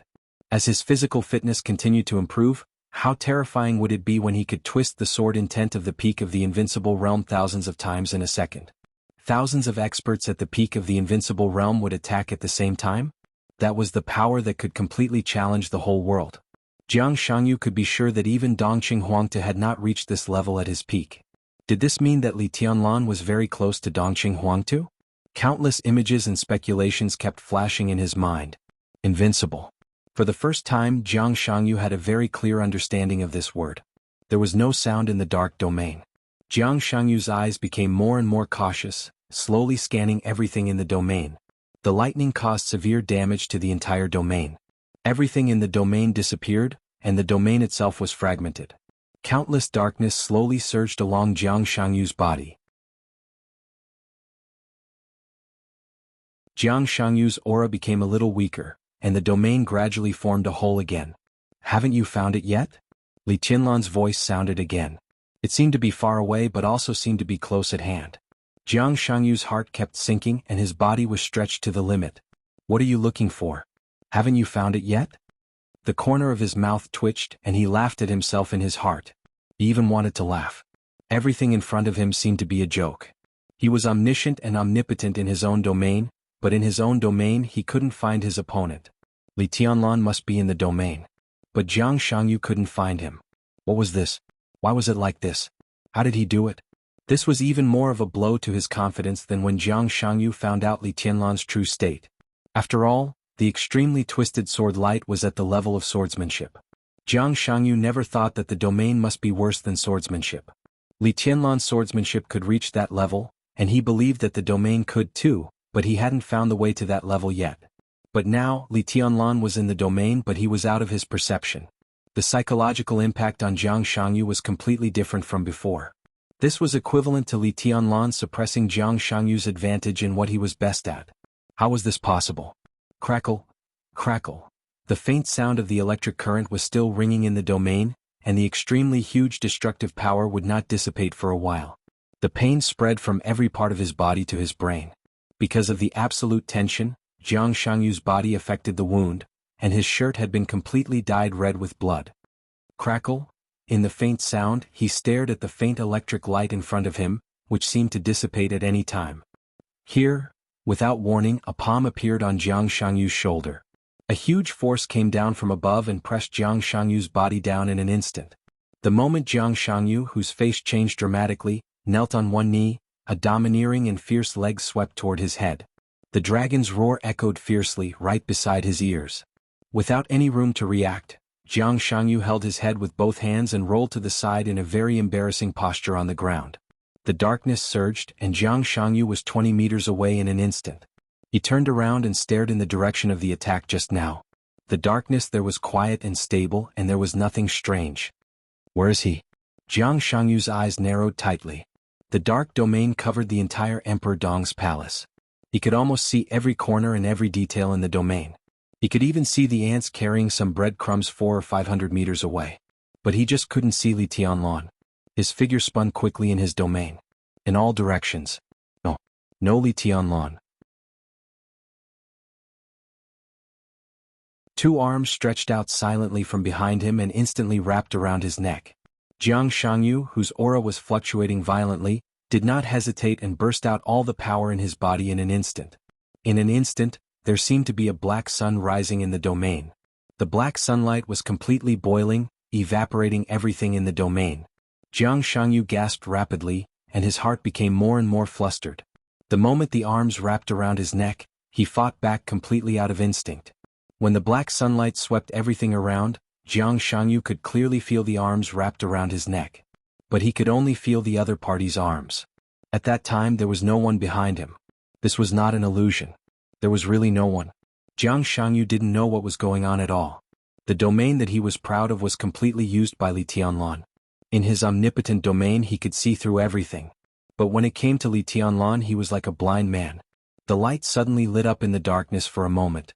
The dazzling sword light appeared directly in front of Jiang Shangyu without any warning. The sound of clothes being torn and blood flying at the same time. The sword light shredded his shirt and left a long gash on his chest. Jiang Shangyu's face was livid. It wasn't an expression of extreme anger. Instead, it was more like an expression of extreme shock. Traces of black light surged from afar.